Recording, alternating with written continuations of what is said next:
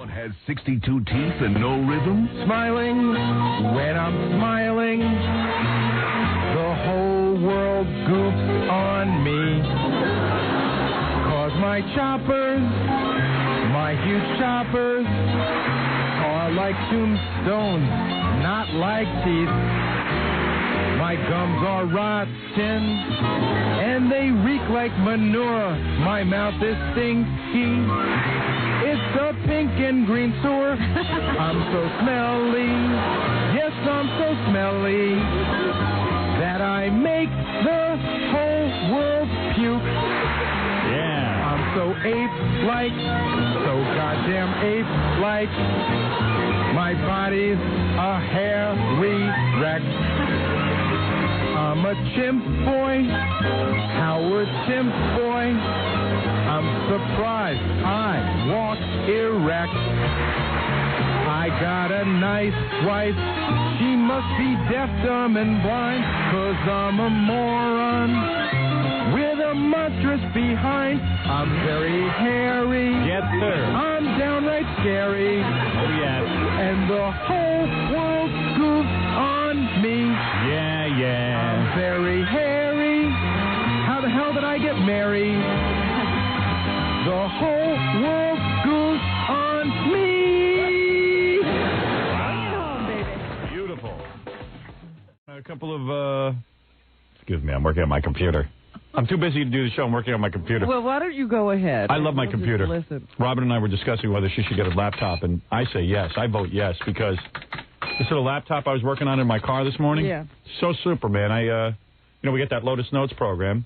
So what I did is right before I left the house, I replicated. Mm-hmm. That means I loaded everything right onto my laptop. It takes about a minute, not even a minute. Yeah, because you're just updating. I just went, and then I wrote to everyone on the show. I wrote a bunch of bits and stuff. Wrote back to guys, Freddie and Jackie who'd written bits, and wrote a couple of memos to Gary, to Laura, everyone. It's all on my computer. I plug it into the phone, replicate again, send it right out, and I'm done with my work. I sucked everything in, then I sucked everything out. See what I mean? Very good. Cool. I was definitely flying on this. I said, this computer stuff really is cool. Yeah, when it works, it's great. Yeah, it is great. You're the only one not hooked into the system. Well, I don't know. Sabotagey. I don't know what happened. 95% of the stuff that we've been writing are insults to Gary. Jackie writes an email. Yeah, it's like one more new medium for Gary and Jackie to go at it. Gary buzzing. 2 lines of material and 15 lines of breaking. Yeah, I'll get a thing from Jackie, and it'll be this long document. And I start to read it, and I realize it's a 1-second idea. Right. All the work is in the first line. Yeah. And then there's this well-crafted insult page. Intricate, highly evolved, comedic. With history. Yeah. Gary goofing. With history. Like, what did you write to me about Gary, the goober eating? It was days ago. I don't remember. Yeah. Something about goober chewing. I was giggling sitting there. I get him back like once out of every 100 times. Right. One day he wrote me. It's really lame when you try to fight back because you're not funny. It's hard. You're like, hey, Jackie, you're fat. No, I wrote down, Ditto. I may have big teeth, but I didn't kill my cat. Right. That was a good one. That was as good as it gets. Yeah, that's my one for the year. But, this is just like when you used to have those writing meetings for the Channel 9 show. Right. It turned into the Gary cartoons. Right. And, of course, when Jackie writes, it's not like I write in regular letters, and Jackie writes in 8-inch high letters in, bright blue. I know. Why does he have to change fonts? Well, we decided to do that. Is that right? Jackie's blue, I'm red, and Fred's is green. Always big blue? Yeah. Well, I make it big. Mine's red. When we print it out, it's readable when we're sitting here. Yeah, and I make mine red and big so that I'm louder than everyone else. Oh, but it's not huge. He's not using 1 page per word. No. Oh, okay. But when you look at it on the screen... To Gary, it looks that way. Right, when you're looking at it on the screen, it's just big, giant insults. Yeah. That don't need to be printed out. He's yelling them at Gary. Right, he's yelling them at me. There's no need to write the insults in giant blue letters. Right. No one needs to read use those. italics, Gary. Yeah. Jackie's joke. He's better on paper. Anyway, he could have had a chance to think about that and edit it. Yeah, right. On the screen. Can I take it back? So we write to each other and just insult each other. Now I figured out a way to paste pictures onto all the documents. No. So yesterday, a couple of days ago, I sent the guys. Where do you put the pictures? On a clipboard? Yeah. Oh. Well, you'll see when I send you documents, there are pictures attached. Uh-huh. And I paste them right in. And the other day was a great picture of a woman but instead of a vagina, she had teeth there. Ooh, that's great. That was scary. It's called man-eater. Oh, that was a good one. Yeah, did you like that one? Yeah. I won't say where I got that from. Because he's, like, got a job at IBM. Right. Anyway, so... Got a good job. Got a good job. The president. Right. President, yeah. Lou Gerstner sent me that. Whatever that guy's name is. that's listed about, that picture is about 3 or 4 different places in the notes. So Yeah, well, I also put that in the bulletin board. you didn't want anybody What is it, like comic relief, whatever? If it's getting too heavy, you can look at the picture. I post pictures of Jackie. I do all kinds of things. I get very creative with it. Lately, I haven't been creative because I've been working on the movie. Today, I'm going over. Robin's going over, too. I think a bunch of people are going over. Yeah, you'll meet the woman playing Allison. Yeah. I'm looking forward to that. Yeah, she's real nice. Here. I've only met her once myself. Yeah. And we've acted together, of course. How about saying you read together? No, we acted. No, you acted. We did it on video. That's acting. Yeah. I met her yesterday. Yeah. Ellen DeGeneres will be playing. No, I'm joking. I'm joking. You lucky Steph. Yeah, you get to kiss Ellen? Yeah, right. Yeah, but you met the girl playing Allison? Yeah. She's nice, isn't she? She's cute. Very nice. Woman, excuse me. Yeah, she's a great actress. Really good. Blew me away. And she was dressed down yesterday. She had like her hair pulled up. That's the way I want her. Funky glasses and I want her dressed down. Glasses? She had no funky glasses. They were like sort of cat, like, you know, big oversized glasses. Yeah. Funky, big, oversized glasses. Like his big, oversized teeth. Yeah, why don't you get rid of those funky teeth? She kissed my funky ass. Yeah, so we got to go over and do... what they do is they shoot you on film. They test your makeup and your hair and stuff. Yeah, the makeup woman came to look at me yesterday. Oh, where was this? At my house. She did she? came over and I said, yes, and how can I help you? She said, I just wanted to look at you. Oh, good. You mean she had to look at you in your house? Yeah. Oh, my. No time for your contest. We had a listener call us yesterday, or 2 days ago, and he said that his teeth were bigger than Gary's. All right. I said, well, let's have a little contest. Gary says he's talked to the guy on the phone a couple of times. Have you seen him, Gary? No. Good. Gary thinks the guy's retarded. Well, he talks sort of funny, and he keeps asking me... It could be just the big teeth. ...how long my teeth are, or it could be a great practical joke by you guys. I never know. No, this is not a practical joke. But it could be. It's not. Bop, bop, bop, bop. The guy called in on the air. Maybe I could have arranged that, but I didn't. Seriously. Yeah, no, I just thought it was funny. All right, bring in the dude. Bop, bop, bop, bop. Booey. Let's take a look.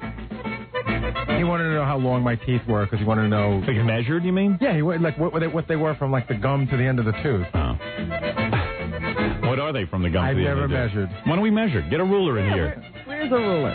Here he is. Wow, his teeth. Wait a second. I think you got to run for your money. Hey, dude.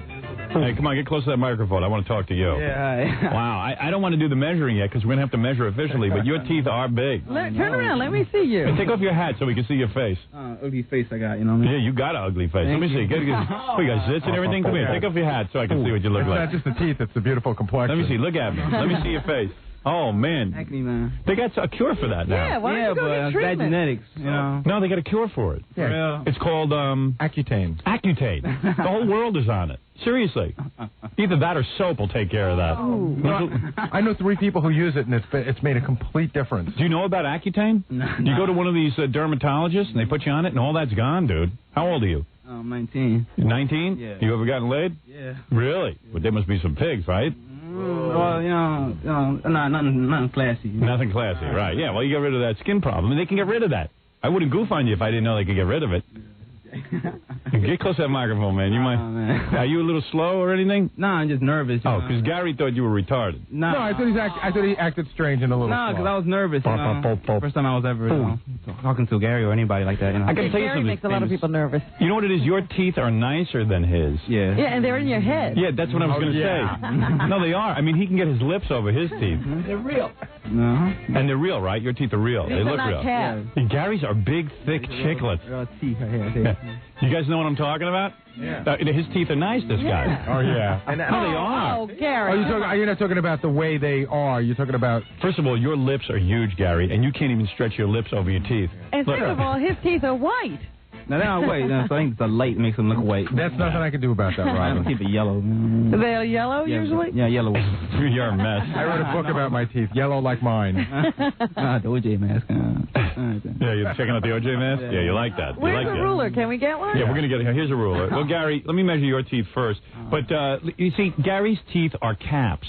And they're these big, thick chiclets. And I can't, and they look fake. Every tooth in his mouth looks fake. Yeah. And he has to keep wiping his tongue over them because they get dry. Right. This guy's got regular teeth. While they're big, they're kind of attractive, and they're in his head. We're all right. I mean, really. I mean, so Gary's got you beat in terms of goofy. I'm looking at him from the side, though. He has a little trouble getting his lips over his teeth, too. Yeah, no, I see what's going on. I know it firsthand. Right. I know, it gets stuck when I talk. You know, they like... Yeah, you get dry. People laugh, you know. They're like, you know, let's say I'm talking to somebody, the person like next to him, like, you know, goes to somebody else's ear. Yeah. You know, such, you know, I know what they're doing already. You know? They're whispering and goofing on you. They're not whispering on me. Right. I leave, probably do it worse, you know. Right. Gary, what do you did you say you know what he's talking about? Well, yeah, I mean, you know, I've been goofed on. Right, but you know what he means when he can't get his lips over his teeth?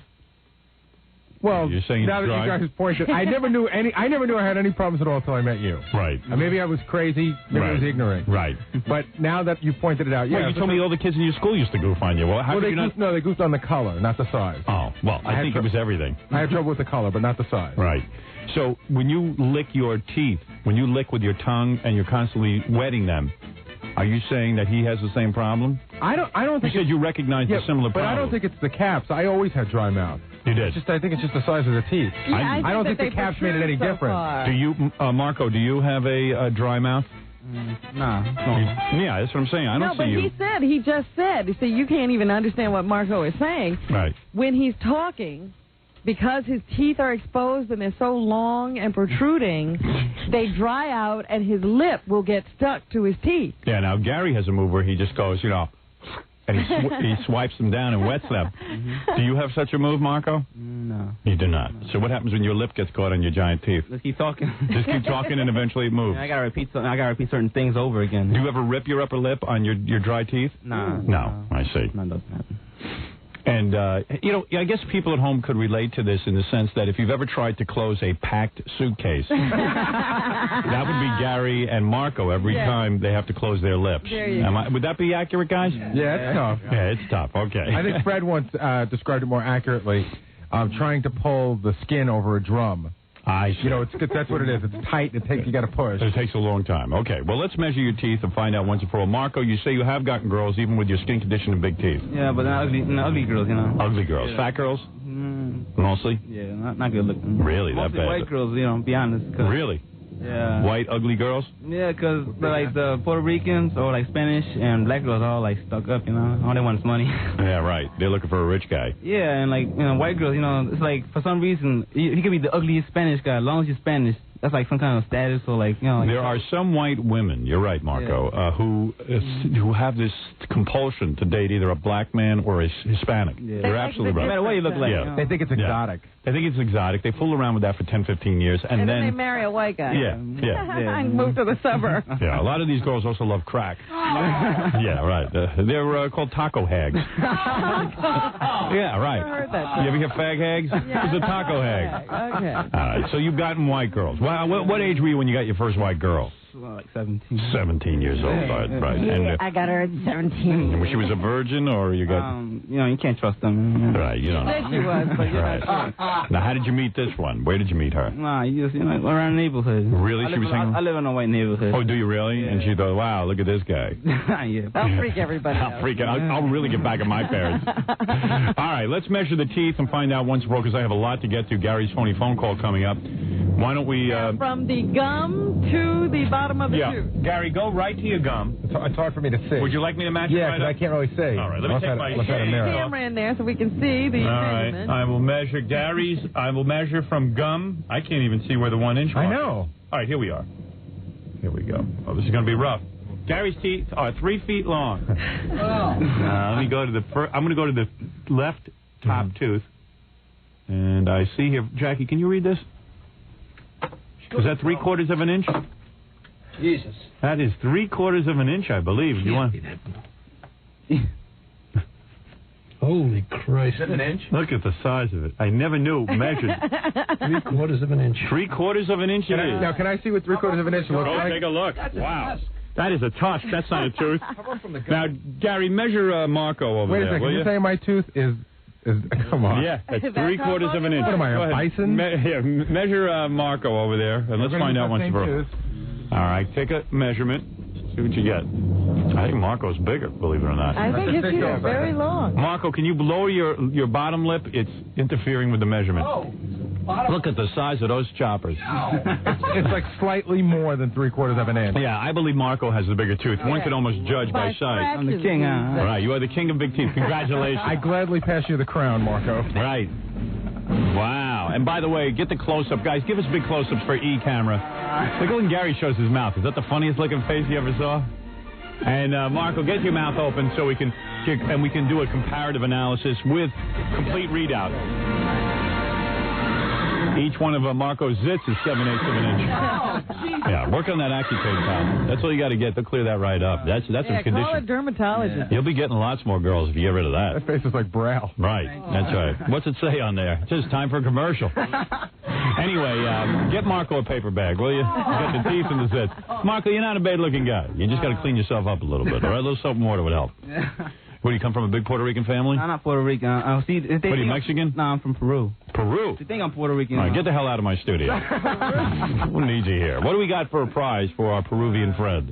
He can go see Stone Temple Pilots. You can't say the S word, my brother. What is he doing? He's only, what, 19? 19. Like a student? Where do you deliver groceries? I'm still in high school. You're 19 and you're in high school? Yeah, because I was playing around, you know, that's like wrong on a lot. goofing around. Well, wait a second. Let me get this straight. I'm a senior now. You're a senior in high school and Yeah. you're 19 years old. Yeah. What, did you get left back twice? Yeah, I failed second grade. You failed second grade? Second Yeah, 'cause, grade? I know 5-year-olds can pass second I grade. have problems with the reading, you know. It's hard for you to read? Yeah, it still is, you know, because I never actually learned how to, like, you know, break up certain words, you know. Where were you? Well, I mean, you went to regular school here, right? You didn't come from Peru? Yeah, but I went to, like a band, because I used to live in North Philly, like a bad neighborhood. Oh, for God's sake. No one cared down there about studying. Come on. 19 years old, you should be the principal, for God's sake. Hey, Marco, when's your birthday? May 25th. I'll be 20. So wait, you're going to be 20 when you graduate? Do all the kids goof on you for that? No, everybody thinks I'm younger. Everybody thinks I'm like 15, because I'm not tall, you know. You got the zits of a 25-year-old. What do you do? You bag groceries? No, I got a job. You don't even have a job? Nah. Oh, man, you're a loser's loser. No, you got big teeth, you got zits, and you're 20 years old and you're in high school. My family got a low income, so I get free medical care, you know. What is it? You messed around in the second grade and the teachers left you back? Yeah, and then I messed around in 11th grade again. And I was going to say, he got left back twice. Yeah, easily. Who knows? You might get left back a third time. Yeah, maybe. But what are you, determined to graduate? Yeah, this time. I only need 3 credits. Oh, there So you what are you going to do after you graduate? Go to college. You know how to read now or what? I know words, but like looking at them, memorize. Let me hear you read. Let me see you read. I can't believe this guy. Let me hear this, Marco. What the hell's wrong with Has you? he taken his SATs? SATs? He can't. And then starting and Tuesday, Shock Jock Howard Stern. Stern radio program will air weekdays at 3 a.m. on Rhino, KZA, KFM. Reno, yeah. All right, you're not bad. You're not bad, but reader. like it's like certain big words I can't break them down. Really? Like those like SAT words, you know. SAT type words. Right. Howard, I'm dying to know You read better than Gary, I'll tell you that. what college has he applied to? He's going to apply no college. Temple, Community College. Temple? You're going to apply to Temple? Yeah. Well, that's just an exercise. I think he wants to be a rabbi. Just throw the $50 in the garbage. You're gonna apply to a college? Yeah. Are you crazy? Yeah. Wait a minute, you flunked 3 times already. Nah. You can't go to college. He's beginning to like school. Yeah. Right. Can you spell pinata? No. You can't? No. And you're Peruvian? I know. That's a Mexican thing. Oh, I see. Can you spell unemployment? Yeah. Let me hear you spell unemployment. UNEPLOY and MENT. Not bad. What about drive-by? Can you spell that? That's what you're going to be doing. BY. Whatever. You're close enough. All right, listen to me. Our good Spells friend. better than gorilla. Our new friend. He does. Listen, you spend that many years in high school, you'll spell good, too. So the other kids are like, what, 17? And you're like almost 20? Yeah, and they get more action than I am, you know. Right. Yeah, well, hey, listen, you do the best you can, all right? Marco, congratulations. You were a winner today. You won the Big Teeth contest. Yeah, I got a $100 bill. Can you autograph that? Sure, I'd be I have happy a cousin, to. you know, he like loves you. Where'd you get that? That's his money. Were you dealing crack? No, I don't do drugs, no. You don't do any drugs? Nah. Good. You're a good boy. I like you, man. I like you, Marco. Thank you. At least you're not out there committing crime. You know what I'm saying? Yeah, I'm going to Call us when you get into college. You know what I'm saying? Where are you going? Peep shows. Oh, she's going to the peep shows. Yeah. You're going to go to the peep shows today? Yeah. Well, it's a day in the city, Howard. You can't wait. A little education from Marco. Shouldn't you be in high school today? Yeah. What, are you cutting? Yeah. Dude, you're never going to graduate. I did. When he graduates, I want him to call us. I don't know what college he got this. Well, you know, by the way, let me say something to our sponsors, because this is important to say. You know, not all our listeners are this dopey. I want you to understand something. It's only the ones that come down here. And what do you plan to be when you grow up? Old. I'm going to study computer science. Computer science? Why don't you get realistic? You should be a gym teacher. What's the matter with you?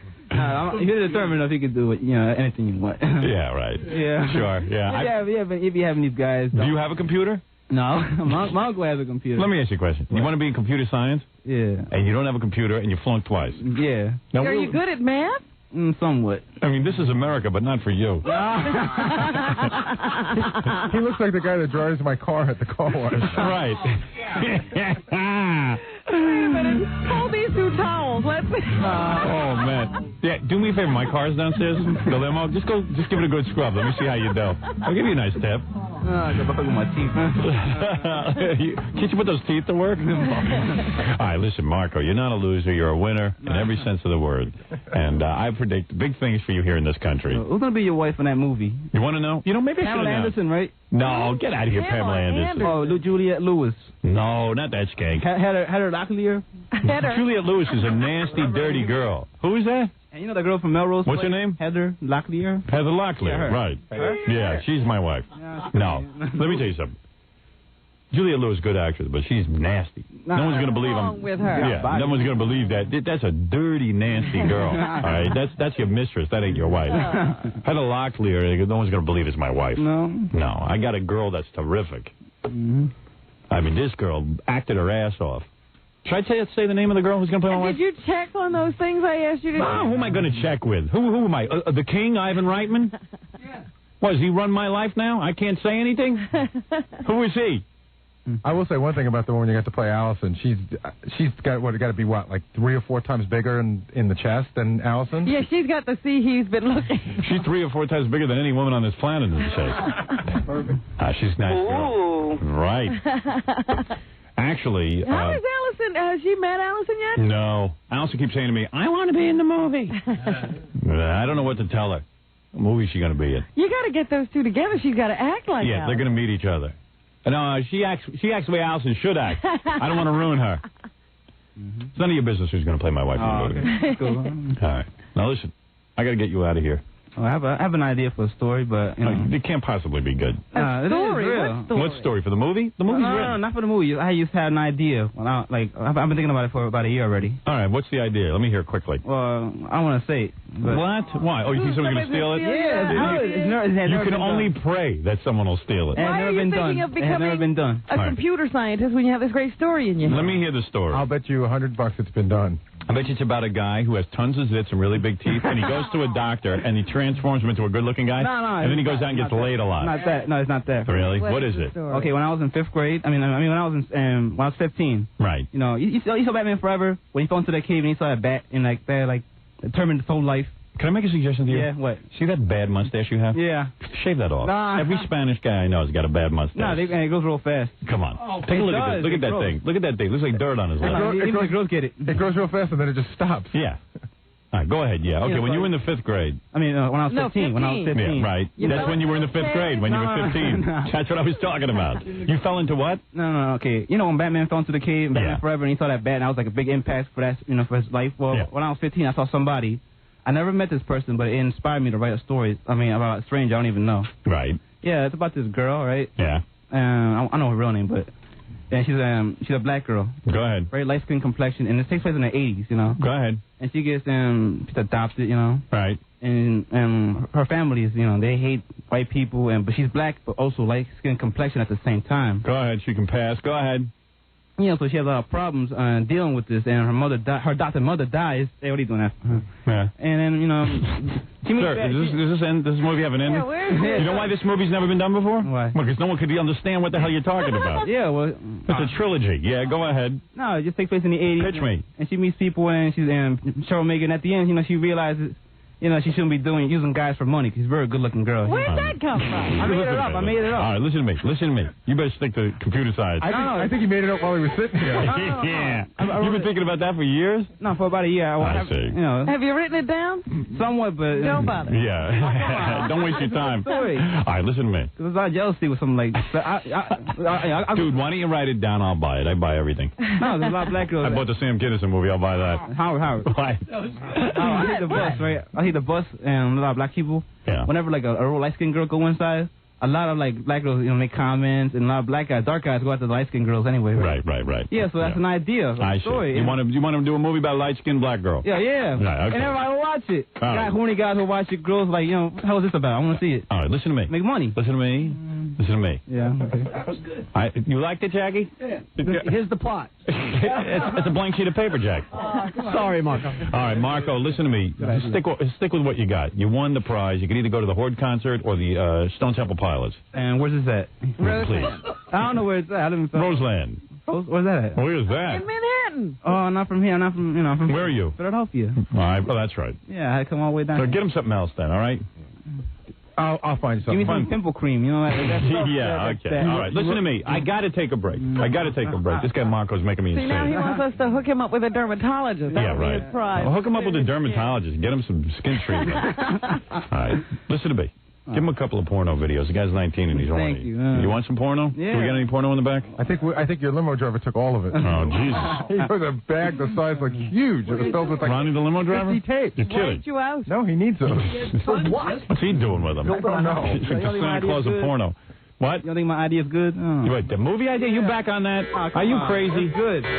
One minute the girl was being adopted, the next minute she's living with men for money. I don't understand how she got. Because she don't care.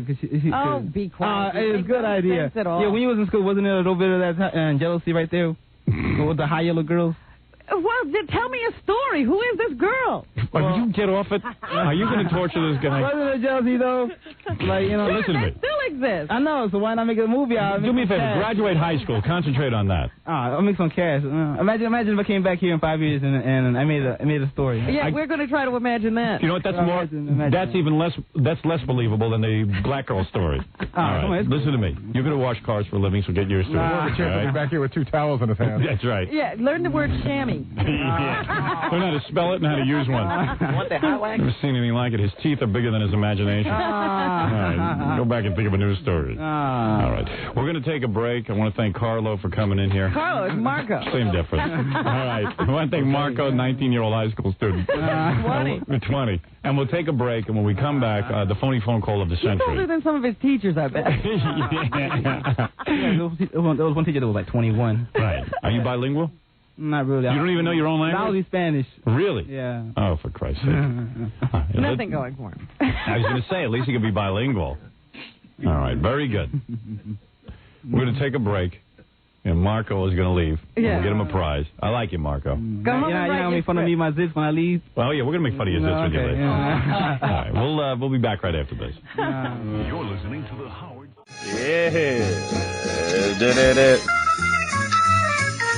We better get to all the commercials on time today, Fred. Got a little lecture yesterday from General Manager Tom Chisano. Heard you did too. Yes, I did. Oh, well. Yeah. I don't see why I always get the lectures. What lecture? Oh, yeah, Robin. It's also your fault, too, Tom What did I says. do? Because every time I got to get to commercials on time. And I got really severely reprimanded yesterday. I called Tom on the phone about something else, and I got reprimanded. Your first mistake. And Fred got reprimanded, but also part of the blame was put on you. What do I do?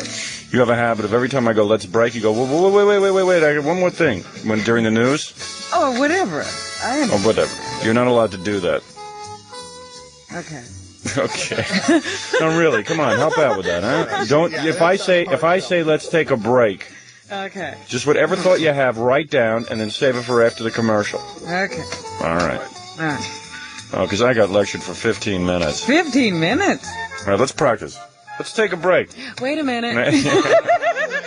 Yeah, there you go. Wait a minute, I just have one more thing to say, and then Tom says, then after you say it, I'm go on thrilled for because I go on for 15 minutes. So, yeah, but you really got to do that. And I'm going to try to get to the breaks when Freddie holds up the piece of paper. That's my job. Because from now on, I'm just breaking. And whoever's talking is getting cut off. Well, that's what Freddie should do. Freddie should just punch into a commercial. As soon as I say that, Fred, you just punch into a commercial. Yeah, but usually what happens at that point is the pot goes down and it's like, wait a minute, we're not through yet. What's that smell in here? Gary? Is that you, Gary? Is it really Gary? What the hell are you talking about? I don't smell anything. Is it really him? Yeah. Is it that garlic smell? Ixnay, guys. No, Ixnay. First of all, there's no smell in here. First of all, there is a tremendous smell of garlic in here. Do you guys... What did you eat last night? Garlic on your Cheerios? No, seriously, there's a tremendous smell of garlic. It's not garlic. What are you talking about? All right, don't get defensive. I didn't say it was you. There's a smell in here. Of garlic or a smell of something? What did you eat? It does smell like garlic. I had spaghetti last night. You guys, come on. I had some low salt, no garlic sauce, okay? Oh, there's a smell in here. What's in the garbage pail? Let me see if they emptied the garbage pail. Looks pretty. It's only half full. Which is usually better than it is. Maybe it's that rotting pumpkin. Is that thing skewered? Maybe it's Maria's breath. Maybe it's the microphone smell. Oh, gee. No, I smelled it when I walked in through the door. It kind of stunk in here. I really don't smell anything, but if I did, it's not me. All right, take it easy. You're so defensive. Got this odor thing. God. Maybe it's Maria's seat. Let me smell it. Oh, no. Oh, okay. Oh, stop it. Okay, let's take a break, and when we come back... Wait a minute. Let's take a break, and when we come back... Let's take a break, and when we come back... Gary will run down the list of stuff we're going to do today. Yeah. This is one less way I have to talk to him before the show starts. I have him give the rundown on the air. And then I've got a bunch of stuff I want to do, so we're all set. We're rolling. We're rocking. I was just going to say that, no, I'm not going to do it. What were you going to say? No, see, I can't do it because you have to break. Richard Lewis, write down that Richard Lewis called me at home yesterday. Richard Lewis. People were asking me about that all day yesterday. Was he really upset? Are you guys really banning him from the show? Well, he was getting... First, you get a break. I'm sorry. Yeah. Really, I have to step in because someone yelled at me too. Okay, you're right. Okay, here's the break. Hey, we're back. See? We're back. Painless. We did our commercials. We're back. There's a new rule here. I take 99... There's a new rule in town. I take 99% responsibility for getting to the commercials late. I told Tom that. I accepted full responsibility. But and then when I accepted full responsibility, Tom started blaming everyone else on the show, which was kind of neat, which was good. Blamed you, blamed Fred. It's not my fault. Yeah. Okay. I'm not taking responsibility. You're going to have to take some responsibility. At one point, it was like Carole King blasting in my head, because right by the food... Nothing current. No, and it's one big speaker right by the food. I changed it once to just put on something different. Yeah. And he started yelling. Yeah, I know. Hey! Because when he's drunk, he gets all upset. He loves his music. Yeah. He's got to have old music while he gets drunk. Never went near the music the whole day. There hasn't been a true thing said yet. Jackie, you don't remember when I changed the disc? Jackie, because you're drunk, you don't remember this. I never have a memory of it. And you're like, hey, what are you doing? What's going on there? You don't remember that? I taste the honey. Jack, I swear to you. What else is in the news, Robin? Anything? That's it? Okay. Listen, speaking of Jackie, way too many Heineken's Martling, his Two Filthy Joke CDs, Sergeant Pecker and the Joke Man. What happened? You're not writing for a Penthouse anymore? Yeah. Well, they fired you again. They didn't fire me again. His Two Filthy... He doesn't identify himself no. as Jackie Penthouse. Hiatus. He's no longer Jackie Penthouse Martling. He's Jackie Way Too Many Heineken. Some of them. His Two Filthy Joke I try CDs. and vary it to keep you excited. Or you want to hear about Gary's two racial faux pas? What did he do now? He made two racial faux pas. Where? At least he's up front about it. He told you? Yeah. He knows when he does that. Yeah, it was funny. He was on a plane with his son, his little son, going to Texas. His son is kind of big. Yeah. So Gary gets on the plane. There's, excuse me. I don't know, Fred is painting to the point where you want to choke Fred. I can't hear you anymore. Yeah. You want me to explain it? Yeah, Gary gets on the plane. He's going to Texas. Right. So there's three seats. Mm-hmm. 1, 2, 3 next to each other. On the aisle seat is a black guy. Yeah. Okay? Middle seat is empty. Seat by the window is another black guy. Okay. Gary's seat is by the window in the middle seat with his son. Okay. The guy in the aisle, the black guy, Uh-huh. he's in the right seat. The guy by the window is in the wrong seat. So what does Gary do? What does he do? Well, the guy in the window seat was asleep. So I started talking to the guy in the aisle seat who was in the correct seat. I said, hey, these are my seats. Because they were the only two black guys on the plane. So you're not explaining it right, you see? No, I said the guy in the window seat was asleep. So he goes to the guy in the window. The guy in the window seat is asleep. Yes. That's in Gary's seat. Right. So he says to the guy in the aisle, he said, no, trust me. He says to the guy in the aisle, okay? He goes, These are my seats. These are my seats. So the guy goes, oh, I'm in your seat? He goes, no. The two seats over there are my seats. So the black guy says, well, why are you bothering me? Right. I have nothing to do with I'm in the wrong seat. You just assume all black people are together. Gary said it was the only two black guys on the... Yeah, so they have to be with each other. Yeah. So, of course, now the sleeping guy gets up, and now I'm stuck next to the guy that I've insulted. Right. For the whole trip. Yeah. So did you put your son next to the black guy you insulted, or... Well, I decided to protect my son, and I sat next to the guy I insulted. Yeah, your son didn't make the faux pas. He moved, actually. Yeah. Might as well be you. You see two black guys on a plane, you assume they're traveling it happens together. all the time. I've had it happen to me. Really? I was on a plane once, and there was another black person. It just happened to be first class. Right. And there was another black person also sitting in first class. The stewardess... Yeah, I'm always like, attendant. whenever I'm in first class, I go, how'd that person get in first class? Titanic is very, very beautiful. Definitely needs fixing. Here's the deal. Out of the Closet Stern, played by me, Yes. I win passage on the Gaytanic. So you're just a young ruffian. I'm a young ruffian.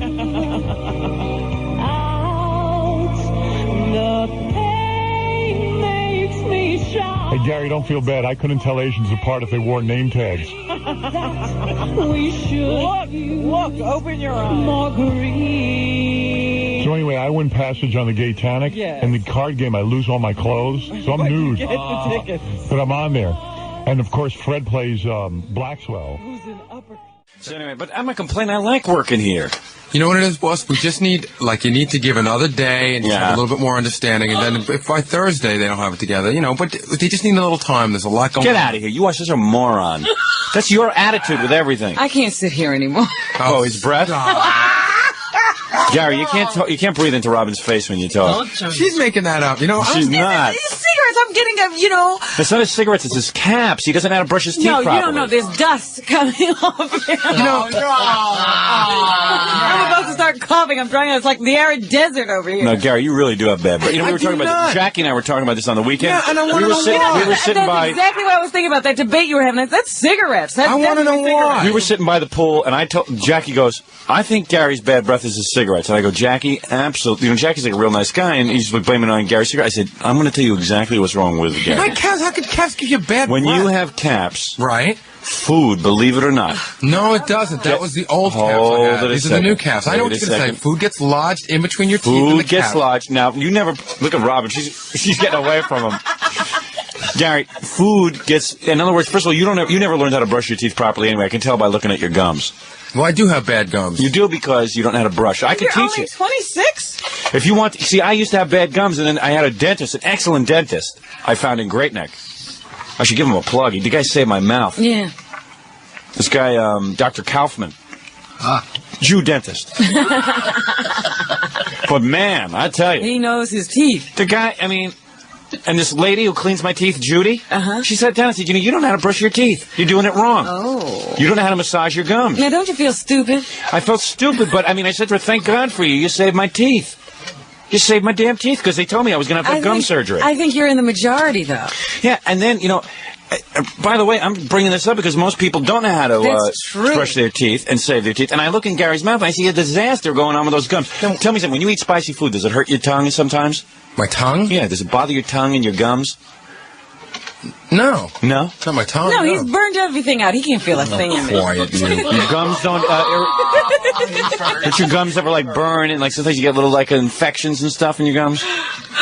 All of his nerve endings. Yeah, they do. He doesn't want to answer. No, I haven't had that problem in a while. So what happens, you get little food particles caught in there, and you don't know how to brush properly, and your caps start to smell because you got this foreign caps in your mouth. I've never had anyone complain. I've kissed women. Women have well, never... they're not going to say anything. Sure they are. If they, your girlfriend must be in a coma. Yeah, she smokes too. She must be in a coma, your girlfriend. She can't call her. She's in a coma. She's in Florida. She's with Karen Ann Quinlan somewhere. Oh, no. She's unconscious from breathing in all those fumes. I forgot. I just car. What happened to Karen Ann Quinlan? She's still alive? No. I'm sorry to hear that. Gary's dating her. That's the only girl that'll kiss him. He kissed her once too many. Oh, man. Hey, Gary, you ought to call her for a date. She can handle that breath. It was vodka 2-0 and French kissing with Gary. Gary, I don't mean to embarrass you here, but you got to do something about those gums. I'm going to lay you on to my dentist. Maybe I should send you over there. I got the dentist with the same name. Yeah, but I don't know. Where's he from? You know what they're going to have to do? They're going to have to get in those astronaut things to get Gary. You have to put on, like, a spacesuit to go work on Gary's mouth. We're going in now. The caps look pretty bad. The gums too. We're going in right now. How's my oxygen supply? That's Judy. You take the toothbrush, teach him how to massage the gums. I mean, everybody gets bad breath. I do too. Like, if I don't eat for a while, I get bad breath. I'm not saying, but your breath is incredible. That's not true. Oh, it is, man. Gary. Well, we're all telling you. I'm over here wilting. And Jackie was being nice in the pool, and he's going, nah. He goes, Gary's breath is definitely from the cigarettes. I go, nah, it's a combination. Cigarettes don't help, but it's also he doesn't add a brush properly. I see his gums. Well, it's the cigarettes that are getting to me now. It's really, Oh, man. No one has ever in my whole life. Robin's eyes are watering. Come on, Gary, take a hint. No one's ever in my life told me that I have bad breath. Because who else has the balls to tell you besides me? Oh, lots of people. My best friends would tell me. Face it, man, you need a mouth transplant. We're going in for a mouth transplant. No, people don't know how to tell each other they have bad breath. That's right. We have this problem. I had the worst breath in the world. I know because I didn't know how to brush properly. I ate all the wrong foods. You do everything bad. You smoke. You eat bad. You live. You get those caps. Drink. Oh, you got every bad habit on earth. Yeah, and your breath stinks. You smell. But I just can't believe you guys are having fun. I just can't believe it. Just go home and why don't you get some mouthwash? Seriously. Fine. But mouthwash is going to help you because you need to learn how to brush your teeth. No, you should walk around with those certs and everything else, Gary. You know? I mean, it's pretty damn sad when your mouth is your smelliest orifice. You know what I mean?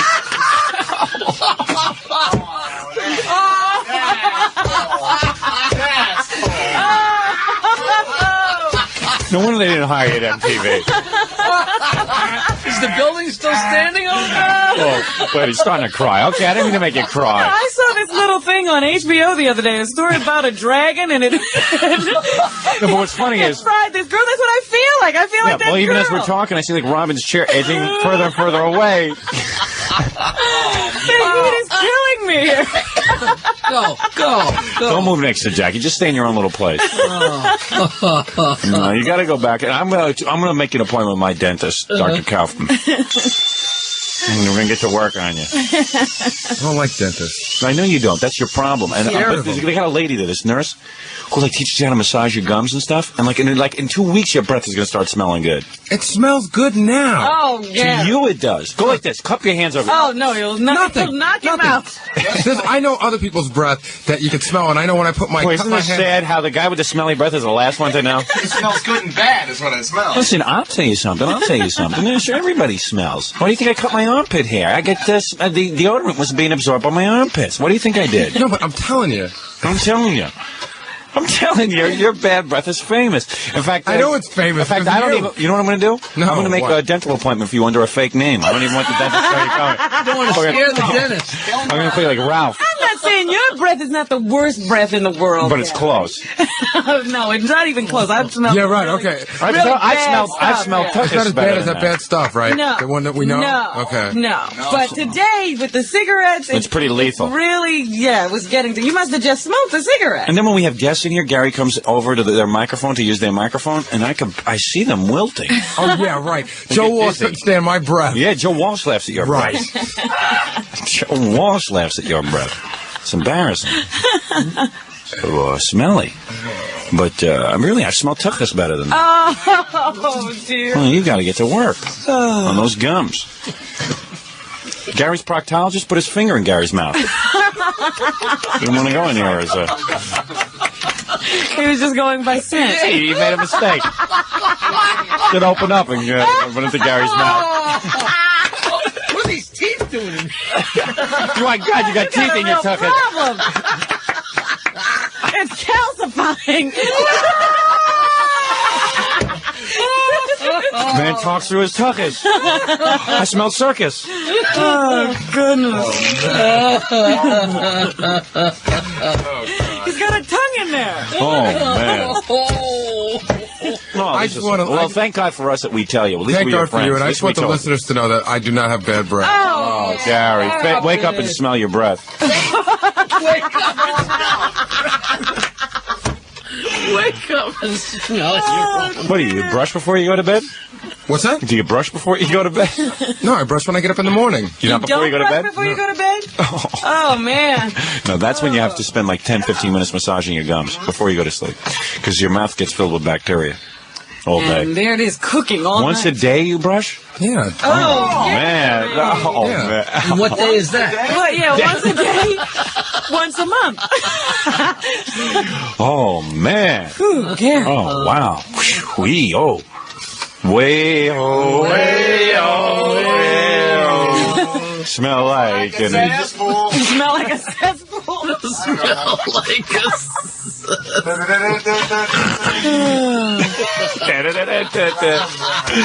At the very least twice a day, Gary. Look at Gary. He's getting all upset. Now he's real upset. I am now. Because this was a joke until today. It's not funny anymore. You're right. He's starting to think it might be true. Oh, it is. No, I mean, you got to know when you're a smoker. But you know what it is? Unfortunately, You have Robin, got to take care of he your doesn't breath. know how to get rid of the smell. In all fairness to Yeah. him, because he never learned how to brush properly. Yeah. But we're going to teach him. I'm going to make an appointment with the lovely Judy. We're going to tranquilize him like they do Yeah. tigers. Yeah. You know, I get all this... Lay him down on a table. Yeah. Oh, man. Whoa, sorry. What is it? What? We're looking through the letters at Fox, you know, for people with ticket requests, and everyone in the office was laughing at me because like 3 letters came with toothpaste in them. Like, give this to Gary, told him to give me tickets. Yeah. Well, it's not the toothpaste. I'm sure when you brush, you just barely go over those caps, Yeah, and those you don't- caps. But how much time would you I know. say? I read in Playboy, this month's Playboy, that you're supposed to spend 5.1 minutes brushing, but At the least. average No, American let me tell you spends something. 30 Before I seconds. go to bed, I spend 15 minutes on my teeth. 15 minutes flossing and look at these gums. See that? That's what they're supposed to look like. Now, I want you doing this. I'm going to make you an appointment with my dentist. I'm going to do. That's when we get him for you. When's your birthday? March. Oh, I can't wait till March. Can't wait that long. I can't wait that long. Well, you get your birthday present early. Let's get my birthday and Christmas. Yeah, and this Judy boy, when she teaches you how to brush, you know her motto. When you see Judy, you don't smell like duty. All right? Now get out of here. You're embarrassing everyone. Oh, man, is he funky. Oh, no. Well, we had to tell him. Yeah. And, you know, you should do that at work with your friends. And really, tell these people, because I know other people. Exactly. And they're running around and they don't realize how foul they are. Yes. All right, we're going to take a break. Oh, man. When we get back... I mean, Gary smells like he's backing into you when he's talking to you. You think you were staring at it? You think you were a rump wrangler? I swear to God. I mean, the homosexuals smell Gary's breath and they go into heat. I swear to God. It's true, though, isn't it? Oh, man, I swear. A gay barbecue. I mean, I'm no tuchus bandit, but I know what I'm talking about. Oh, my goodness. I'm no piccolo chugger, but I know what I'm saying. Gary breathes on the homo and he goes, flirt. scary thing. Yeah, homosexuals think Gary's flirting with them. He does get picked up a lot. I mean, like they He try does. to pick him up. Well, because of his breath. I think he's sending out a scent. But, what can I say? I try to help. Because I'm a friend. I'm a friend. I think of him as a friend. And that's why I felt... We love Gary. Right. That's why we do that. That's why we did it in such a nice way when we told him. Hey, Gary, we were just teasing you about your breath. Yeah, come on, man. Don't look at us like that. If you're just tuning in, we came down pretty hard on Gary and his breath. And good Gary and his breath. Damn it. We were just kidding, man. I was looking at the videotape of the girls getting naked in our studio the other day. Again? Yeah. I was showing that to the boys on the way out to the Coliseum. That's pretty good, huh? It's quite enjoyable. Yeah. We stood back there and we talked about your leer. I know. The other day. Yeah, but unfortunately that didn't get on tape. That didn't get on tape. No. I only leer at certain people, but I know I can feel the look. Yeah. And somebody that I know says they know that look. Yep. It's a good look. Oh, it's like the worst dirty old man look you could ever I know Gary see. looks like a 50-year-old, but it looks like when my old man looks over women. Yeah. It's like, I always catch my dad, like when we go out to eat in a restaurant, he's always looking over broads, and he doesn't even care anymore if I watch, and he doesn't care if they even notice. Really? No, because he just sits there and he goes, and looks him up and down. Yeah, it gives him the once over, as they call it. Yeah, he looks him up and down. If a good-looking girl walks in with a dress, he's like...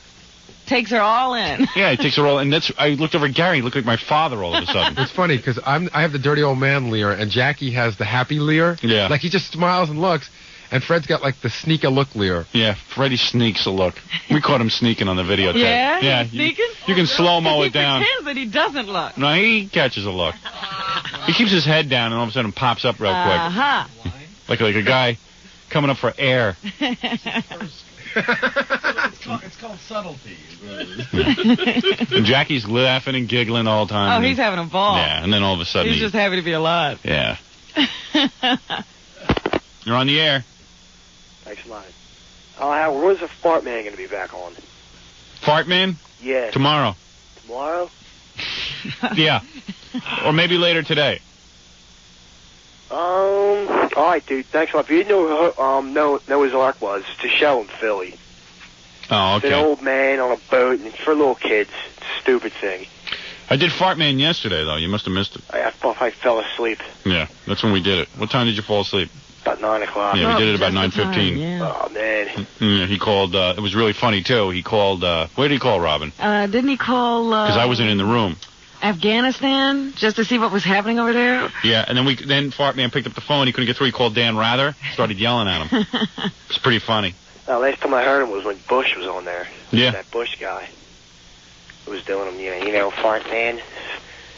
Right. Yeah, that's right. A long time ago. And That's right. Fart now, Nancy Reagan and new breasts. That was hilarious. Yes, Right, I remember that. yeah. Yes. All right, Howard, good luck on Saturday, man. You're not going to be there, huh? I'm down in Philly. Lucky for you, there's a videotape coming out. Ooh, to go buy it, man. Yep. Bye. Thanks, Howard. See, for people like him, he's going to need a video. You better need a video. Better have a desperate need for it. You're not Make kidding. one or two. No, there's Christmas coming up. 641, 92.3 K-Rock, WYSP, WJFK, and why don't we take a break? We'll come back. Let's start the news. All right. And then we can get on with the rest of the show. Also, Elvis's stepbrother's stopping by today. That's right. Yeah. New book on Elvis. Yeah. Is he one that hates Elvis or he loves Elvis? I think he loves Elvis, but he's now saying, I've told the truth. You Right. know, everybody else is sort of painted, they do the story and they make Elvis look bad and they make themselves look good.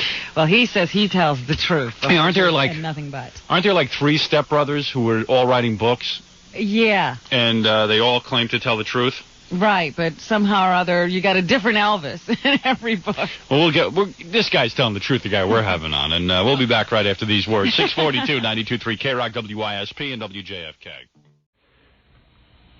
So we're on the movie set yesterday, and finally I was vindicated. I was so happy when I heard this story. When you work on the movie, these people don't necessarily have any axe to grind or anything. And I have said for And they years... don't know Right. anything about the history No. of what goes on around here. But it's, Baba Booey, I love Gary, don't get me wrong. I love my producer, Baba Booey. What's not to love? He's a nice guy. How would I know that you guys love me after yesterday? Even Gorilla said that. Gary was in a scene yesterday for the first time. The entire crew. I wrote you into that scene. You weren't even in it. The entire crew, even guys that weren't on set, could hear you guys making fun of me on the headsets. Yeah. Guys down the block heard you making fun of me. Everybody heard. I mean, yesterday was as bad as you guys have ever given it to me. Because what are we supposed to do? We've been waiting for somebody to get a hold of it. No, but when it's the 5 of us in here, right. I know a million people are listening, but I can't see them. Right. And all these people, like I was saying to John, there was this girl on the crew. She kept staring at me. Yeah. Like, what did you do to deserve this? Really? Like, what's wrong with you? Oh, please. You're reading too much into it. No, I wasn't. That girl was cute. Where did she come from? The boom girl? Whoa. Yeah, I know. Holy mackerel. I was staring at her, too. She looked over at me like, are you retarded? Well, to comfort you, she was looking at me like I was retarded, too, so don't feel so bad. You're just paranoid. She didn't understand the whole thing. Right. Anyway, I'm sitting there doing the movie. I was in the makeup chair. Yeah. And they come upstairs. And all the hair people are complaining. They said, we told Baba Booey when he was in, we told him, don't cut your hair. It was good. His hair was the right length. Right, and they could work with that hair. They could work with it. Don't cut your hair. 20 times they told him. And they said... more than one person told him. Right. And so they came in, they said, guess what Gary did? He cut his hair. Now, the guy hardly ever gets a haircut. He had to go cut his hair. Yeah. He went, and he says, you never told me not to cut my hair. No, I didn't say that. I said I never said that they didn't tell me. Because I go through this with... Gary always does this to me. I tell him something to do, and he goes, you never told me, Boff. I was there, Gary. I said I must not have heard you. Right. Now do you believe me when I tell you stuff? Sure. And I used to think I was insane. It's because he would be adamant that you never said it. And I said, well, maybe the guy's right, but it would happen to me 20 times a week. I go, I know I told him. I must have said some of this stuff. So you were the laughing stock of the picture? Oh, guess who knew that? Me. All right. I felt like of course I walked down and I feel really stupid. Yeah. And then you guys started on me, and I felt like an idiot yesterday. I mean, it really felt like the guy. Well, did I make? I don't recall making. No, but I think it was Jackie. When they walked me on the set, right. I felt like the guy with the dunce cap. Because first of all, Betty goes, "Okay, everybody, stop." And the whole crew looks at me. She goes, "You buying this hair?" Because Betty said, "If the hair's not right, I'm kicking him out." Right. Yeah, she would throw you off the picture. I understood. She goes, "You buying this hair?" Like, Yeah. So everyone stared at me. My first day, I'm the focus of attention. I felt like an idiot. Right. It was great. Every single time Betty looked at him, she shook her head. So of course, obviously, she is unrelenting. So obviously, when it was Jackie's first day, you guys must have made fun of him because Jackie was. I know exactly what he's talking about because I said the exact same words that that there's millions of people when everybody's breaking your chops in here, but you don't see him. And there's 40 people on that set. I know. It is weird the first time that you... it's really funny. When I was preparing for the film, they said to me, well, who do you want on the set for rehearsals and stuff? I said, have everybody there because if I can't do these scenes in front of people, then I shouldn't be in a movie. And it is very freaky because... Did you envision it being 40 or 50 people? What you thinking more like 5 or 6? No, it's tons of people. Jeez. It's tons of people. But you know what's funny about doing this is like you don't realize how many people are involved. Yeah. Like some guy walked up to me, some stranger, and he goes, "Hey man, how many more days you gonna be doing this?" I said, "I'm not sure." Why? He goes, "Well, I'm your double, and I could use the work." Yeah, right. Try to stay in as long as you can. Try to be difficult. Gary says, because one of the actors said to me, that scene went kind of quick. I was going to mess up, so I get another day's work. Really? Yeah. I said, I didn't realize that there's an agenda. It was funny because that guy was sitting there with the long hair that's your double. Yeah. And he's sitting there, and Gary goes, "What, are we going to do the scene with that guy there?" I said, "Yeah, Howard's going for that." "Howard's going for that?" I said, "Yeah, so we just got to act like that's Howard." And Gary's like, "Oh, really?" And 2 seconds later, you came walking in and Jackie again started right. I said, "Wait, hey, maybe it's a specific angle. They didn't need you there." I figured they're keeping you. How do I finally got a new guy. Maybe they're keeping Howard off the set as much as possible. Only when they need him. No, I think to be in everything. So I said, I'm totally convinced that you're gone for the day, and then you stepped in. I'll tell you something. Yesterday, Jackie was having a field day with Gary. Because I had gotten it a couple days before. Right. And Fred was working on Gary, too, I guess. I think you chimed in a couple of times. No, actually, maybe a few times. You know what? I came in, and I didn't realize everyone had goofed on him for hours. So I came in, I started goofing on him, and then I realized the guy looked pretty beaten already. So I just backed off. Fred was quiet. If I had done it, I think I would have drove him right over the edge. Fred was quiet. You weren't bad. Jackie was relentless, and every once in a while, Robin would just parrot what Jackie said. Right. Well, I could hear it. I was all the way across the room, and I just repeated because I can't believe he said that. What was the worst thing Jackie did to you on the set? Was that the worst thing when the double was there? No, every time, if I would say, hey, could I have a drink of water? Oh, Gary needs water. Gary needs water. Like, everything I said. My lips are parched. I think the worst thing that Jackie did to him was like, aren't I speaking natural? Oh, yeah, right. You can't put a mustache. That was the worst. Goofing on his speech. That was killing Gary. I'll talk a natural, boss. And then he was talking about now? focusing on his teeth and the lips getting fuzzy. Oh, no, I know. Jackie goes, hey, I mean, it's loud for everybody to hear. If the front of my teeth are in focus, does that mean the back of my teeth are out of focus? So then, of course, Robin just repeats it in case anybody in the back missed it. Yeah, right. Oh, my God. In case anybody missed it. Feeling pretty self-conscious, huh? I'm telling you, Gorilla was on the headset, miles away, and he said he heard the whole thing. Right. So everyone could hear. Yeah, but no, really, put yourself in my position. It's my first day. I'm nervous. I don't know what to expect. Right. Then I messed up by getting my hair cut, and then Jackie started. Yeah, right. And Jackie's sitting right next to him, so a lot of the time he's saying, that's why I was like, did you just say And you know why Jackie was on a roll? Because Fred had goofed so relentlessly on Jackie the first day. All three of you guys did my voice the entire time I was Jackie. We were pretty rough. Hey, watch me, It was a hazing. It was like a fraternity hazing. You guys might as well buried me in sand. That was beyond hazing. People came up and said, gee, you guys are just like a family. I go, really? Gee, what family are you in? Jack the Ripper's family. Jack the Ripper. The other weird thing is when you're in this movie, you can't really eat something before a scene because unless you got to sit there and pick your teeth out because, you know, you're going to have close-ups and stuff like that. And it would look kind of odd on film to have all kind of crap coming out of your teeth. Yeah. So Fred goes back to where the craft services are, where that's where you get your food and stuff. I don't know why they call it craft services. Is that a stupid question? It must be a trade name. Yeah, because everybody refers to it as that. Yeah, I thought it had something to do with like craft cheese or something, but or there was a craft company, but it's not craft. No, just these guys are really good cooks. We had a full lobster dinner Saturday night. I felt like man, I was in heaven. We had Cajun chicken yesterday. Had a little some sort of fish on a skewer, swordfish on a skewer. Yeah, I had some of that. That was great. Mushroom pasta. Yeah. Pork. I heard Jackie went up, ate, and then went up and got a second plate and then covered it up with salad so people wouldn't you know what people are saying now? That's a really great move. You cover your full plate up with salad. People think you're on a diet. Right. I'm not eating anything. I'm eating healthy. But people are saying now, if they take any food at all, anywhere, they say, I'm doing a Jackie. Right. So I've seen people take a plate, put something on it, and cover it and say, hey, I'm doing a Jackie, and walking off. Yeah, that's weird. You just made that up. That is absolutely true. People have said it to me.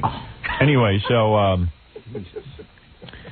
Fred, so they have this whole big candy thing. Yeah. So Fred takes one of these lollipops. Oh, yeah.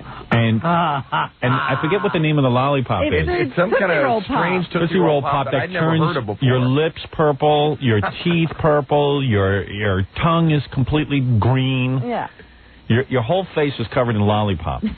So we go back to, we waited 2 hours. And Fred's been in makeup all day. Yeah, and then Fred comes out green and purple, and they just shot it anyway. Oh, you shot it? Yeah, of course. What are you going to do? I saw people checking his tongue and everything. I was like, what are they doing? I had no idea what that thing did. I swear, and then it was like a booby trap. I blew up on I swear to God. It was like mystery lollipop. You got to figure. You never ate a lollipop before? It changes your whole face. Well, not that one. Usually it's like, you put it in your mouth. It doesn't do that much. But this one here, Gary can't laugh. I can't even laugh. Gary got the haircut. He's like, I wish I could laugh at Fred. The best was they had to curl his mustache. You don't know. I know. I heard about that. I heard the whole thing. What do you mean they had to curl my mustache? There was a lot going on with it. They had to make a mustache for you, and it was a special mustache because there's so much space. Fred said that they measured his... They measured the space between Gary's nose and lips. Wait, twice as big as Fred. Hold on a second. Here's how it goes. I go there last week, and the woman that's in charge of making the mustache, she has to call the wig place. So she's on the phone, and she's, like, looking at me like, she's painting a picture. She's got her thumb up and everything. Right. And she goes, yeah, it's really big. There's a really huge space between his nose and his lip. And then she pulls out... You know how monkeys have a huge space between their lip and their nose? Right, and then she pulls out a tape measure. Right. And she goes, yeah, it's 1.25 inches. And she goes, and you know what the amazing thing is? It doesn't taper off. It's big on both ends as well. And I'm like sitting right there. They're goofing on you. So they were talking about the because they were looking for some stock mustache, but there's no mustache to fit Gary's face. They had to make one. It's a huge desert. I'm there for your amusement. Man, it was amusing. Little help. All right, I got to take a break. And then, you know that bald guy who called us? I told him to come down. Let me take a look at him. He lost all his hair. The guy who lost his hair needs a makeover? He's going to stop by. We're going to be calling Sam Kinison. I have last night there was a rainstorm by Sam's grave, and the phone wire dropped on his grave again. Yeah, we'll be calling him. And there's a whole bunch of things. Oh, Woody Weather. Should I do that? I'll do that as soon as we get back, right after these words. You're listening to The Howard Stern Show. More after this. 97.1. The Eagle. 7:37 at the Eagle. This is Brad Baxter. Eagle. It's 7:43 at 97.1 The Eagle. You're listening to a man with nice feet. Hey, what was your name again? Howard Stern. Yeah. I have nice feet. It's true. I even took my shoes off the other day trying to impress women.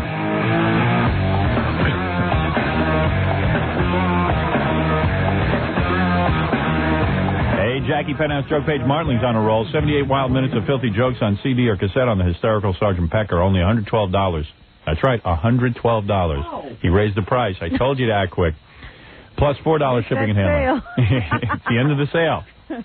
No, it's only $12. You're going to reduce the price to $12 now? Yes. So that's a huge markdown. Back down. It's worth $112. That's slashing the price. That's right. He slashed the price to $12. It used to be $112. Summer special, buy two, get one free. Call 1-800-323-KING. Wednesday night for fans of Jackie, July 3rd, the wildest night of the year at Chuckles. That's right. That's the day before 4th of July.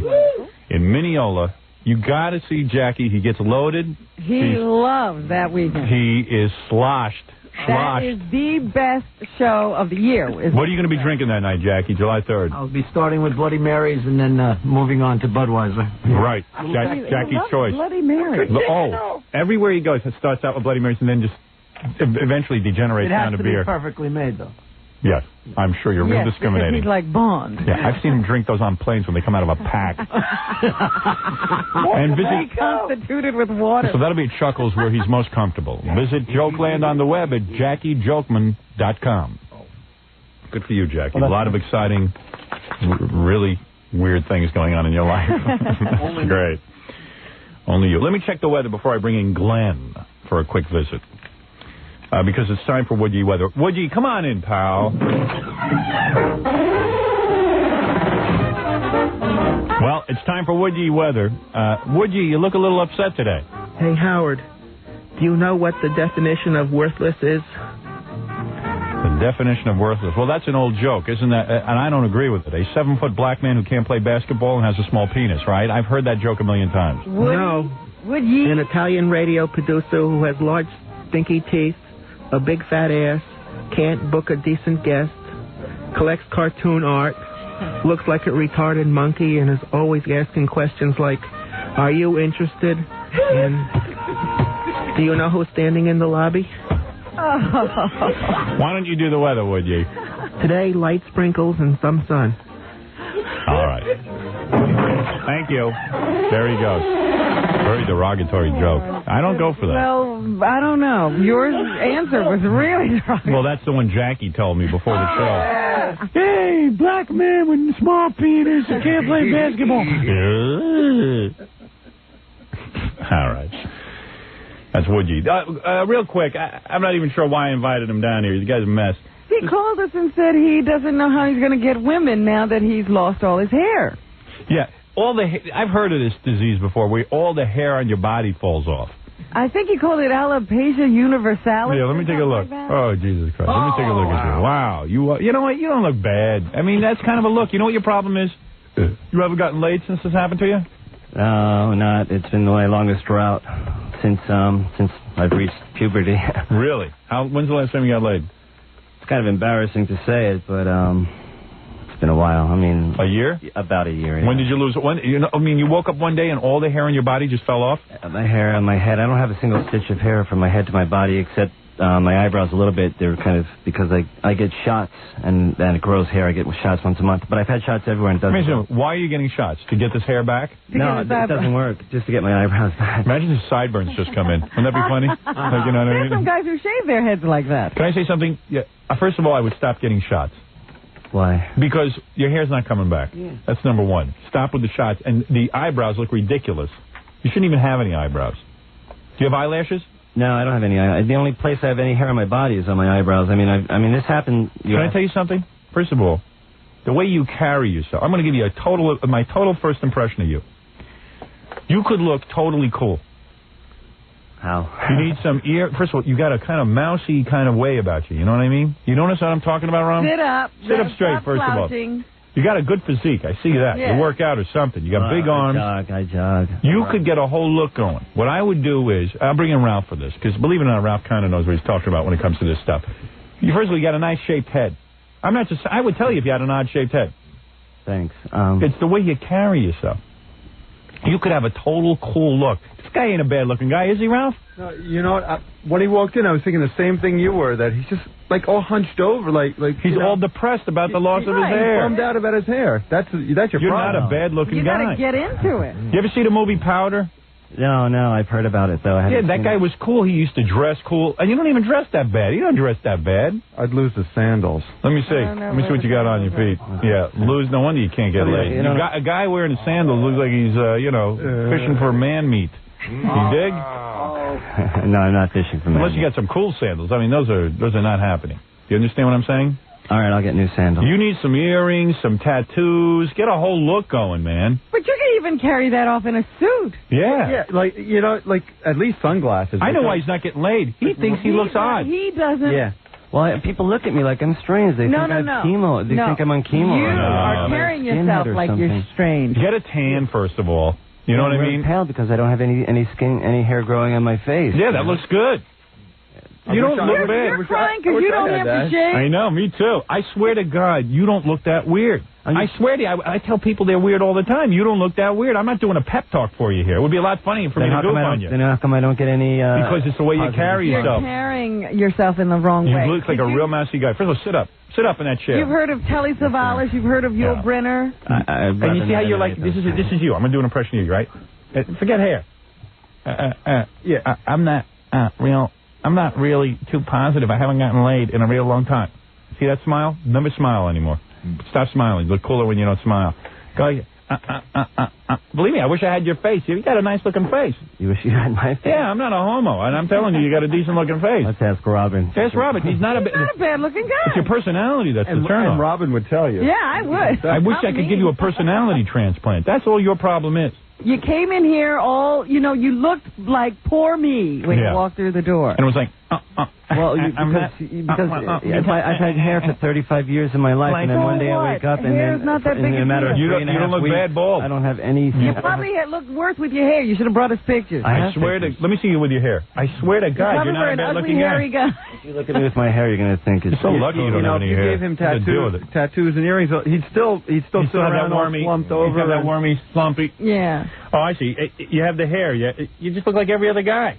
Let me see that. You look like every other douche. You got a whole look going now. I think you look better without the hair. I swear I'm not just telling him that. But you got kind of like a weird attitude. What do you do for a living? Mousy. I was fired. Oh, God. Because you have no hair? No. I can see why you were fired. You're just kind of mousy. No, I wasn't mousy at work. Here he is. My boss, I told you the last time we spoke on the air, my boss was making advances to me on the phone. Oh, you were the one who was your male boss? Yeah, and she was like... Oh, woman. She was pretty repulsive, and so I spurned her advances, basically, and I got fired for it. What are you, high? You spurned a woman's advances? Well, you should have seen this one. So what? She's a pig, so give it to her. You need it. You need it, too. I do need it. Right. So give her a little action. I couldn't do it with her. How bad was she? She was really that fat? She was repulsive.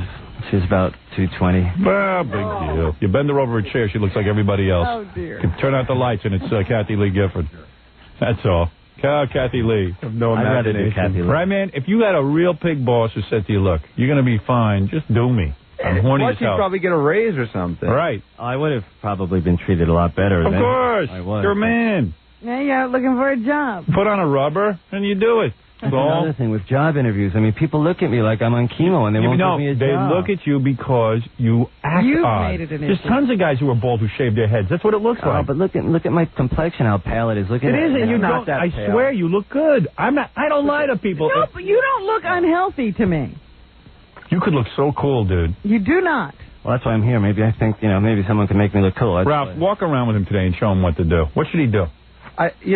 I don't think he needs to do much. I would just say Get a cool pair of shades. Definitely shades. Don't let people see your eyes. The shape of those See, glasses. if I take my glasses off, though, Let me my see. eyes, because I have no eyelashes or brows, and they go into my head. And You ain't a bad-looking guy. Yeah, but so put You sunglasses just carry on. yourself weird, like a mousy guy. Listen to yourself. When I had more confidence, when Howard. when I wear my glasses. You see a lot of guys that look like that on the street. I know. And Guys it's shave cool. their heads 'cause And they got a they're couple into of it. tats and they got a few earrings. I don't think he could carry off like tattoos, and he just, you know what I mean? He looked like a guy who was dressed Where's up. Robin Rudzinski? Hey, Robin. Here. Come in here. Let's see what these Robin Quivers just told you you're good looking. I'll tell you. Here's Get another opinion, huh? You're not a bad looking guy. And look at all this ugly hair he had on his body I had before. body hair, and that's how... Let me see those pictures. I think you're better looking now. You know, Now look at him. What? Hi. Yeah. When he first walked in, I said, hey, he's not bad looking at all. I mean, I thought you were really cute, but then you came in and you sort of started whining and slumped in the whiner. chair. Yeah, like all in the attitude. It's all in the attitude. Dude, you were cute. Dude, you laugh like this. You're like Gary Shandling without his TV show. All right. Isn't he kind of handsome? Yeah, I mean, without the douchey attitude, but as soon as he opens his mouth, is what. See? Believe it or not, you obviously are into this. Oh, no, believe me. When I had my hair, I was... If you I was talk like this, confident. hey, dudes, like that, like you just talk like a man instead of like a girl, you would be totally happy. You remind me of Shaman the way you talk. You should be talking like a man. He might. Right? He might be a little. Are you gay? You know, because he won't go with the girl. Are you sure you're not gay? I'm not gay. I can prove it. Look at one more picture I brought. Can I see the picture? Yeah, let me see the picture. Well, that's not the one. That's your penis? Oh. Jesus. No, that... What did he do? The ones that Robin had. Look at the ones that's you. with my so how hair. does- oh, That's just this with is you no bald? hair. Hey, don't you? Do you mind looking at his penis? Look at this.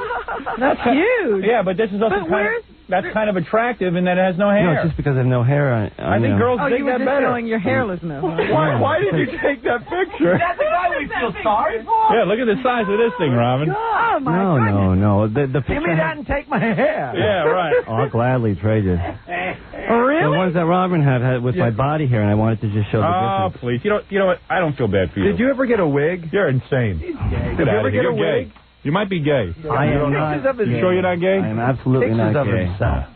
Who took that picture? One Your experience boyfriend? when I Who was 19. took that with a picture of you man. with your Oh, aroused he state? did have an experience of a Well, I experimented when I was like about 15, 16 What years did you old. do? He's gay. What did I am you not do? gay. What did you do when you were 15? Experimented. What did you experiment? What happened to you? I Experiment. experimented He's a when I was like scientist. 16 years ago. What happened?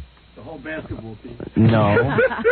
What happened? It was one waiter who I worked with as a waiter, and he was just... What did he do to you? Well, he befriended me, and then we were friends, and they came over one night, and he brought a Playboy book.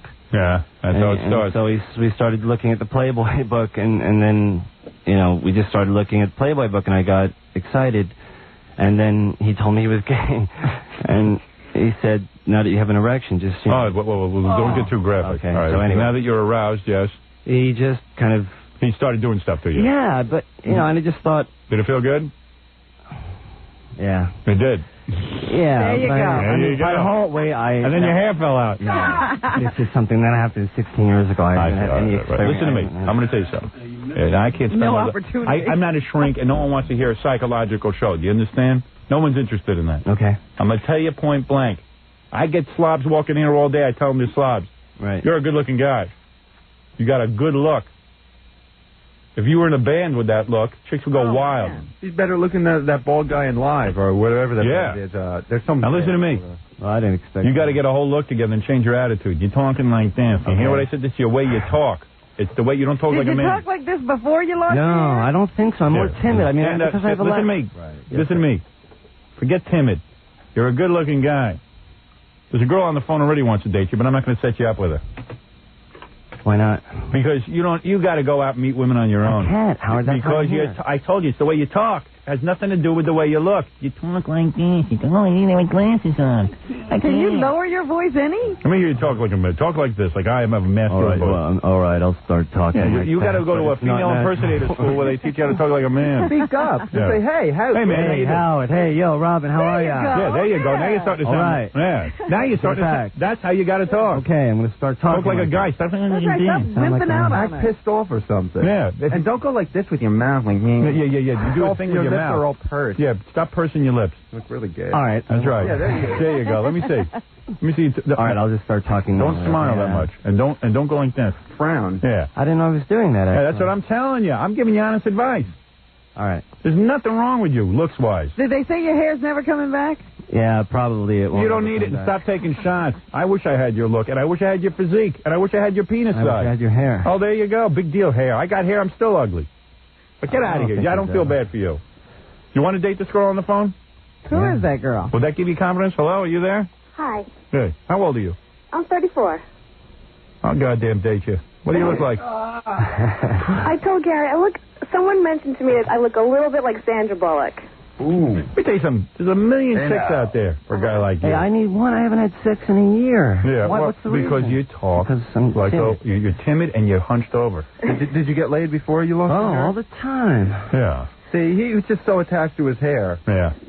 All the time. You look like Sandra Bernhardt or Sandra Bullock? Sandra Bullock? Letter B. How tall are you? I'm 5'3".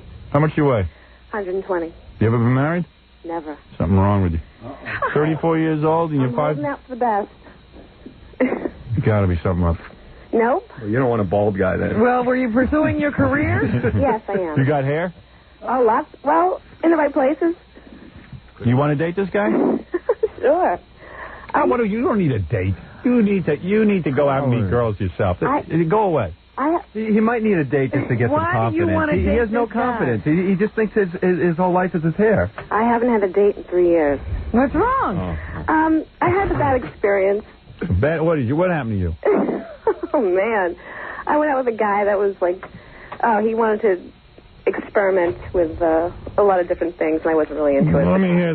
What are you, prude? No, not at all. What did he want to experiment with? Animal? I mean, what could it be? What did this guy do? 3 years you haven't gone on a date. He traumatized you so much? What did the guy ask you to do?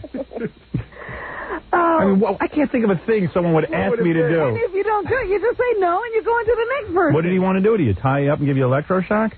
Oh, I could. No. What did he want? He wanted to go swinging with other couples. And because of that, you're not dating? Well, I mean, I That traumatized you that a guy wanted to swing, so you say no, and that's the end of it. No. If it was just the women, it would be okay, but not other guys. Oh, so you don't want this guy then? Because it sounds like my he kind goes of with guys. No, I do not. I do not go with guys. He doesn't go. He had one experience. One experience 16 years ago. It was an experiment. Yeah, Ralph, mellow out. It was an experiment. It was an experiment that went awry. Experiment.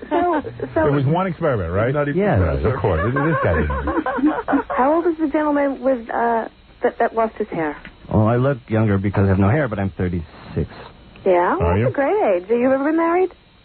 Yeah, I lost my wife and I lost my hair. Where's your wife? Where'd you lose her? Really? Your wife dumped you? Well, in the course of 16 months, I lost, in order, my hair, my apartment was robbed, I lost my job, and I lost my wife. Your wife left you? Yeah. Oh, you're lucky. Now you're free to date. Where do you live? That's why. I live in the village. Oh. Yeah, in downtown, in the Greenwich Village. Uh-huh. I've never been there. Let me tell you something, dude. You're a good-looking guy. You have nothing to worry about. Take it from old Howie. All right. Well, set me up with this girl on the phone. She left. His wife probably left him because he bummed her out. Once he lost his hair, he lost all his confidence and everything. He probably was miserable to live with. That's right. Did he ever cheat on your wife? Did I ever cheat on my wife? Yeah. No, I was faithful. Well, that's good. That's one thing I'm looking for. All the guys I've dated. 3 years you didn't date because the guy asked you to swap? I don't understand that. Something wrong with you. That's not the reason you didn't date for 3 years. Traumatized. I can understand the way she feels. Let me get to the bottom of this. No offense. Yeah, really. There's something more here. How much you weigh? 120. And how tall? 5'3". We got a fat ass? You got a fat ass, don't you? No, it's not fat. It's. You're Sandra Bullock with a fat ass. In other words, you're another fat chick with a nice face. No, really. Fat at 120, she's not. Oh, 5'3". Oofa. 120. If she was 5'8", it would be different. My boss is 220. Is that right? I'm working working out, yeah. Working out. You got a tuchus the size of a department store. Am I right or am I wrong? In relation, my butt is smaller than your nose. Oh, come on. Come on. I love your nose anyway. I know I'm not a good-looking guy. You don't have to attack me. I'm just trying to be... You got to be honest with this guy. You got a tuchus on you. You got eyes that could... I don't care. Let me ask you something, honey. And I want you to be honest. Uh-huh. You got a flap hanging over your panties? No. Or your belly flap? No, I've never had any kids. I've got a smooth... You got a smooth, flat, muscular belly? Yeah. And a nice, thin ass? It's perky. Why does she want to go out? Can you wear a thong? Why she want to go out? She hasn't found a man in 3 years. That's why she want to go out with you. She's as desperate as you are. You want to go out with her? Oh, yes. Yes. All right. He really does. He do.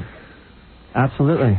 No, really, I'm not a big person. Everyone tells me that I look really thin, and women always think they look bigger than they are. And I'm always saying, "Oh, I'm so fat." But what size cups you got? B. B. Oh, well, you guys stop it. You don't have to date her. Do they look like hardballs, or do they look like flapjacks? like an omelet? You know what do you call those? What do you call those eggs? Bullseye. Bullseye eggs. Fried eggs. Fried eggs. Does it look like fried eggs? No, they're perky. Perky like your butt? You know those you can do the pencil test where you stick the pencil underneath? Yeah. The pencil just falls right out. That means they're standing straight up. Really? Means there's nothing there. Or there's nothing to put a pencil under, huh, Fred? No. Yeah, right. No wonder he wanted to swipe. My pencil falls. All right, I'll set you up. You guys want to meet somewhere? Sure. All right, You have to let us know how it goes. All right, Gary, why don't you take this guy in the other room, set him up with this girl. What's your name, Patty? Yes. All right. Set him up with Patty and let him go off somewhere. Buy her lunch today or something, okay? Oh, sure. You got any money? A little bit. Yeah. I'm unemployed. All right, well, there's a guy on the phone. Gary will put you through. He wants to offer you a job, $49,000 a year. You know how to work a computer? A little bit. I'm computer literate. Fine, so there you go. You got a job now, all right? Now get out of here. You're acting like a loser. Start acting like a winner. So we picked you up, and we told you you're good looking, and we got you a girl. Now are you all right? You're a guy. All right, hold on, honey, all right? I love you guys. I love you. Oh, I love you more. Well, there's your girlfriend, and now here's your employer. Are you there? Yeah, hi. What's this guy got to do for $40 grand a year? For $45,000, he's going to be a little bit more than just a computer technician. Uh-oh. What is he going to be? Well, he's going to go out in the field to some of the clients that are having problems. And fix computers? He's not going to fix them. He's going to actually learn a little bit about how to fix some of the programs that the clients have that are running into some problems. These are software. It's easy. Yeah, he's going to be like a software engineer, but there's going to be a little bit of... You could do that? Sure, I could do that. You can do that. Well, you might be able to. I mean, hold on. Do you want he's going to train. He's going to train. He's going to be able to do it. Well, now you got a job and a girlfriend. Now, just walk straight. You're a good-looking guy. Stop it. Stop worrying about your stupid hair. I wish my head looked nice like that. Well, what is the problem with him? Why is he so down and out? He's down and out because he thinks he needs his hair back. He lost his hair. This is absurd. Here, hold on, okay? Say, I'm cool. I am cool. No, like this. I'm cool. I'm cool. All right. Now get out of here. Go ahead. Howard, you're a godsend. Yeah, of course. You got no problem. Your problem is you're busy. You're thinking about hair. Well, that's all he's thinking about. Yeah. Okay. And you see those sunglasses? Get yourself a happening pair of sunglasses. Yeah, those look some good. round sunglasses, like that guy in powder. Get some round sunglasses. Loose Maybe sandals. Get a little jewelry. Loose this watch. It's real faggy. Yeah, let me see. Let me see your watch. Oh, please. Like a little... That's a gay watch. Yeah, what are you, a girl? You hear what I said? Get rid of the watch. Get some cool stuff going. Little silver. Yeah. Give me my glass. Play into the whole bald thing. I hope I'm not going to catch that bald. No, you won't get that. Not catching, not catching, you stupid idiot. I'll be really bummed out if I lose my hair. All right. See? You look fine. Get rid of those glasses. Ralph. Get sunglasses. Should only be seen in shades. All right. That's what I do. Why am I not wearing my shades? Oh, let me give you back your pictures. All right, Ralph, help him out the door. All right, you're fine. You're fine. Go ahead. I swear to God. I know I'm a god. You don't have to tell me. You're fine. He's got a big penis. What's the guy complaining about? Oh, please. Go to a nude beach. Girls will be all over you. Right? He wasn't a bad-looking guy. Not at all. And believe me, Robin is pickier than most. I thought he'd be a mess coming in here, crying like that. Now he's got a date, too. Sit there with that cow. She's probably a very nice woman. Listen, babes, I want to tell you something. No wonder she'd haven't had a date for 3 years. 120 pounds at 5'3" is too much. Here we go again. That girl should weigh 80 pounds. Right. You know what? Now, sitting on the movie set, I get to watch a lot of this daytime television. Yeah. And Jenny Jones had an anorexia show. See, I think those girls are fine. Oh, you would not. One girl showed the bruise, you know, she's got scars on her knuckles. And everybody said, what are you doing with scars on your knuckles? And she said that's from sticking her finger down her throat. And now, because she doesn't eat, her teeth are so brittle, they break off and they're like fangs and they scar up her knuckle. It's ridiculous what they do. Someone ought to give her an IV. Oh. All right, let's take a break. 80 pounds, 80 pounds. All right, 90 pounds. All right, we'll take a break and we'll be back right after these words. Here's Grandpa Al Munster, setting the tone for a Howard Stern Freedom of Speech rally. First of all, I am so happy that we are all here together. I mean, that is beautiful. That's beautiful. It's beautiful, man. And we all know why we're here. Why is that, Grandpa? So you can get young boys? No, Why is it? Why are you here? We're here because we all have a purpose in being here. And that purpose is to say... the FCC. All right, Grandpa, get out of here. Oh, man. Oh, man. Hey, they call us outrageous. I don't know. We're going to go sedate Grandpa. And he's a lively old coot. Now you're listening to a young coot, Howard Stern. A young old coot. Hey, thank you. All right, baby, we're back. You know, I was just thinking about that clip. That brought up a lot of memories. There was a time we thought Grandpa was gay. Yeah, well, he convinced us he was gay. He told us he had sex with boys. We thought he was a gay monster. And we were always writing sketches for him, gay monsters. And played it real well. yeah, he never let down until we met his wife. Yeah, then we sort of figured out he was pulling our leg. Yeah, he's a cool dude. Didn't he have an accident his first trip to see us or something? In his pants? Yeah. That was on the No, we thought he did because he smelled kind of funny that morning, but I think it was just maybe morning breath. Morning breath could be that bad? I don't know. I don't want to say. I don't know, man. I just said to Fred, Gary comes in first thing in the morning to tell me what's going on for the day. And he sits there. Jackie, you notice this? He sits there and I knew you clears. guys were laughing at something. I couldn't. No, he sits there and clears his throat the whole time. Oh. And it makes you want to vomit. I mean, it's so gross. It's grotesque. It's like... You know, that's such a morning ritual that I almost don't see it anymore. Oh, man. Well, I'm sitting there trying to listen to it because Fred turns up his headphones so he doesn't have to hear it. I'm being serious. Man, clear. You know, do something about it, dude. Get some sleep. Anything back to me. I don't do anything like that. Before I noticed it. Okay, here we go. Yeah, He's gonna. It's just all. No, I noticed that you did the same thing back to me. What did I do back to you, Gary? Not on purpose, but you also cleared your throat. Well, we didn't hear it, and I didn't hear it. Gary, you're in here choking on your own phlegm. I mean, I swear I want to get. I think I'm going to gag. Well, what would you like me to do? I mean, I would like you to get some sleep at night. You go to bed, what, 10, 11 o'clock? No, of course not. Yeah, okay. It's his allergies. I'm okaying you. You don't get enough sleep. You don't take care of your health. Me like you know what time you're I go overweight. To sleep. You're overweight, and you go to sleep late, and you don't get enough rest. I don't go to sleep late. I am overweight. I don't go to And your voice is all messed up, man. You're full of phlegm. Clear your throat. Drink some hot water in the morning. Sleep. Work it out. Huck it up. Get out. You make me sick. Oh, man. Ask Fred. Fred can't even listen in the morning. Yeah, it's like... today was particularly today was bad. a bad one. What are you going to do? He's only like got one... I mean, I don't know, man. And early in the morning, you start hearing that sound, you want to vomit.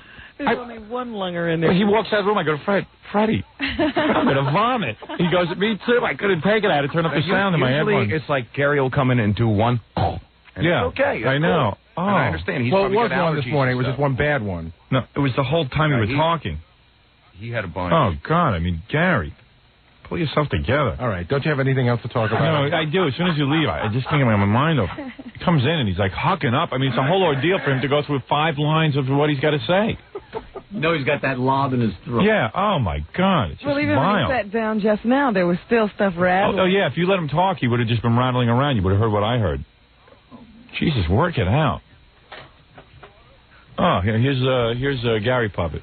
I'll do a quick reenactment. Wolf? Yeah. Great. Things is coming in at 8 Bertie, the president of the United States. Right. Like, I just finished reading that on a sheet of paper. God damn. You got to hear this guy. You got to go out of your mind. You completely missed it because then you just were saying that to him and he went to answer you when he just... He couldn't. Yeah. No, he did it real quick without thinking. He went... I know. I didn't do it. You're just being rough on me. Yeah. I mean, no offense, man. People want to throw up from you. Hey, he's vile. The lips and the teeth and the gums and the hucking and the... I mean, Jesus Christ, have a sense of decency. Every animal noise to be made is made out of that guy. Holy cow. When does he take his first drink in the I don't know. day? And what is he drinking? So to clear that up. And what does he drink? That's why I said to him, drink some hot water or some tea. On the way into work, get a big... he should be drinking, so he's clearing himself. Oh, my God. Does anybody have a little douche water? I'm parched. Yeah. Douche water might go down good. All right. Oh, I swear, I was getting nauseous in here, and I turned to Fred when Gary finally left. I was like, I'm sick. Well, we're not eating. Now, usually he only comes in and does a little one. Yeah, oh, boy.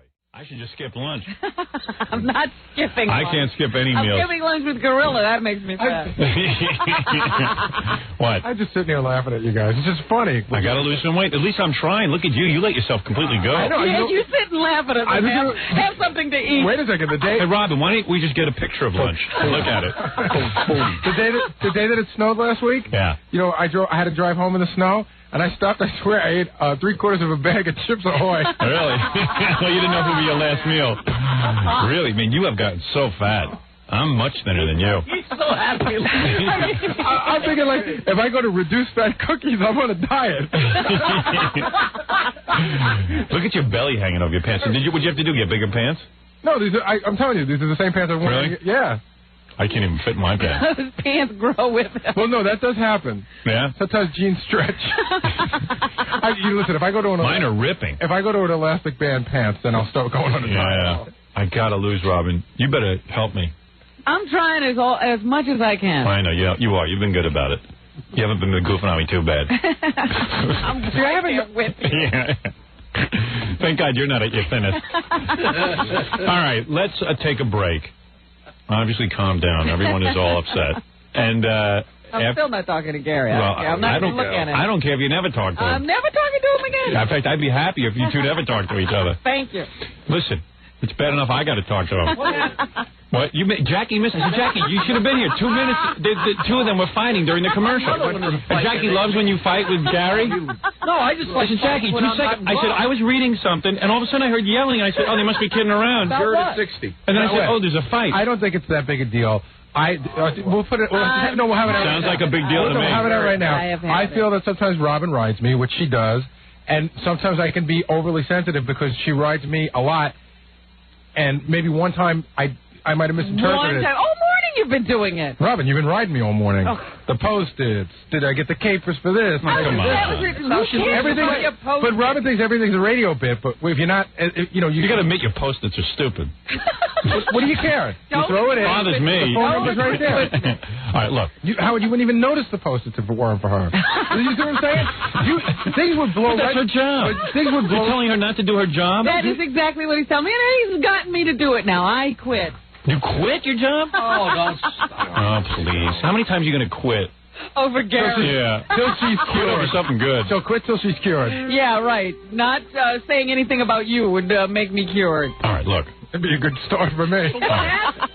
All I can't exactly tell you what happened. All I know is I was sitting here. I was reading a fax. No, you weren't. We were having a discussion about the caviar. Yeah, and then I went to read a fax, and then I heard them yelling at each other about something. And Gary was saying, Gary had prepared the caviar for the next bit. Right. And Robin asked him a question about the caviar. We need to do today, and I thought it would be a great bit for the air. He's going to accuse me of siding on you, but it sounded to me like she was asking you what would affect. I think I might have overreacted. I think you did on this particular thing. I admit it. but she rides me so hard the rest of the day. The worst part is he now knows that he overreacted, but he won't say that then. He'll just keep screaming at me. Robin, if I'm pissed off and I'm overreacting, how would he know? God bless you for recognizing your mistakes right away and correcting them. What did she ask? All she asked him, as far as I can tell.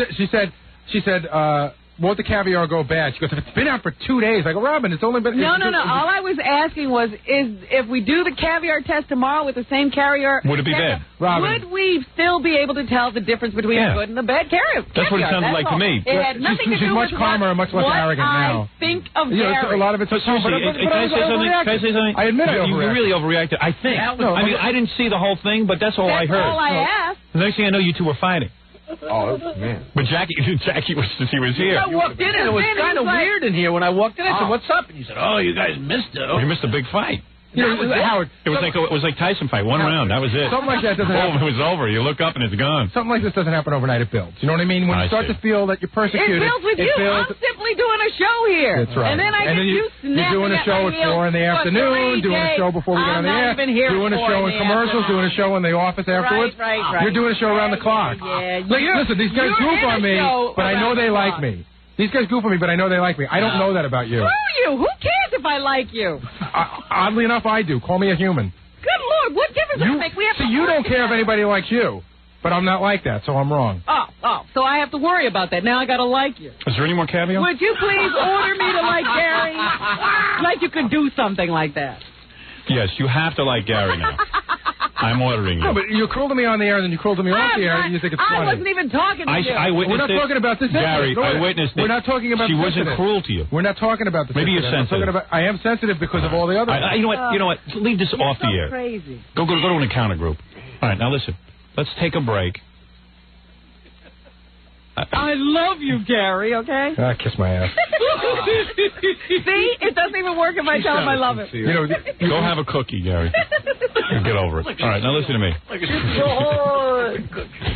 Let's take a break and do the news. Now, you want me to pick the LA winners?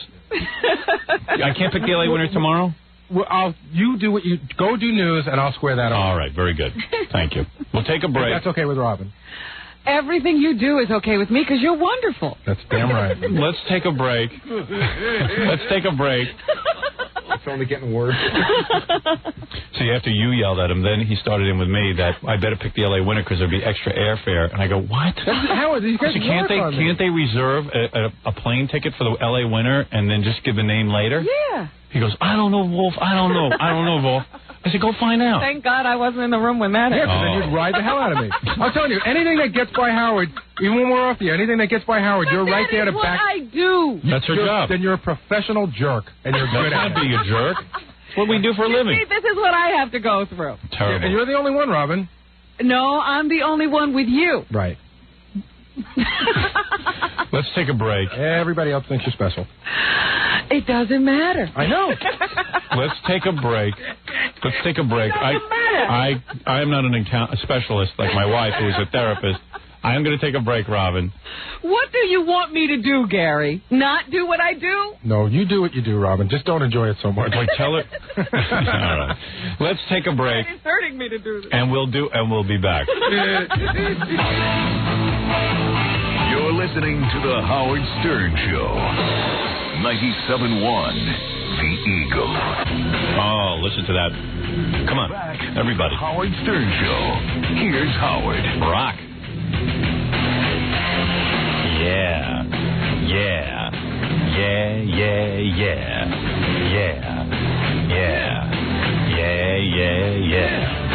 Thank you. Yeah.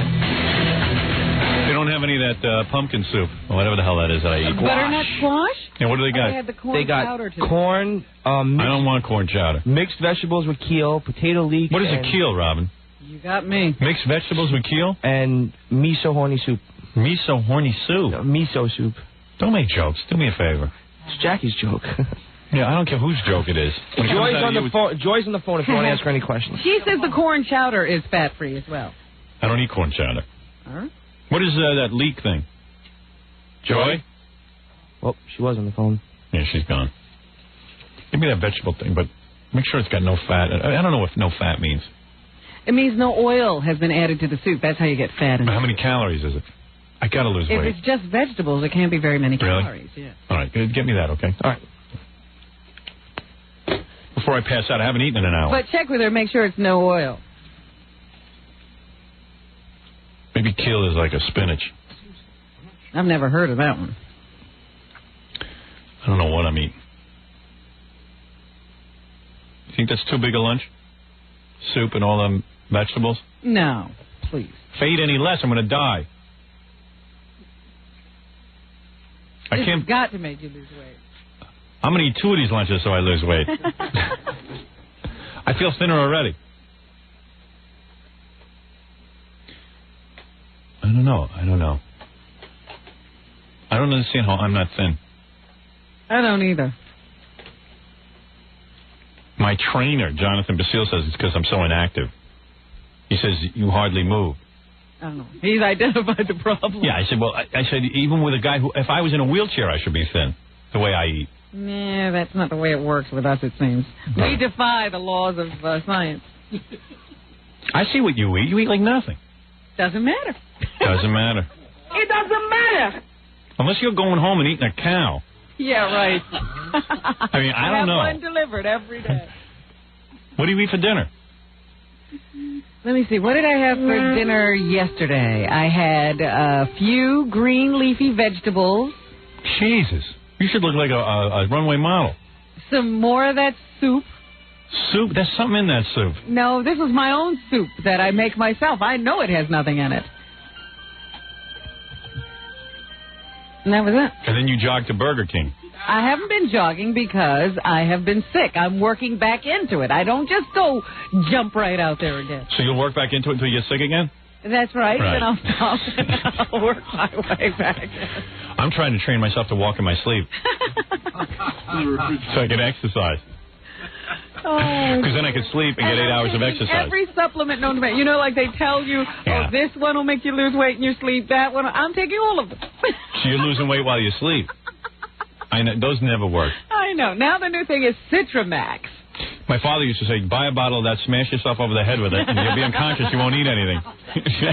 Have you heard about that? Citramax No. is supposed to be this new herb that now prevents your body from converting proteins and carbohydrates into fat. Well, don't work.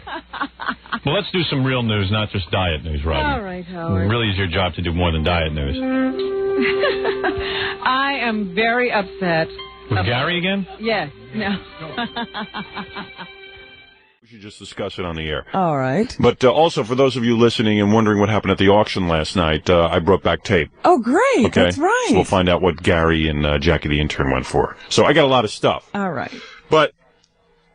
And also, let me remind you about Friday's big tournament. That's Jeopardy. I was working on that all last night. I pulled all the old clips. So it's going to be some game show on Friday. It's going to have production value. Yeah, Howard Stern Jeopardy with all the old clips of all the old shows, which will kick us into next week, which is our big 7th year anniversary in New York City. And the good news is the 7th year anniversary is going to be fabulous. The bad news is Fred and Jackie are coming over to my house Thursday to work on it. They don't know it yet. Well, I guess it's better to break it to them on the air. Yeah. I called Gary last night. I said, what do you think is worse, to have to work Sunday morning or to work weekday? And Gary said, tell them they have to work Sunday morning and then change it to weekday, and then they'll feel good about the weekday. So, and you know, Fred will be okay about it. Jackie's the rabble-rouser. Yeah. Overtime. Hey, you know, I don't get paid to come to your house and work, man. So, but we've got to do it, guys. We got to make a great 7th anniversary. And there's a lot of tape to go through. Sorry, Robin. It's the way it's got to be. Okay? The boys are going to be working at my house. Sorry. Hey, what do you think? I'm thrilled about it? You got to tell them where you live. Yeah, right. As a matter of fact, who wants them there? That's the point. Anyway, where was I, Robin? You were at the tournament. Oh, the tennis tournament. Okay. But maybe you were telling people about the Big Show Friday. I don't know what you're doing. Well, the Big Show Friday is going to be a Howard Stern Jeopardy contest. Yes. We have our 3 contestants and 2 alternates. Right. And we have a male and a female alternate. Yes. And the thing is that I put together like a really neat kind of game show thing. Hey, Fred, I want you working on some wacky game show sound effects and stuff. Okay. Yeah, we got to have judges' sounds and everything. When you make a wrong move. Because some of the trivia questions, we should have the bits played after the, about the trivia questions. So I went back and looked up all our old tapes and found everything. Great.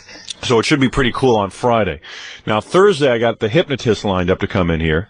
The hypnotist? Yeah, since it's Jackie the intern's last week here, and I figured he could come in and hypnotize her. It'd be hot for me. You know, I saw him on the street in Greenwich Village the other day. Oh, yeah? Yeah. Dr. King? I guess that, is that his name? Yeah. The Dr. guy King. Hypnotized me at Christmas? Yeah. That guy's for real. Yeah, he is. Because he even said, hey, I'll come in and do my thing. No guarantees. But maybe we'll get some girls later on to come down and get hypnotized, too. Sure. As long as we're having him down here. John and I were just talking about that and saying, remember what happened to Bo? Yeah. Hey, where's Jackie the intern? Is she here? Yeah. Hey, Jackie, I got a cool idea. Since it's your last couple of days on the show and you know how hot I am for you. And I mean, you're hot for me, too, so it doesn't make a difference. But you know what it is? You're just too inhibited. So I told Dr. King to come down, the hypnotist. I think she'd be a good subject. Have you ever been hypnotized? No. I think you'd be a good subject. Really? Don't you think she'd be good? I have no idea. I mean, I was shocked. So what does he do, actually? He'll hypnotize you to get hot for me. How does he do it? I don't know. He hypnotized Robin and it worked. Yeah, it works. He's hypnotized all of us. So maybe we'll do that. Maybe Wait, you really have been hypnotized? Oh, yeah. All of us. Everybody. Yeah. What did it feel like? It's kind of neat, actually. What did he have you doing? I forgot. You were holding my hand. No, that bottle. Remember you were trying to yank the bottle of water out of my hand, and I couldn't do it, and he gave me that post-hypnotic suggestion that you were telling a joke, and I couldn't look at you. It was neat. Does he talk? He talks a little to you, and then he just twists your nipples 3 times.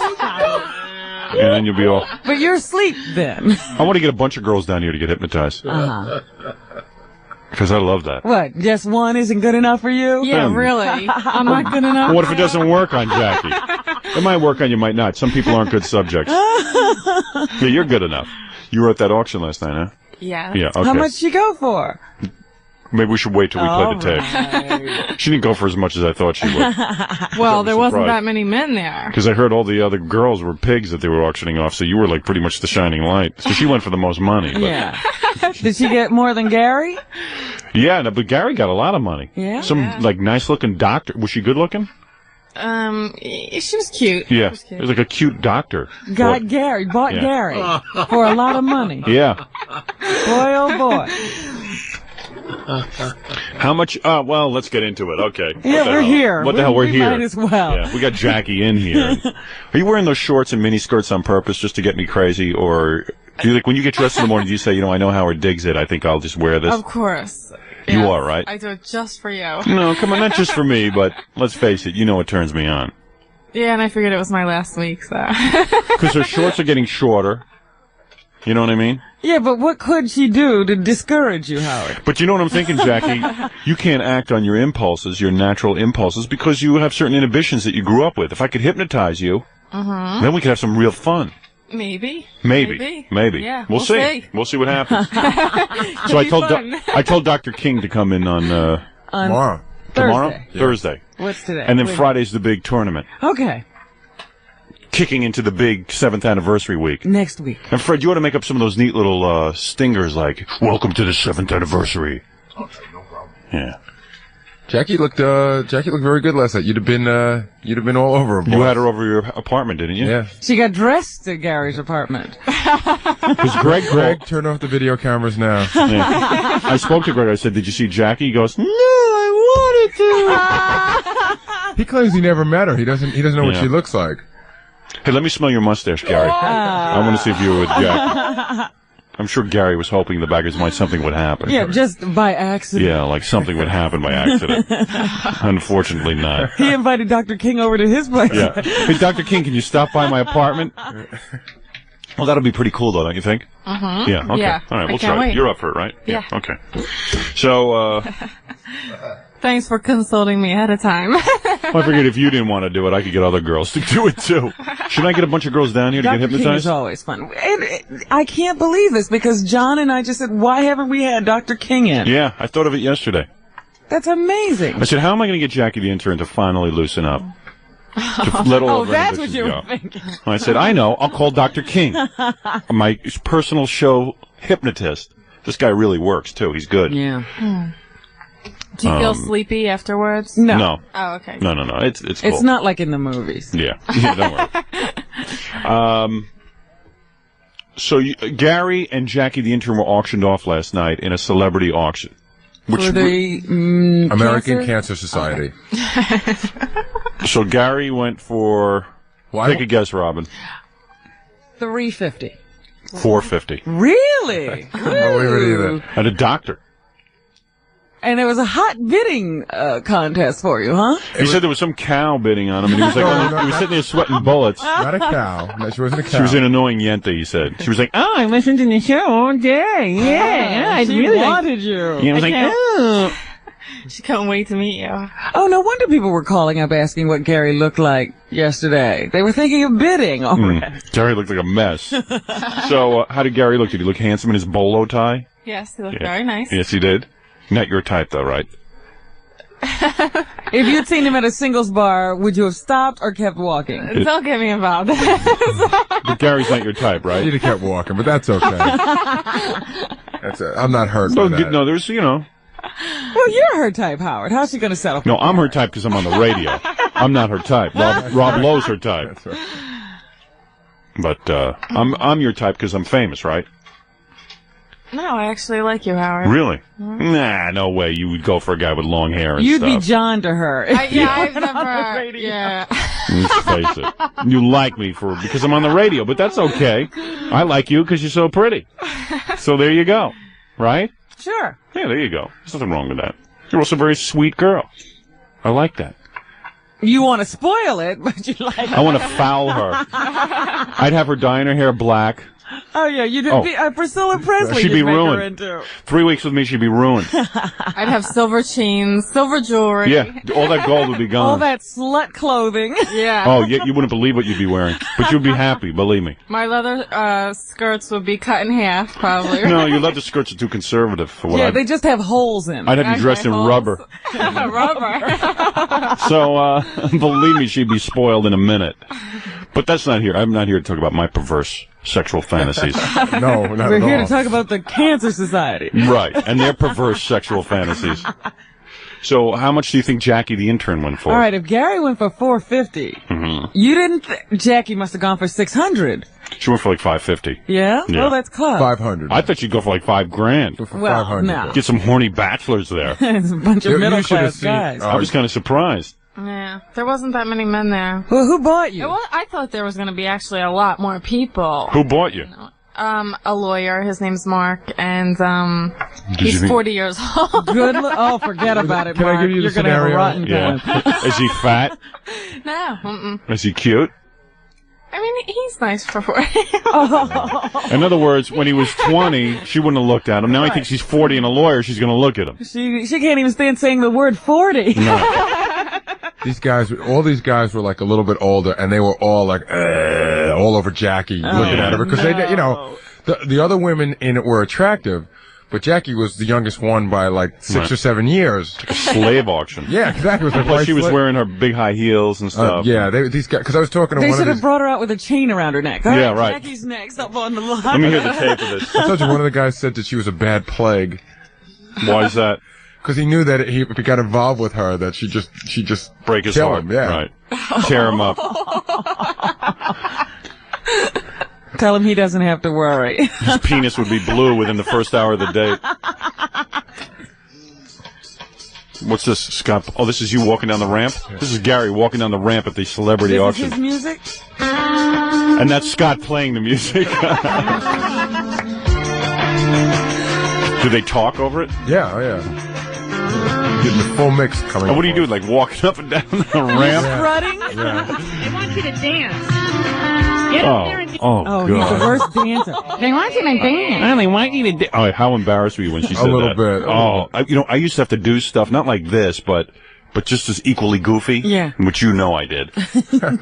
and then you always get some old bat Telling you to do something even Go ahead, they want you to dance. It's bad enough you're walking up and down a ramp, and you're there because you're thinking, well, maybe I'll get laid by somebody good. Someone will buy me. This humiliation better be worth it. Yeah. Actually, the woman that... They want you to dance. The woman that's the announcer isn't my worst old. nightmare. What? The woman that's the announcer isn't old at all. She's really tall and really hot looking. She's mentally old, though. She's mentally old. I know a lot of. Those voices like I know a lot of young women who are mentally old. Yeah. They're their mothers, and it's like so annoying. It's like, why don't you break that mold? But where did that come from? She's a real auctioneer. Where you hear her get into it. You know what I mean? Like she's selling a They cow. want you to dance. And meanwhile, she wants you to dance. Nobody's asking her to make you dance. What does she think you are, Chippendale? Trying to drum up a little excitement. Yeah, great. Can we have some loud music and he's going to dance for us?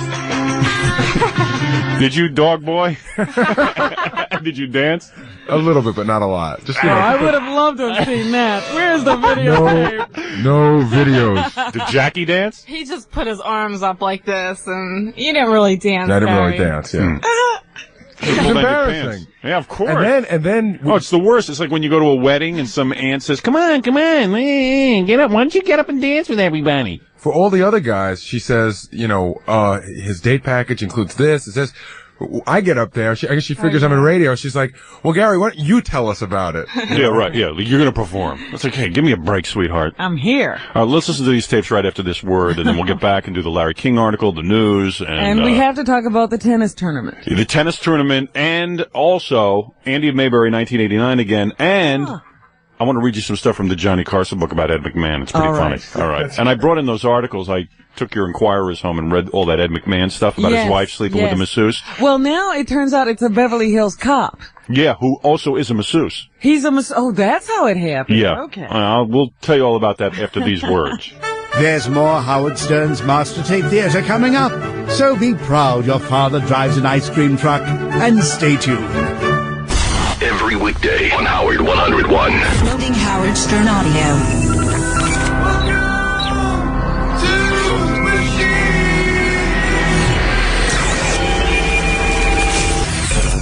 Your afternoons are about to get arbitrary, unexpected, indiscriminate, unsystematic, inadvertent, unplanned, random.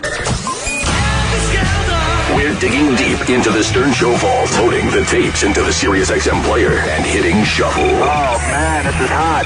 Baba Booey. This is really best of material. Everybody shut up, something serious is about to happen. I said, quiet. You don't know what you'll hear, or when you'll hear it. Email the tapes at howardstern.com. Listener feedback. The Stern Show Shuffle. Stern Show Shuffle. Every weekday at 2 p.m. Eastern, 11 a.m. Pacific on Howard 101. Stern Show Shuffle. This is David Arquette, and you're listening to Howard Stern's Master Tape Theater. I just want to hear the rest of this auction tape. Yeah, I wish Gary would do his walk for us. Yeah, his strut. It just doesn't seem the same. You know how goofy you feel when you're in that kind of situation. And, what do you do?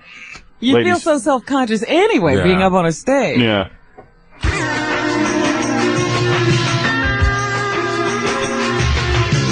The music's good. And what do you do? You're just walking up and down? Yeah, kind of, How come she's not selling you? Oh. Bachelor number 7 up here in the spotlight. Bachelor number 7 is Gary. And Gary is a producer. And, we're going to let you speak and tell us all about yourself, your age, your everything, your date. What are you going to do? Here you go. I am 28 years old. I produce the Howard Stern. I'm embarrassed for you. Makes you sound yeah, like really. Any monitors, you know what I mean? So maybe that mic was made in Israel. It's Scott's microphone. I don't know, man. It's Scott's Radio Shack wireless microphone. Oh, man. Your age, your everything, your date, okay? Here you go. I am 28 years old. I produce the Howard Stern Show. Howard? Could you stop this and play my MTV audition? Douche chills around the room, everybody. Oh, my, get out of the way. All the folks between us, this is terrible. This is one of the worst catastrophes in the world. This ranks right up there with your Channel 9 appearance. Wait a minute, I'm still proud of that one. Part of my date package is you get to come up and watch the last hour of the show, sit in on the show, and meet all the gang on the show, and then my assistant, Jackie, who's the next bachelorette up, We're going on a double date where after you sit in on that hour of the show, we'll go to the Friars Club, and Jackie the Joke Man Martling is the chaperone. That was pretty confusing. How many times can you say the show? Gee, only because the feedback happened once every 3.2 seconds. Good microphone, Scott. It sounds like a fun date. It was a good crowd. $100 where let's go. 125. Give me 125. 125 where let's go. 100 and a half looking for 125. I have you for 100. 125 and a 150. 150. Give me 150. Oh my God, what's our deal? Sold American. Wasn't she embarrassed doing that? No, because some people are not embarrassed by anything. Well, you know what? As annoying as it sounds now, it actually kind of got the room going last night. Because I've been to them where the people have been like a lot more quiet, and no one will spend any money. I mean, she was going up to people like, "Come on, lady, don't you need a date?" She's real showbiz. Yeah. Oh, she was shining. This was her night to shine. Yeah, she was shining that night. Yeah, you guys are on the radio, but look at me. Bring, bada, bing, bada, bing. 150 to you, 175. 150 out of an hour, 75. Give me 75. All I know is she goes. Yeah, I was there. I'd be afraid to bid. I'd be afraid to raise my hand. I wouldn't know what was going on. She's too intimidating. And she I goes. wouldn't even know what the price was. Yeah, right, because she went 150, 150, 175. Then she goes back to 150. Yeah. 150, 150. Do I see 75? And then You know, I'm looking over here because I got 3 bidders. Lori, do you think I want, I got 3 bidders I'm working on. Yenta auctioneer. Who's next? Hair lip whistler? What's it? I haven't you bid yet, but I'll take you. How much? No, how much? Yeah, 200. 200 is bidding out 225. Uh-oh. 225 and out 50. 225 and out. Think Don Henley envisioned his song being used in this manner? With Gary walking up and down the stage while this woman talks over. Are you still walking up and down? No, now you just stand there, and now it really is like like the slave auction where you just stood there with your hands behind your back. Yeah, that's kind of what it's like. Doesn't she sound like Joy Behar on Speed? 250, 250 to you, 250 to you, 250 or 250, 225 and out 50. I'm looking for 250, 250 in the back. Thank you. 250, 275 and out 3. This is where the bidding war started. Between these two women. 300. Lori, 300. So No, this is... She leaves. God. 275 in the back. 275 looking for 3. 300 having out 325. 300 in out 25. She's freaking me out, man. I'm really getting disturbed by this. She's freaking me out. So now Gary is down to those 2 women, the doctor and the one you didn't want to get you. And he even had to kiss one. I had to kiss the one that didn't get me. What's coming up? Oh, no. Yeah, but meanwhile, you were digging all this because at least it's an easy way to get a date. And maybe this doctor will work out. Makes you look happening, at least, yeah. Yeah. Makes you look like you're worth something. Because, let's face it, you walking down the street and you're not going to get any date. And Jackie's got no problem. I told Jackie if I'd have known she was worth $500, I'd have taken her right out on Madison Avenue and started bidding. Oh. Yeah, seriously, because I'm pretty sure if I dressed Jackie up in a hooker's outfit, I could get her 10 grand for a couple of hours. Work. You know what I'm saying? Oh, Sidney Biddle Barrows has been calling. I mean, I don't understand why you didn't go for more money. At 300 to bidding out 25. Who give me 25? 325 she said yes. 325 to bidding out. Fred, put your hand down. The bidding isn't going on right now. This was last night. Look at him. He's raising his hand. He gets all caught up in it. 325 having out 50 having out 75. 350 bidding out 75. Who give me 75? Yes, it's for charity. Cancer Society. Yes. 375. I have 350 looking for 375. 475 and out 4. 4 having out 25. 4 is bidding out 425.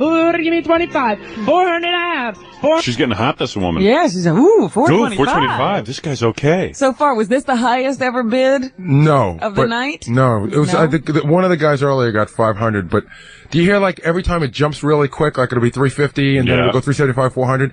The girl that bid, she just, as soon as the one in the back bid, her hand went right up. There was like no hesitation, just go right up. Well, she's a doctor. She got plenty of Send money. it right to the next bid. I think she's hot for you, man, and she wants you as a husband. I would marry a doctor. If I was you, I would marry one. Please. Send her to work.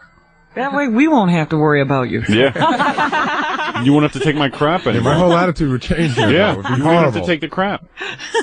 Your wife's going to be making several $100,000 a year.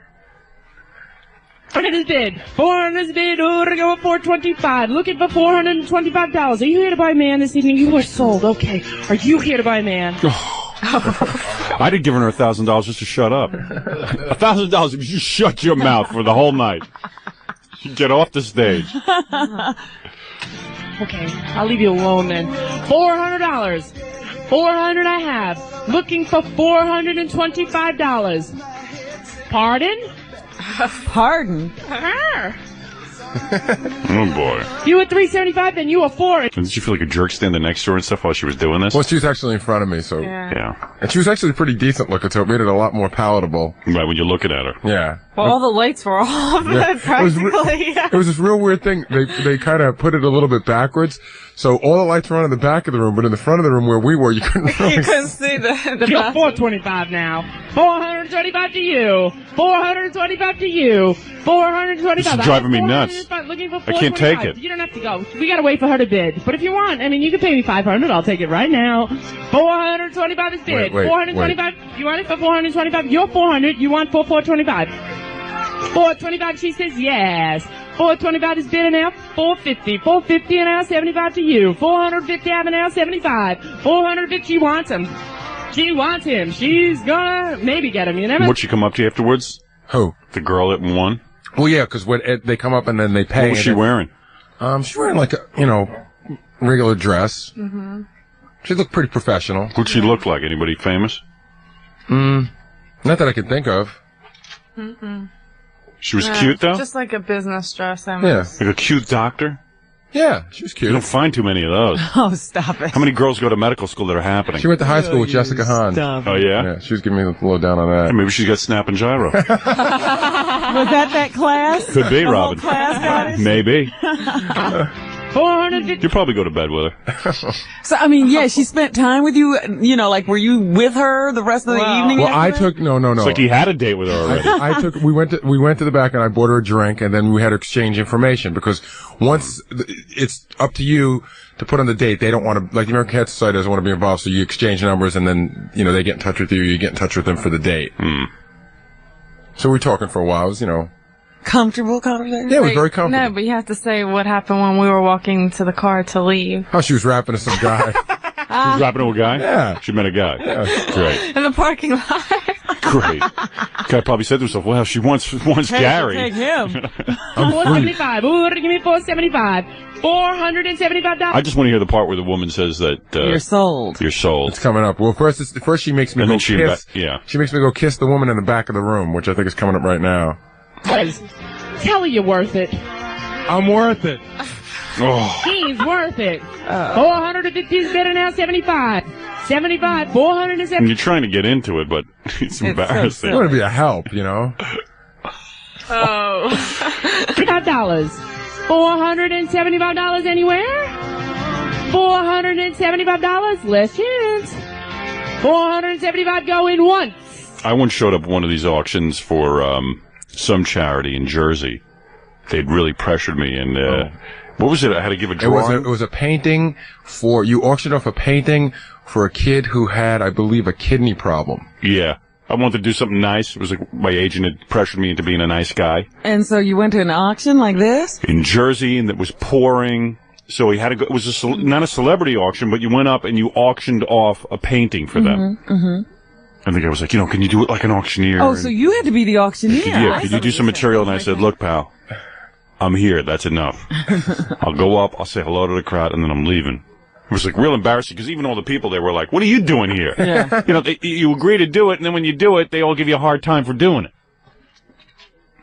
And you feel like a dickhead for coming and showing up and doing it. That's why I don't do any charity stuff anymore. Well, yeah. See, last night I might have dropped by to see what they were up to, and then I said, "No, everybody will say, what are you doing here?" Yeah, right. Do you want to be auctioned off too, Robin? I gotta tell you, there was this real weird couple that showed up, definitely just from. And the only reason Jackie and Gary got involved in this, they don't care about the American Cancer Society. No, they haven't a good charitable bone in their bodies. They wanted a date. You guys wanted dates. Oh, it was a charity thing, really. I didn't want to date. Yes, you did. You were kind of excited by it. No. being auctioned off on a stage.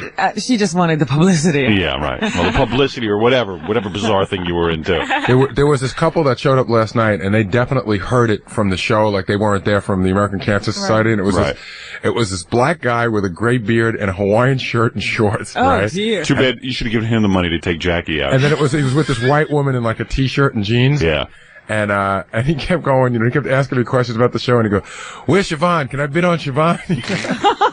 Like a Howard Stern like auction. totally out of it, not we even should understanding. have a Howard Stern auction then at the tournament. Well, we could bid do on that. Siobhan. We got to talk about the tournament. We got to come to a conclusion today. right, So let me. all right. How long is this tape? Well, it's over now. I think right now. I just want to hear where she tells you to go kiss the lady. I think this is it right here. 475 going twice. I bet you if you ran up and gave her a kiss on the cheek, you'd get it at 475. Run really quick to that woman in the white shirt and just give her a kiss right on the cheek. Boy, this and woman. say, I want you, baby. This woman's not getting it, is she? 450 is bid looking for 475. I have 450 bid looking for 475. She got a whiff of your breath and she noticed this bidding stop. That was a bad move. Right after you kissed her, she stopped bidding. That's right. She fainted. She passed out. Give me 475. 475 going once. 475 going twice. Whoa. We're looking for $475. Will she do it? Yes, will she do it? 450. Oh, okay. I can't take it. I can't take it anymore. She never gives up. Anything funny happened with Jackie's auction? I was too busy with my date to. I didn't hear Jackie's. How did yours go? Yeah, it was good. Yeah. Everybody bidding or what? Yeah. What'd she say during yours? She wanted me to give a whole spiel about myself too. She didn't want to give me an introduction. Did you do it? Yeah. Oh wait, I gotta. Yeah, we gotta hear that. Yeah, I just want to hear when Jackie's auctioned off. Yeah, I want to hear her do her spiel. That's your music? What music is that? Legs. What? Oh, legs. Right. Because Jackie's showing off her legs with her high heels and stuff, right? And you were in a short mini dress or something? Yeah. Gary said you looked like you were in a prom dress. No. It was a really nice dress. That's what we were joking about, but it was a strapless with the things on. What's the stuff you call on the bottom? It's like, I don't know. What's the stuff? The puffy, like? Yeah, it came out it's puffy. A little puffy at the bottom. So like all the guys. Dancing or strutting? Were you dancing? What were you doing? Just walking up and down? I just did my modeling, routine. How'd that look? That was. How'd that look, Gary? I tell you, I didn't see it. Really? He was too busy with his date. No, I had to make sure she wrote out the check. Bachelorette, gentlemen. Okay, gentlemen, get ready because here comes Bachelorette number 8. Bachelorette number 8. Jacqueline. Jacqueline. I don't think of you as a Jacqueline. No. Well, I could see you in that dress Maybe you could grow into. I could grow into it, though. If that's what you needed. 21 years old, brown eyes. We're also going to give her the mic and let her speak to you for a moment. Here we go. Oh, because you're on radio, too? So she's an intern, and they're giving her the mic to speak. Hey, she's Jacqueline Dior. Wait till you open your mouth, too, because you come out with that look, and all of a sudden you're like, hi. Oh, stop. Oh, I think her voice is worse than mine. Oh, it is. Oh, okay. Thank you. Clean, is that right? Here you go. Say hello to everyone. Wait, it's a little dark there. Let's get you right under this light so everyone can see how beautiful you are. Come on over here. Right under the light. How's that? Okay, you want to say hello to everyone? I would have punched the woman at this point. Right over here. Yeah, right over here. I'm the only one that got to be in the light. Yeah, right. Everyone else was in the dark. I'm Jacqueline. I have creamy white thighs and lips like soft pudding. Oh, gee. I need your thickness. I mean, that's what you should have said. That would have gotten the 5,000. Yeah. Gary would have looked. Gary would have started bidding. What are you talking about? I need your thickness. Okay, here you go. Hello, how's everybody tonight?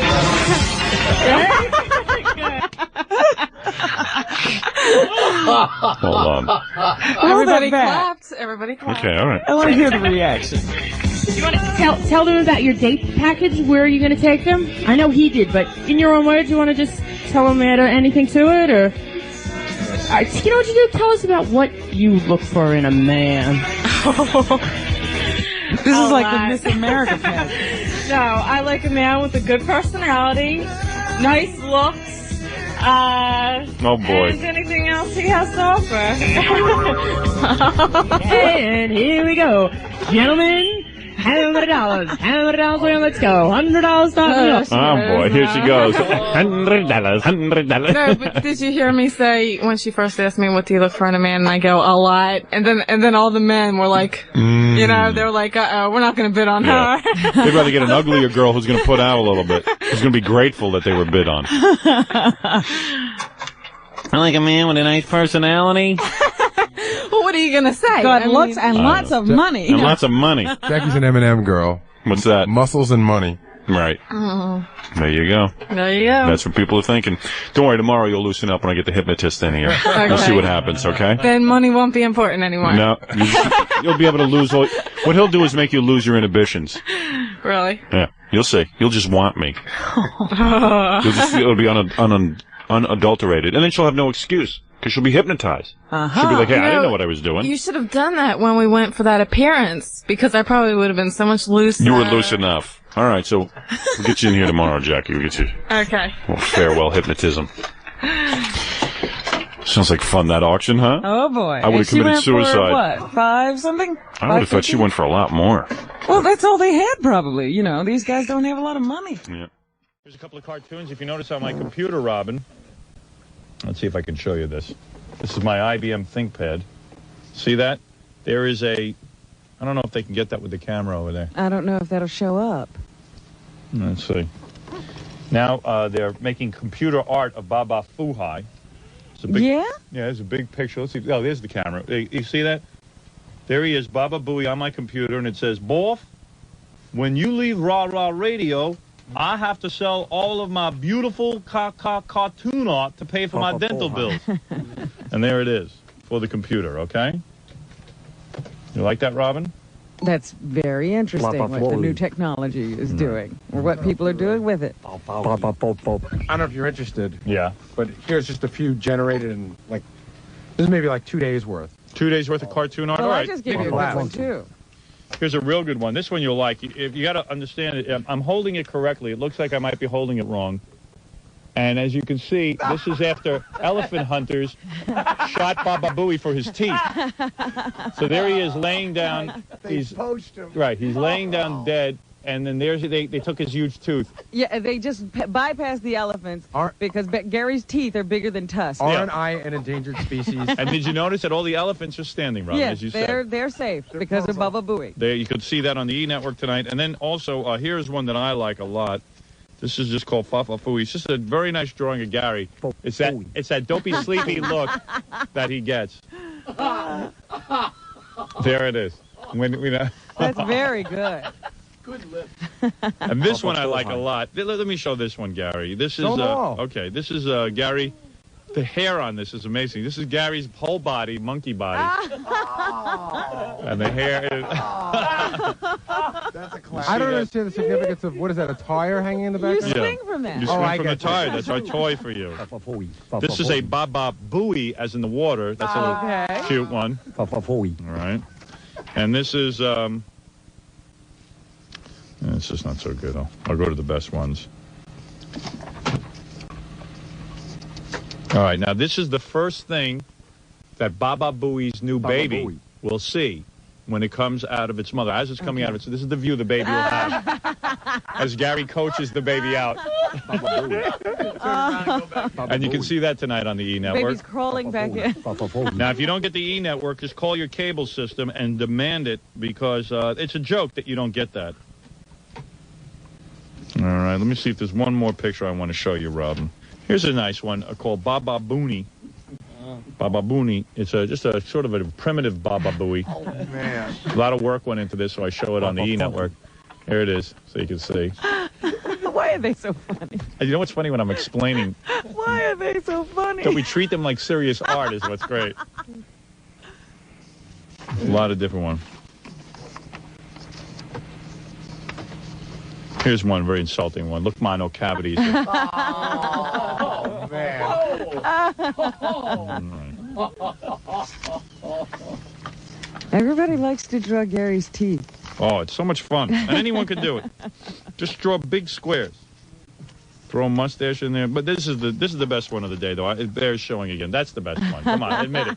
I would agree. That's classic. That's classic. Hey, Gary, a lot of pictures are coming in. That's true. Some of them are coming in as I open Howard's mail. You can see. Here's some here. Would you like to? Oh, here's one. Gary's big teeth. Let's see. They actually mark them like Gary cartoons. Here, Gary pictures. We'll open that one in a second. Let's see. Gary pictures. Let's see what this one is. From Sid White. And this one is a rare cartoon sketch of Gary's family reunion. Gary up top doing nothing as usual. See, that one's not even good because it wasn't even... It's not original. It's not original, but let's see. Here's another one from a fan of ours in New York City. We'll open this one up. And we'll see. Oh, there you go. It's hard to see. No flies on me, both. I think Gary's teeth smell better than... Let's see, what's this? This is the world according to Gary's teeth. See, if you can see, those are the big teeth in relation to the world. So it's exciting.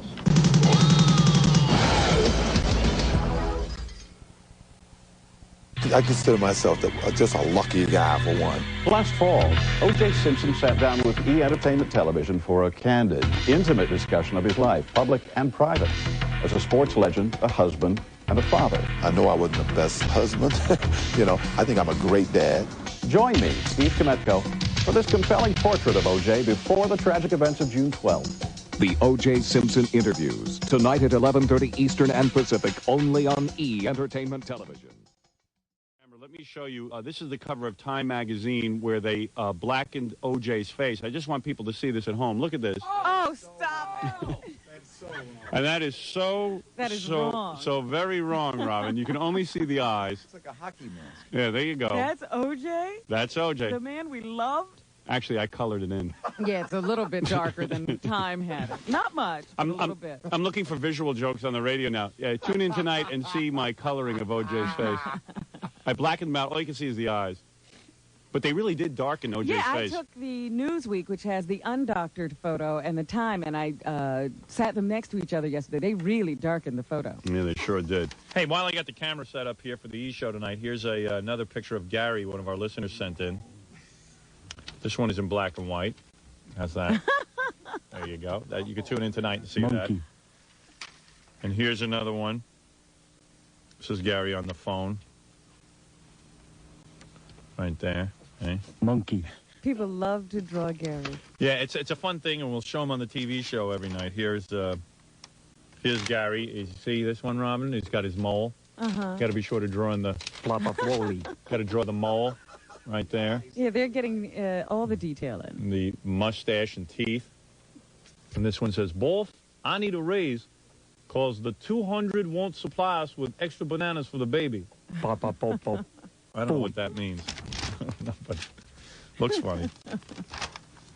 Well, in the cartoon, even where they draw him as O.J. Simpson's murder weapon, yeah, he's holding a banana. Yeah, that's a popular theme. Here's one. I like this for the use of color. It's all black and white except for the teeth, which are yellow. There you go. Flunky. He's very faxogenic, Gary. Here's one. This is just a cute little Foley. Very monkey-like. Did you see the one where they superimpose Gary's lips and teeth onto a gorilla? Yeah, well, I think I have that in this pile. Where's the one where they superimpose your teeth and lips onto a gorilla? That's hanging in your office, right? No, we can't really show that. It's on the door. What do you mean we can't show it? I'm kidding. I don't know. They take the ones that irritate me the most and put them on the door. Can someone bring that in? As long as I'm showing pictures, I want to show those tonight. You know which ones somebody was asking me what I think of them. You know which ones really get to me? Yeah. Like if something's really well drawn, yeah, I can laugh at that. Yeah. It's when somebody can't draw for anything. It's like a stick figure with two teeth, right, my head, and something stupid written on it. Those are the ones that get me the worst. That gets you bad. Well, how's this one make you feel before I show it to the camera? Well, that's just goofy. That doesn't. I don't even think that's funny or unfunny. I don't know. There's Gary on TV on our new E! Show. Oh, that's see? great. All right. There's a whole file here. Kathy, that's the beautiful Kathy Tobin, by the way, making her first appearance on the E! Show. All right. I don't know. Woman of few words. That are good. You want to see like 1,000 pictures? Sure. Oh, here's like one I think that's really stupid. All right, let me see one that bothers you. This one doesn't bother me. It's just dumb. All right. That one. I'll show you one that bothers me. Right, that bothers him. Oh, here you go. Here you go. That's cute, the Booey knife. The Booey knife. All right, this one bothers you? All right. Here's the Booey gun. Look, that bothers him. Okay. Now, here's two that I find funny. Yeah. Okay, now these two I think are very funny. All right, here's one you find funny. All right, well, yeah, because you like the way this is drawn. I don't think Kathy Newby wanted the one off the door of the gorilla. Yeah. She's getting it now. Here, wait, I'll get this one here. That's funny. This is Gary saying I'm a friggin' idiot. Did you show the one yet that said, oh, wait a second, this one I think is... Kathy, we want the one where Gary is superimposed over the ape. It's hanging in your office. Right, like here it says, Bulls, I have Jesus Christ's sister on the phone. Right. I don't like that. You don't like that. That's not too real. funny. How do you feel about this one? Not funny. All right, this is... See, I think this one's very funny. What's wrong with that one? It's very minimalist. It's amazing to me what irritates him. You know, it's funny. Anyone can do an impression of Jackie's voice. You know, hey! But anyone can draw Gary. And what you'll see how easy it is. Brought out the artist in almost everyone. This is a funny Fred fact. I hate stupid drawings. Yeah, it's a good one. Now, does that bother you, Gary? Only because it came from Fred's pen. Here's a close-up of one of Gary's teeth. See, originally, now that I see it, it's funny. Originally, I didn't think that was funny because I thought Jackie was making fun of like I have a big forehead or something. But now that I see that that's a tooth, right, and not my forehead, all right, I don't mind it.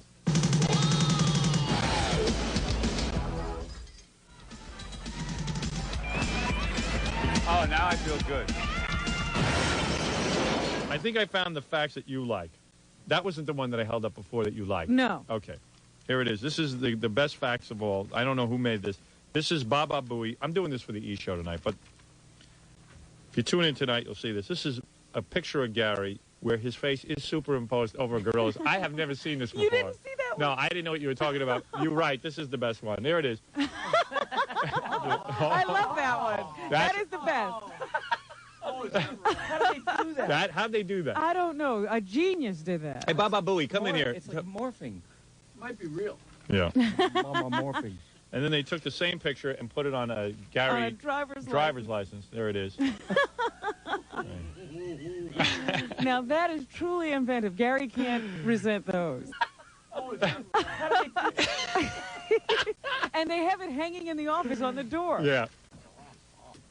This is the best. I never saw this. Yeah, it was hanging on the door. I never noticed it. And look at the one with your driver's license. Yes, I did see that. That's unbelievable. Takes no intelligence to do that. Oh. How do they do that? I can do that on my computer. You don't think this one's funny? It's mildly amusing. You can do this on your computer? Yeah, it's very I can't simple. do that. I have an IBM rig. Hey, maybe I should show that on TV too, my IBM rig. Here's what I do. Want to see me run sounds? People have never seen this on TV. But you couldn't do that right now on Gary's face. No, that I couldn't do. Here's a cartoon that Fred just drew. Says, Mary, don't watch E! tonight. His wife. Mary is your beautiful wife who is pregnant. That's correct. Mary Booey. Mary Booey. We'll see you tomorrow.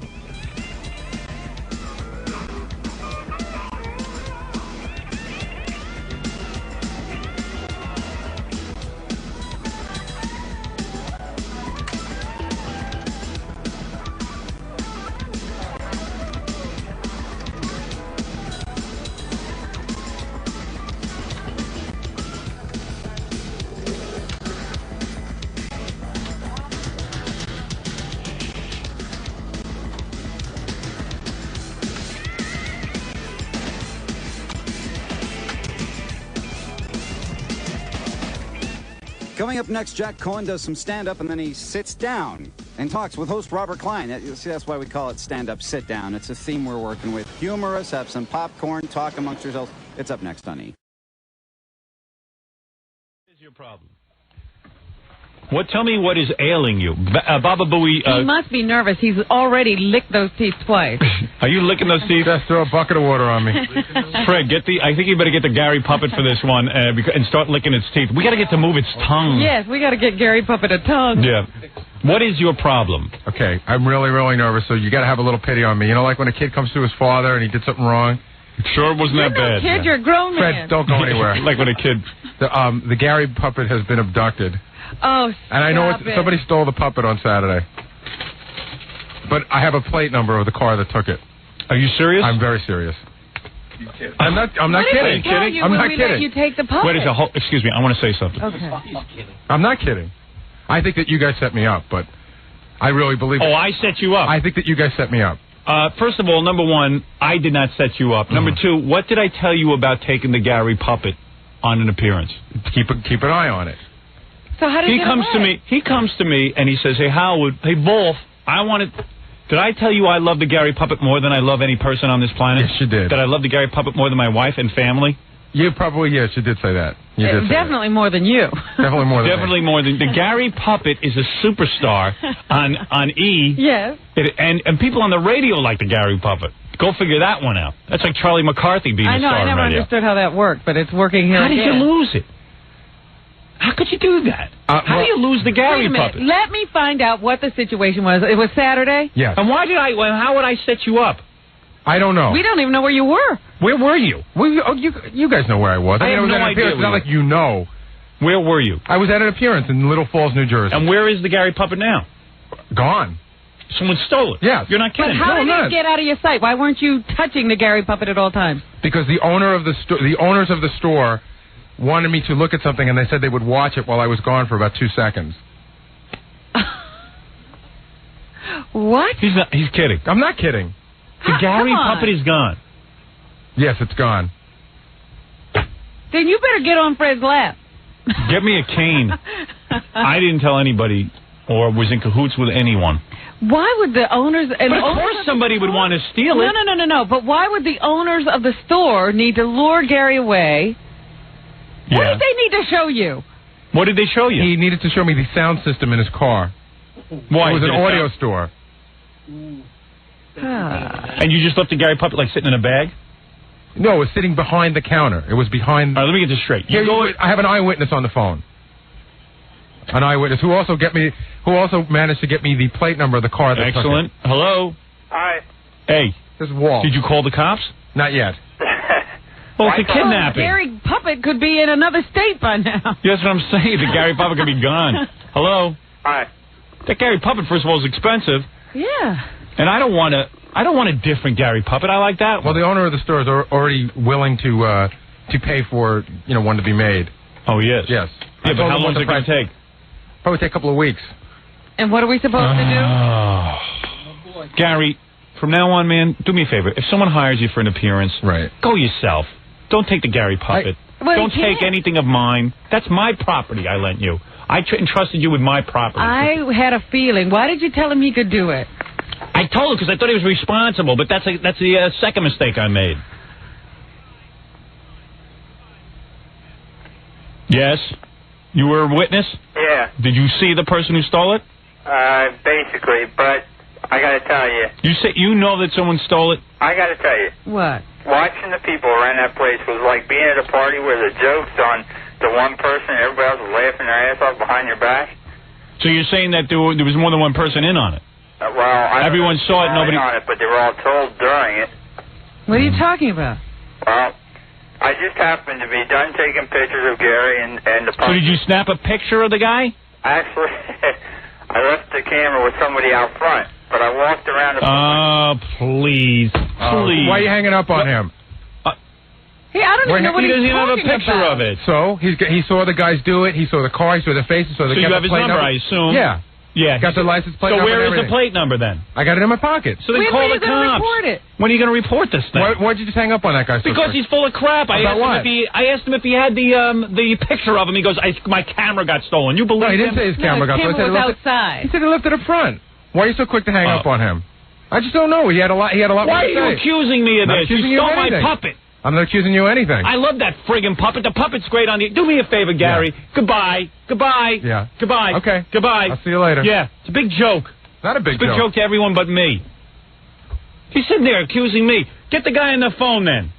Why am I hanging up on the guy? And he gives me a big smirk. I don't know what anybody's talking about. A big toothy smirk. I can't figure out what happened. Because he thinks that I'm in on it. Oh. What's going on, John? We want to talk to a guy who was at the appearance when... Yeah. Hello? Hello? Howard. Yeah. And it was horrible. Did you see the guy who took it? Well, I had just got there right when it happened. I walked in, and there was a big crowd for Gary, about 7 people. And I went in the back, and I saw Gary in the back, and I've never seen a whiter face in my life. It looked like a mime almost. Like a mime with a mouthful of green chiclets. But anyway, let me tell you, the sweat was dripping off him. He looked like I've never seen anybody look that sick. Hey, if somebody has the Gary puppet, would you call in and give it back? I would appreciate it. No questions asked. You could just see the dread. He didn't want Monday to come at all. If anybody is listening to this program and has possession of the Gary puppet... Yeah, it's all right to yank Gary around, but that's our puppet. Yeah, we want our puppet back. If you could just call in and give us the puppet back, we'd appreciate it. We don't ask you for much. Because Toothy over there is giving me weird looks. Why'd you hang up on that guy? Why'd you hang up on that guy? Because I'm not going to sit and listen to some guy who tells me his camera is up front. He didn't see anything. He wants to be on the air? He wants to be on the air. But Toothy is too stupid to see that. Did you see the guy who took it? I told you, I got there right when it happened, so I didn't see anybody who was there. But Gary's reaction was just amazing. He was on the side of the building holding his hands, and he just was walking all around. You just felt bad for him for a second until I got in my car and started cracking up. I know, it does seem kind of dumb. It's all over a puppet, but the puppet's really expensive, and the puppet's really very famous. It sounds like he was watching O.J. in the van. Yeah, I know. He was looking up in the air. I guess he was looking for a beam so he could throw a rope. I don't mind. You know what? I'm not mad at Gary for the puppet being taken. Although I am. I'm mad on one level. But, I mean, what? He's coming in here and giving me like a big stupid grin. Like I'm supposed to be happy about this.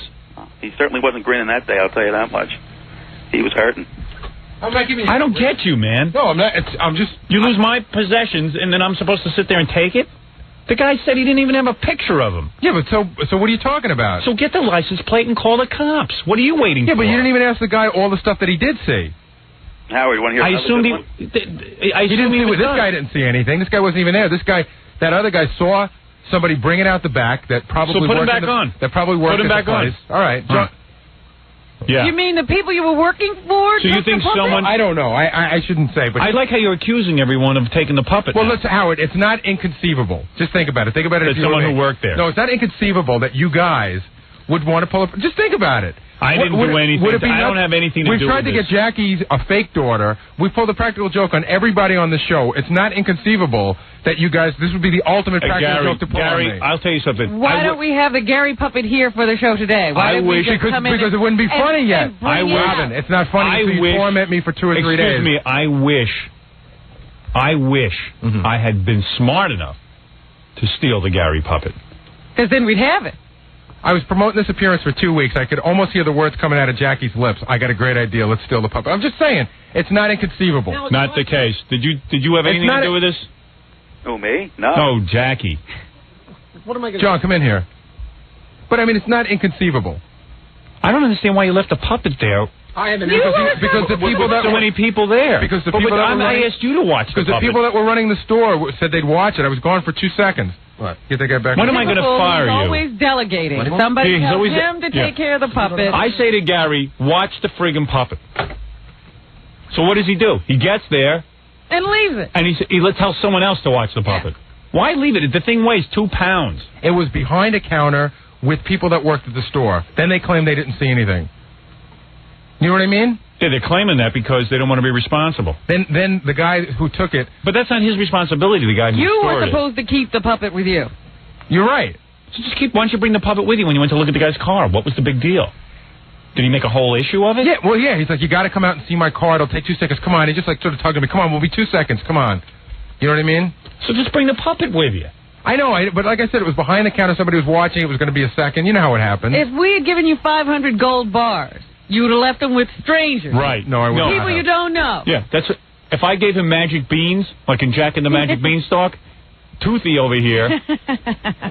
Listen, man, the thing the puppet's replaceable, even though now we got to wait 3 or 4 weeks for a puppet to be made. Is that how long it takes? Probably, yeah. The puppet's replaceable. What my trust has been betrayed here. I've said to you, hold on. If you're going to take a puppet, hold on to it. No, I admit that gosh, I mean, I don't know what to say. I mean, I admit that what I did was stupid and wrong. It is stupid. And I'd like to apologize to Jackie's wife, Nancy. Yeah. I hope your wife never leaves you with a baby. Yeah. I'll just put it behind the counter here. Here, would you watch this for me? Howard, the place had no surveillance cameras either. Actually, that's not true. Actually, they did have them, but they weren't on. They weren't on. The guy said they weren't on. Sort of seems odd. Why wouldn't they be on? Because they don't put them on during the day. During an appearance is the best time to put it on. People lift stuff all the time. Was the guy's stereo cool? I mean, what was that's what I want to know. Was it a great stereo? Yeah, it was a Sony mini disc player with a 10 CD changer instead of a Porsche. Oh boy. So it was worth it. Yeah, it was worth my puppet looking being at it really makes a big difference. What is this stuttering, John? This guy claims he has the puppet. Hey, I got to hang up on you, dude. All right, bud. Hello? Do you have the puppet? I've got the puppet, and I'm holding it hostage. I want $1,000, and if I don't, I'm going to start sending you little body parts of this puppet, piece by piece. You don't have the puppet. I've got the puppet. Tell you what, if you have the puppet... Yeah? Make it talk. Let me talk to the puppet. The puppet is bound and gagged in a chair. I'm not going to talk to the puppet. I'll tell you what I'll do. I'll send you a picture of the puppet with today's Asbury Park Press and the Philadelphia Inquirer with the same date on it. All right, then that's hold on. Wait a second. Wait a second. He doesn't have the puppet. I got the puppet. A guy came out of the store with Jersey plates, and I was there from Philadelphia. He said, look what I got, the Gary puppet. He flipped it to me, and I jumped into my car. So Gary's got a license plate. Hold on a second. You were just sitting in the back of the parking lot, and somebody threw you the puppet. You had no plan or anything. No plan whatsoever. Somebody just threw you the puppet, and you took off with it. He just said, hey. You need a plan to baffle you, Gary? He said, look what I have. All right, hold on a second. What was the Gary puppet wearing? Do you know what the Gary puppet was wearing? All right, what was the Gary puppet wearing? What is it wearing? What is the Gary puppet wearing? It changes outfits a lot. Yeah. Changes outfits a lot. What is the Gary puppet wearing right now? A pair of pants and a shirt on. What's on the shirt? What does the shirt say? What's the shirt say? What the hell the shirt says? The Howard Stern show. You don't have the puppet. I'm telling you. Then what? Are you going to take the chance of me having a puppet? Because I'm going to start sanding off an appendage of this puppet. Wait, that's not necessary. Send us the picture. Don't harm him. I tell you, he's bound and gagged right now. Why don't you just look at the T-shirt and tell us what it is, and then I'll offer you a reward. That's it. I've got the puppet. Exactly. I want $1,000, and I'll meet you down at Rockefeller Center Plaza for the $1,000. Why don't you fax a picture right now, the Gary puppet? What's your fax number? What's the fax number? 759-K-fax. How am I going to take a picture of the puppet right now? How are you going to take the picture you were going to send us with the Asbury Park Press? Yeah. That's because I have to have the picture to He doesn't have. You don't have it. Have another guy on the phone who kind of sounds like he has it because he knows what Gary was. Hello. Do you have the Gary puppet? Sure. Don't listen to that clown. I got the puppet, Howard. Now, how'd you get it? Yeah. How'd I get it? Yeah. You went outside. You left the puppet like a fool. You left it right there. And how'd you get it? I grabbed it and ran out the back door. Like a fool. Okay, now that's what he is a fool. What does the back door look like? The back door. It even had like a security thing across the back to set an alarm off. I went right out the back. It didn't even go off. Uh-huh. I ran out. Is that right? That's true. What's the T-shirt? What does the T-shirt say? Ta-ta Tusi. It says hi, boss. Is that what it was right? there? Yeah. Oh, you got it? You really have the Baba Booey puppet? Absolutely. Listen. Now, why did you take Hold it a second. What? I love that puppet more than anything. What's it worth What to do you, you Howard? want? What do you want? Video half price? No. Why would you take the Gary puppet? You know it has family and people who... Hey, don't you love it on the show? I mean, you can't do anything with it. Let me speak to the Gary puppet. I mean, people love that puppet. If he's there with you, let me speak to him. All right. Hey, Gary, why'd you leave me like that? That's him. Gary puppet, are you all right? Wait a second. I have to... Hold on. You know what? I'll be back in a second. Somebody left a ransom note. Hold on. I got to get that for you so I can show it to you. No, there's no ransom note. I didn't leave a ransom note. I did not leave a ransom note, Howard. What is he saying? A ransom note was left at the place? I don't know what Gary's saying at all. He just ran out of the room and said there's a ransom note. Because why wouldn't he bring that to us at the beginning? He went to throw up. Wait a second. So that idiot leaves the puppet laying in the back there, and you just took it and nobody even said anything. Howard, the guy said to him, I was scoping the place. I heard the guy say to him, hey, why don't you go outside and give out some prizes to the people? He goes, oh, okay, no problem. And just gets up and walks away from the puppet. And you're not a professional thief or anything. No, not by, no, not at all. It was too easy. It was too easy. He wasn't even planning on stealing it. It was just... No, it was there because he says Gary was asked to go outside and hand out stuff. Yeah, exactly. You weren't asked to go out to the guy's car. He says... Well, yeah, I was asked to go and hand out stuff and go out to the guy's car. So this guy really has it. He knows everything. Yeah. Oh, yeah. If you really have it, send me a shoe. All right. Or send me his hand. Send me his pinky. Don't send him. I can tell you what his pinky is made out of and everything. I can tell you everything about him. Don't hurt him. Well, what's he worth to you? Ah, come on. You're not going to make us pay, are you? You just did that to Goofy Gary. And I do have your license plate number. No, that wasn't my car. How do you know? What? How do you know? I don't know. It wasn't my car? He wasn't driving his car. Because I know who was driving. I wasn't driving my car. You give us the Gary puppet, and... We won't turn in your friend. Yeah. Nah, you could turn him in. That's all right. But he'll turn you in. And, you know, the Gary puppet is worth $600, so that is a felony. Oh, that's all right. I'm not worried about that. Well, Gary will pay you for the puppet. Oh, yeah? I will. Well, what do you want? I'll pay you the $600 it's worth. Oh, come on. It's worth more than the value. It's worth more than that. What it cost to make. What about a Gary celebrity? People love that puppet. You can't. I've been showing my friends. They're loving the puppet. They're ready to buy it off me. Oh, man. See, this guy keeps showing it around. Yeah, everybody's touching it. No, I didn't try. You know what? I can't believe the position I'm in that I now... One of my Gary puppet is being held for ransom. Yeah. What did you make at that appearance? What did they pay you there? Well, I'm not going to say on the air, but I'll be willing to turn that. We can talk about it off the air. I will be willing to turn that. Did you make more than $2,000? No. Did you make $1,500? Somewhere around that area. Somewhere between $1,500 and $200,000. Is that good for you, sir? Would you take that for the Gary puppet? It's got to be worse. About at least $2,000. About $2,000 at least. All right, Gary will give you $2,000. I actually have people who are willing to pay me since it's now that they actually know that's the actual Gary puppet because they were a little skeptical. They're actually willing to pay me that much money. All I do want to say, Howard, is even though it'll take 2 or 3 weeks, you know, there were a couple of modifications you wanted to make on that puppet for $2,000. I can have a better one made. And how do you feel? I don't know how I feel about the original Gary puppet being out there. I feel terrible about it being out there. That is my puppet. And he'll be doing shows. And not only that, who knows what he'll be doing to the puppet? Or what do you mean? We could be committing acts of sodomy or something on the puppet. Or having other people. Oh, I mean, the puppet could be used in satanic ritual. Yeah. I don't know. I think of that puppet. Fred works that damn... What could end up what? On the Judith Regan show. Yeah, right. Profile. Seriously, the way Fred works that puppet, I feel like he's a son. Say it. Just give it back. Imagine what people I might can't give do it back. Can't give it. I went through a lot of trouble to get that puppet. Where do you live now? I mean, what state are you in? I'm in New Jersey. Come on, drive it in here. Be a hero. I'm only 15 minutes from you. You can have the Gary puppet here. I can have it there in 15 minutes for the right price. All right, we'll come up with the money. You come in with the puppet. I knew I should have put LoJack in the puppet. Gary, make jokes. Gary, you made it so easy. What was... I couldn't understand it. I was sitting there thinking, how could I was actually thinking, maybe I should take this puppet. You know what it is? Because when you're stupid, you trust everyone. Yeah. It's like Forrest Gump. You want the puppet? Maybe Tom will offer him something. From the station. Forget Tom. Well, Tom doesn't have to. This is my responsibility. This is Gary's responsibility. Tom, I don't think Tom has to offer. Tom doesn't have to offer anything. Tom's very cheap. I know. Just tell us the bottom line. No love for the puppet. I can hear Tom running down the hall now. Tell us what you want. Oh, here he is. Tom, you believe this? Tom's not very cheap, but he's not going to negotiate with a ransomer. He'd rather have Gary Puppet. If Gary Puppet's like a child to me. You get the if you had a child that was kidnapped, wouldn't you negotiate? But we have a lead. I don't know why we haven't called this into the police. I don't know why we haven't. Yeah, we should be tracing this call. You committed a felony, sir. Just drive down here and all be forgotten. Exactly. No questions asked. Just turn in the Gary Puppet. Nah, I'd rather keep the puppet. Okay, no problem. Because we'll call a local precinct and we'll report the there you go. And get this thing in gear right now. The car was stolen. It doesn't matter. Oh. No problem. Yeah, you stole a car to lift a puppet? You weren't even lifting a puppet. What are you, Dillinger? All I know is, ladies and gentlemen, you are now witnessing why my producer is the stupidest producer in the country. I said to him, do not take that Gary Puppet anywhere. And he says, "Bull, what are you worried about? I'll take the puppet. I'll take care of it. I will not let it out of my sight." And you let my Gary puppet out of sight. I know. And this puppet has spent. Where is it? Is it buried? The puppet? What did you do with it all weekend? Did it breathe? I slept with it all weekend. Oh, that's disgusting.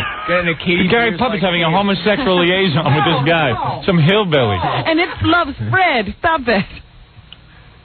I don't like it leaving my office. I don't even like it leaving my office. Well, you know, as this is it. You are never going to be trusted again. I see a movie here, Silence of the Gary Puppet. It's true, but it's not funny. He's in a pit. Sir, I want the Gary Puppet. Bring it down. I'll pay. What do you? No, you don't have to pay. Just tell me how much it is. I want Gary to give me a bottom line. No, I'll pay. Well, how much is it? For it. How much is it? I want my puppet back. 2,000 will do it. All right, get it down here. All right. What did I tell you last week? How soon will you be here? Well, I could be. I'm about 15 minutes. Well, I just got. Let me ask you something. I'm in bed. I just got out of bed. You want to make a drop-off point or something? Yeah. Where do you make a drop-off point? Should we send Gary? How am I going to get the money?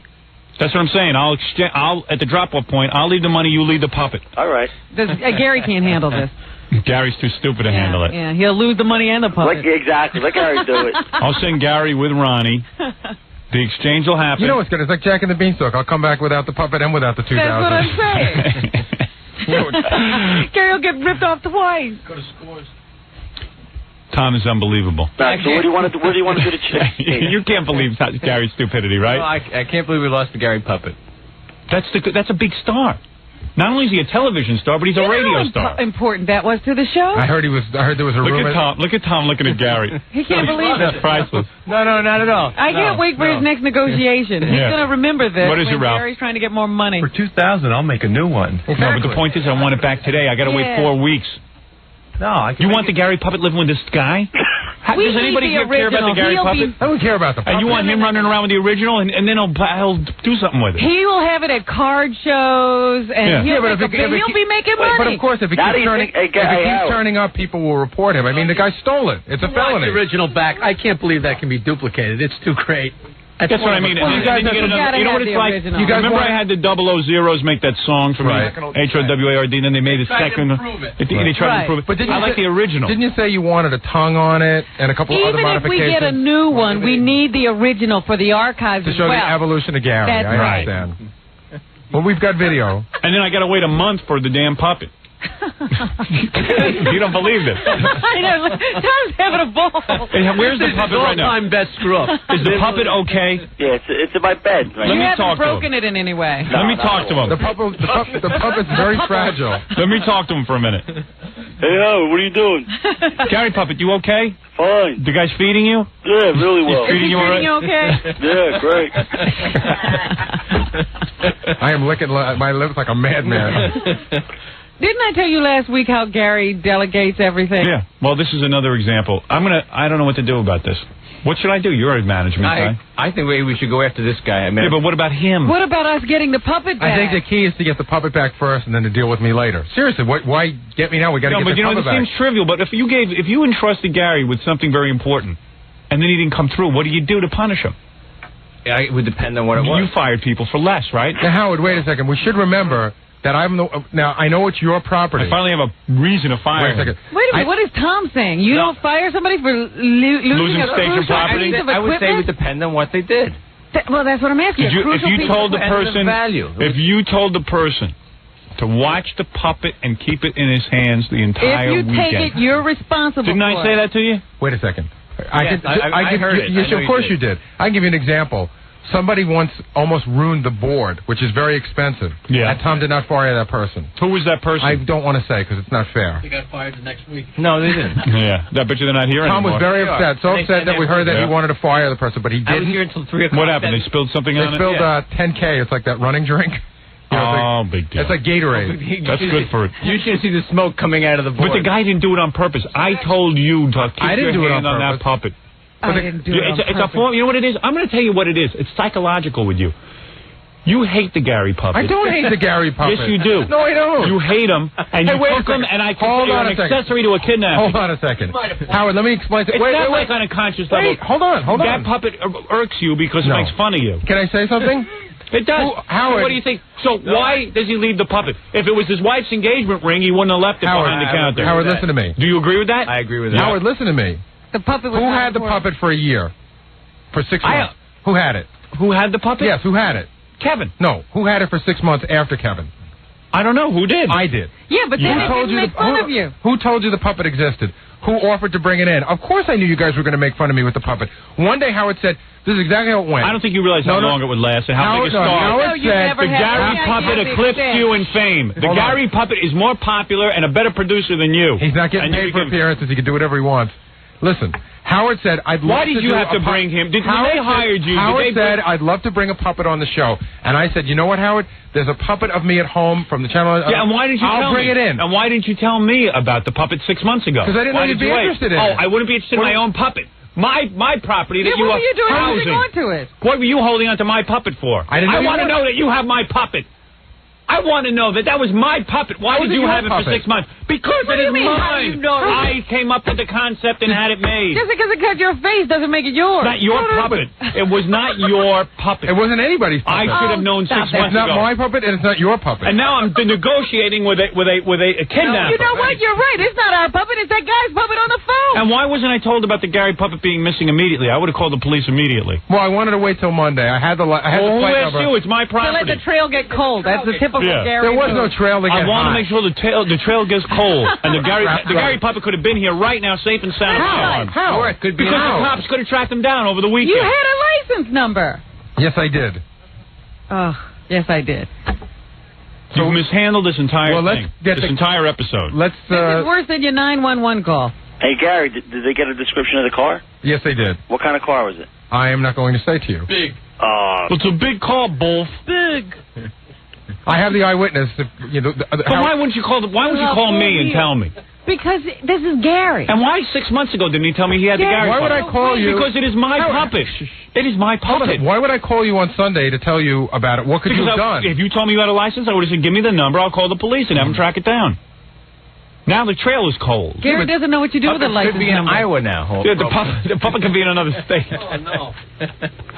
What would you do with a license number, Bull? Well, how could you get the puppet back over the weekend? The cops don't work on the weekend. It's as bad as I thought it would be. The cops go to the beach. This is as bad as I thought it would be. Oh, the cops open on Sunday, Bull?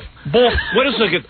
I should call the cops now? Well, why don't we get this back? It's a weekend. Why don't we finish this negotiation and let's get it back? Look at the position you put me in. Why don't Number one, you betrayed my trust. Howard, why don't we get the puppet back now? And then we'll yell about it later. You hate the Gary puppet. I don't hate the Gary puppet. I love the Gary puppet. You lost it and you didn't even call anybody. I see made-for-TV movies. I say you intentionally took the Gary puppet to your appearance hoping someone would steal it. Why else would you leave it? Not true. And you know that I'm too nice a guy to fire you. In fact, I was thinking to myself in the middle of the appearance that this is the last time I'm ever going to bring the puppet out because it's too fragile to make appearances. Oh, boy. You know, I wouldn't mind if Gary had a special puppet made for appearances and out of his own money. But don't take my puppet that has become a bigger star than you, and certainly a bigger star than Fred himself, and finally gave Fred something to do on the show. Maybe as big a star. Now Fred has nothing to do. I wouldn't say bigger. Maybe as big. Now Fred has to sit around worthless. Fred is useless again. Fred, are you all right over there? I know you work in Gary Puppet. You're pretty close to it. His hand is lovely. Pretend he's here. I can't even make jokes about it. Are you serious? He's hurt. I was surprised. He's been quiet. I didn't even want the E-guys taking that thing because they were doing some stuff with it. And I told them to be careful. Hey, he's got a slight crack on him. Oh, man. What did you do? You didn't crack him, did you? It was already there. A little crack by the neck. There was no crack. No, it was a little hairline. I didn't do it. It was already there. Were you beating the puppet? Let's just get the puppet back already. Howard, I was thinking, you got a large following. I could probably get a lot more for it than that, than 2,000. Okay. I could probably get about 5,000 for it. Now that I think I'm not giving you 5,000. I think I'm going to have to keep it then. I think I could get at least 5,000. I had people offer me at least 2,000. That's why I said that. Why is it we'll just call the cops now? All right. Yeah. Now that it's 3 days later. When did you Now you're going to have to run with the Gary car's going puppet. somewhere? I don't know. You think He'll run away now. So let him run away. We'll call the cops. Yeah, the cops. We'll put it on an APB. That's going to be great when you call the cops. Cops don't have anything better to do than go chase a puppet. What are you going to say? I lost my puppet. Well, luckily we have police. Wait a second. We've been very nice to the police over the years, and they're fans of the show, and they understand the gravity of the situation. Gary, you don't understand gravity. I don't need to. How are you going to explain it to the cops? I know the apple hit me in the head when I sat under the tree. When I pick up my foot, it touches the ground again. Tom, here's what I'm saying. Okay. I'm asking you as my manager, my general manager. When an employee takes something and maliciously loses it because I have given him malicious is in dispute. He held on to the puppet for 6 months, in dispute. never told me about it. Well, see, I would say if there was intent, then that would, but I don't think there was intent here. Gary doesn't intend to do anything. No, I don't think Gary intended to lose the puppet. How could could you not call the cops? How could you not call and tell me that my puppet's You should have called gone? Howard immediately. I wanted to wait. I was afraid to call Howard. Did you call anyone? Did I call anyone? No. No. You didn't call the puppet police? No, I didn't call the puppet police. Oh, Tom, they're funny. Puppet police. If anything happens to that Gary puppet, I want it back, sir. Well, you willing to pay the $5,000? Come on, be reasonable. No. That's not reasonable. That's the now you're being the original puppet. Come on, you're a fan of the show. That's like the original Charlie McCarthy doll. What's he going to do with it? He's going to sell it to somebody People else? love that puppet. You should see the reaction I get. They didn't believe me actually it was the real puppet. Now they're going to believe me, which gives it a lot more, makes it look legit now. How about $2,000 and 10 autographed private parts? Yeah. No, I already got the book. No, but they're autographed. They're worth like $500,000. And I'll throw in the new paperback. Yeah? With 64 new pages. Autographed. I don't know. I got to think about it. That's worth way more than a puppet. Maybe I'll have to call you back. I don't know. He's shaking me down. This is like Jackie in a negotiation. We're going to get the police in here. You want plugs? You want plugs? I'll give you a plug every day on the show for appearances. You know what those are worth? Thousands of dollars each plug. I have to see every plug. And Robin will sleep with you. Please. I'll do it for free then. Robin, bail me out. Please, it'll I be didn't good. lose any It'll be good for you. It'll be good for him. Gary, do me a favor. What's You'll that? take this guy off the air and you'll try and arrange a drop-off point and negotiate a price. Pay what's reasonable. And get the puppet back today. You got a number? What's that? Do you have a number? What did you write down? Nothing. I just wrote something down to remind me to do something. Yeah, to negotiate for the puppet. Does everyone believe that this guy actually has the puppet? He sounds like it. He knew where, about the door. He knew what the puppet was wearing. What's it got by its neck? What's that? What's it got by its neck? Right in front of the neck. What's it got? I don't know what I don't know. I'm against paying this guy anything personally. I'll tell you everything about it. I even shook Gary's hand before I took it. That was nice. Wash. Guy's a crook. He is. I say we don't pay. We kiss the Gary puppet goodbye. Hold on, okay? Yep. All right, I got to take a commercial break. I got to think this through. All right. Hold on. You should put him on. Yeah. Hold on. All right. I'm going to take a break. I want to talk to everyone about this. All right. We'll be back right after these words. We're in the middle of in case you're just tuning in, we're in the middle of a slight problem, and I really do want to resolve this one way or the other. I talked it over. We are not going to pay any ransom for the Gary puppet. No. You're not? Well, I don't know. The guy hung up, first of all. We can't get him back. That's number one. And there's a cop down here who says he's going to help us catch the thief. Yeah, I saw a police officer outside. We're going to try to trace the plate, which... Good. You gave it to him and everything? I'm going to give it to him right now. He just glanced at it briefly. Yeah, well, don't say it over the air in case it's not. And the witness guy is on the phone. What witness? The guy that saw everything. Oh. Well, why don't we get the cop in here, too? Okay. While the witness... We've only got a witness and a cop. Yeah, you can take a report.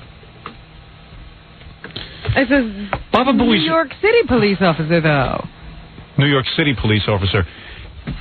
Hey, officer, if you're a New York City officer, that means the crime was committed in crime Jersey. was committed in Jersey. Do we have to contact the Jersey police? It's got to be reported in Jersey, right? It's got to be reported in Jersey. That's what I thought. Yeah. You believe how stupid he is?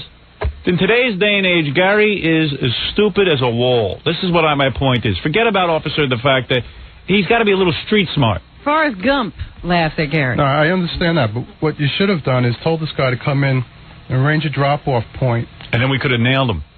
Well, we could have persuaded him to give it back to Gary. He'll call back. Jay, we'll make our own puppet. All right. Well, Unfortunately, a bit of history for the show has been lost. But All right. A little bit of show history is lost, that's all. Well, we don't know. All right, Gary, you'll talk to the officer after the show. Okay. All right. Thank you, officer. all right. Gary, you idiot. The officer probably wants to say you're an idiot, but that's he can't he's say too it. nice. He's too nice a guy. I know it's not much, but do you think seeing a couple of women nude would help a little bit? I want you to repeat after me. That would help. Okay. Maybe you'll learn your lesson. I am more irresponsible than myself. I pulled a bigger boner than any porno star. I will never, ever, ever again take Wolfie's stuff and give it away again. I will never, ever, ever again take Wolfie's stuff and give it away again. I didn't give it away. But I will stop taking overdoses. I will stop taking overdoses. Of stupid pills and dumb capsules. I hope you learn. Of stupid pills and dumb capsules.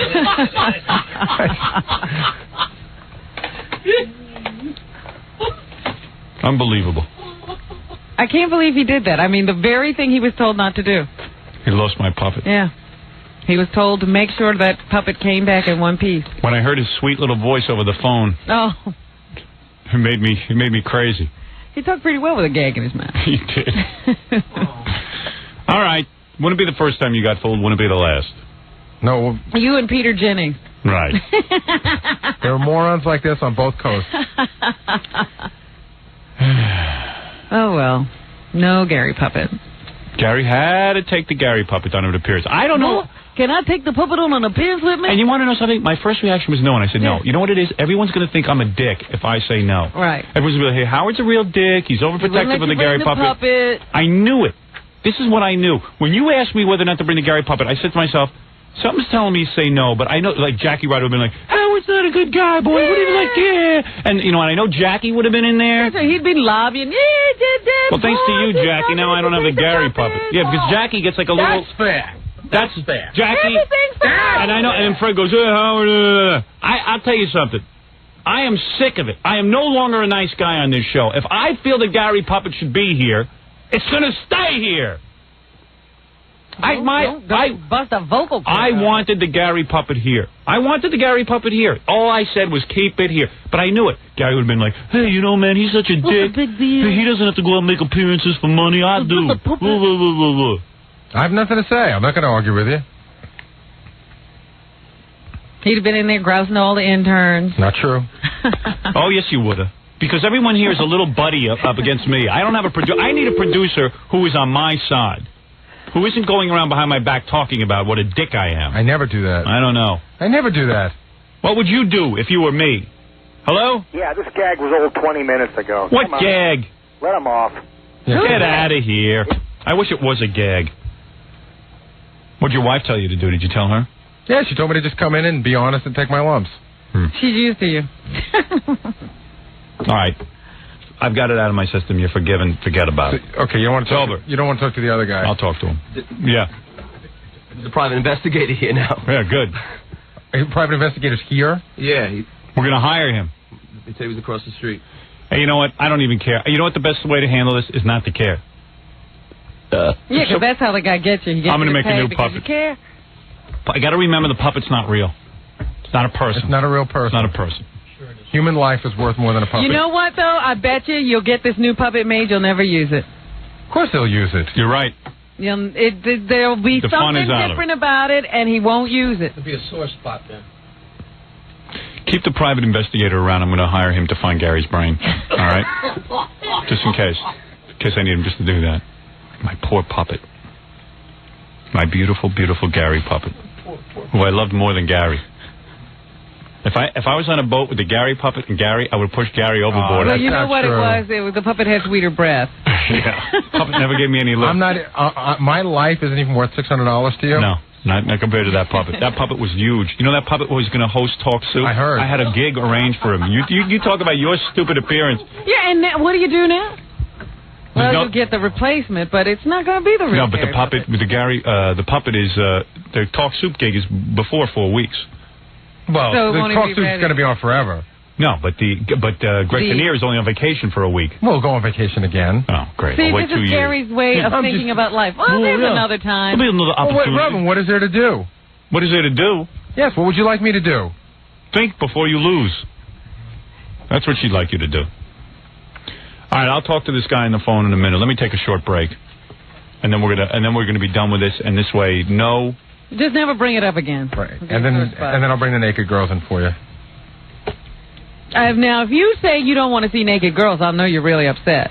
You know you want. I want to see the naked girl. I'm not that upset. I wish I had a real producer so he could advise me what to do. Well, you wouldn't have a problem what do you need to know? If you had a real producer. What to do in this situation. Well, as your producer, I think that you should... But you're not a real producer. I need a real producer. You're a problem. Is what you're my problem. You're a nuisance. I'm going to hire Rip Torn to be the producer of this show. Amazing. Artie. Oh, that one. All right, let's take a break. When we come back, I will put this to rest. We'll have naked women in here. It's going to be a lot of excitement. And we'll talk to this witness, and we'll see what we can get out of him. All right, let's finalize this discussion. Where were you appearing? You want the name? Yeah. A place called Film and Music in Little Falls, New Jersey. And they do car stereos? Everything. They sell home systems, car stereos, laserdiscs, the whole deal. And we have the witness on the phone. Yeah, we also have the manager of the place on the phone. Yeah, the manager of the place, if you want to... I'll put both guys on. The manager of the place is good because he could just tell you how upset I was and how I cursed at everyone in the store. Hello? Hello? Howard? Is this the witness or the manager? This is the owner. Oh, the owner? Yeah. This is Nick? This is me. So you saw everything that happened? Well, you were the guy who brought Gary out to the car when the Gary puppet was stolen? That's correct. Why did you need him to see your car so bad? Well, we brought him outside so he could demonstrate the mini disc, which is why I was there. And why did you suggest that he leave the puppet there, or he just did it on his own?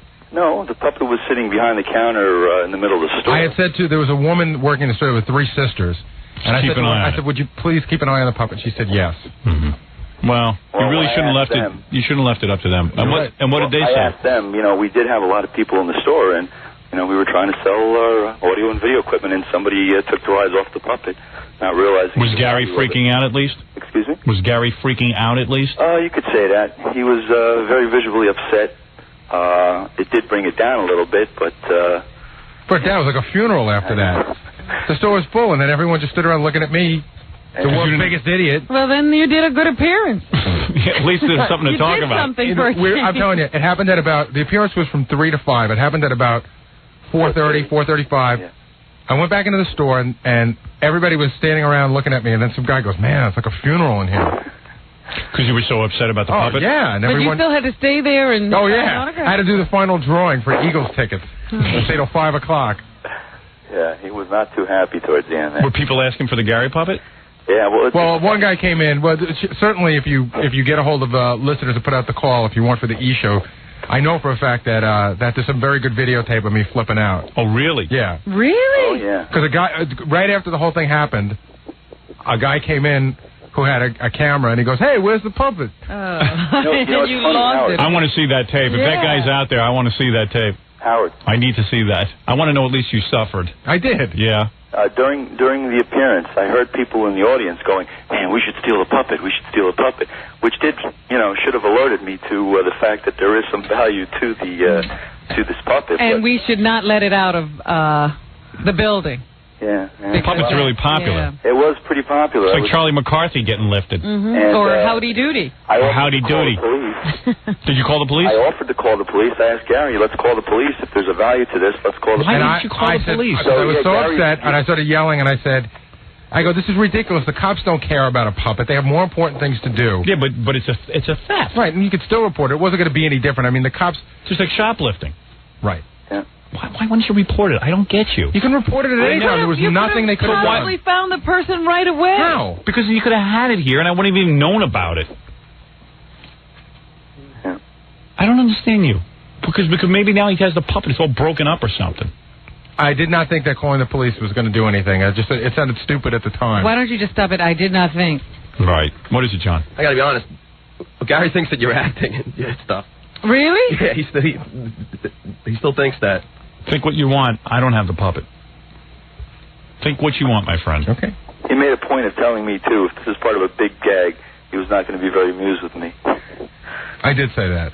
Well, are you willing to swear that you are not part of any gag? Well, you know what, Howard, here's the weird part. Now, here's a guy that's got this big audio store, right? Right. In his stock room are, video VCRs and laserdisc players stocked to the ceiling. Yeah. The back door of his place is open, and anybody could walk in and out. A guy with all that electronic equipment doesn't think to keep that door locked. Oh, so you're blaming him for the Gary? No, I'm just saying. I don't know how he runs his store. He did mention that at the store, Howard. He was asking me to visually give him an inspection of the place and how this could possibly have been done. So he's accusing you of doing it? No, I'm not accusing him at all. He wasn't accusing me, but he was probably trying to make me feel a little. No, I was just trying to figure out if this were a practical joke. How, in other words, how does a guy leave his back door open with all electronic equipment and a store full of people, a busy day? How does that happen? None of that was stolen. Exactly. Except for the Gary puppet. Stolen. Yeah, I'm surprised because, there are things of more value than $600, and I was pretty shocked myself that somebody would really want to take that puppet. All right, well, thanks for calling. All right. Was Gary crying? He was, very, very upset. I was not crying, I was yelling. I said the F word a lot. He was down. He was really down. Well, at least he was upset, because he sure doesn't seem upset to me now. Thank you. Well, you can see the tape of it. Thank you. Okay. Why didn't you get that tape? He didn't even think to do that. Hey, why don't you get the videotape? Because I was distraught. Shut up. Please. Why didn't you get the videotape? You have the tape, sir? He doesn't have the tape. You have the tape? Well, there was people from Sony there that videotaped also. So. Can I have that tape by this afternoon? We could probably get it to you, yes. Thank you. What's the name of your store? Film and Music. I'm on Route 46, and other than this event, there is good security in the store, so. All right, thanks. Okay. Bye-bye. Bye-bye. Well, I'm going to put this to rest now. The Gary puppet is officially gone. So you don't want to talk to the witness anymore? Hold on a second. Someone's here. Knock, knock. Hey, look, it's the Gary puppet. Give us $2,000, Gary. Hold on. Yeah, I saw you writing that down. 718. I said it's a joke. 718. I know you set me up. No, you didn't know anything. The Gary puppet, is there something you want to say? Yeah, take the $1,500 and buy yourself a friggin' brain. There he is, Gary puppet. You think I'd be stupid enough to let that puppet out of my sight with you? Yeah. We knew you'd lose it. Can you just give me a rough estimate of the scope of how far this goes? We were plotting the stealing of the Gary puppet for 3 weeks. Right. But could you tell Was it over 3 weeks? 3 weeks, I would say. About 3 weeks. About 3 weeks. I mean, we plotted it, but we thought it was going to be that weekend, the appearance. We didn't realize it was so far away. Okay, let me put a few This is what happened. Gary came in about 3 weeks ago and asked me if he could bring the Gary puppet.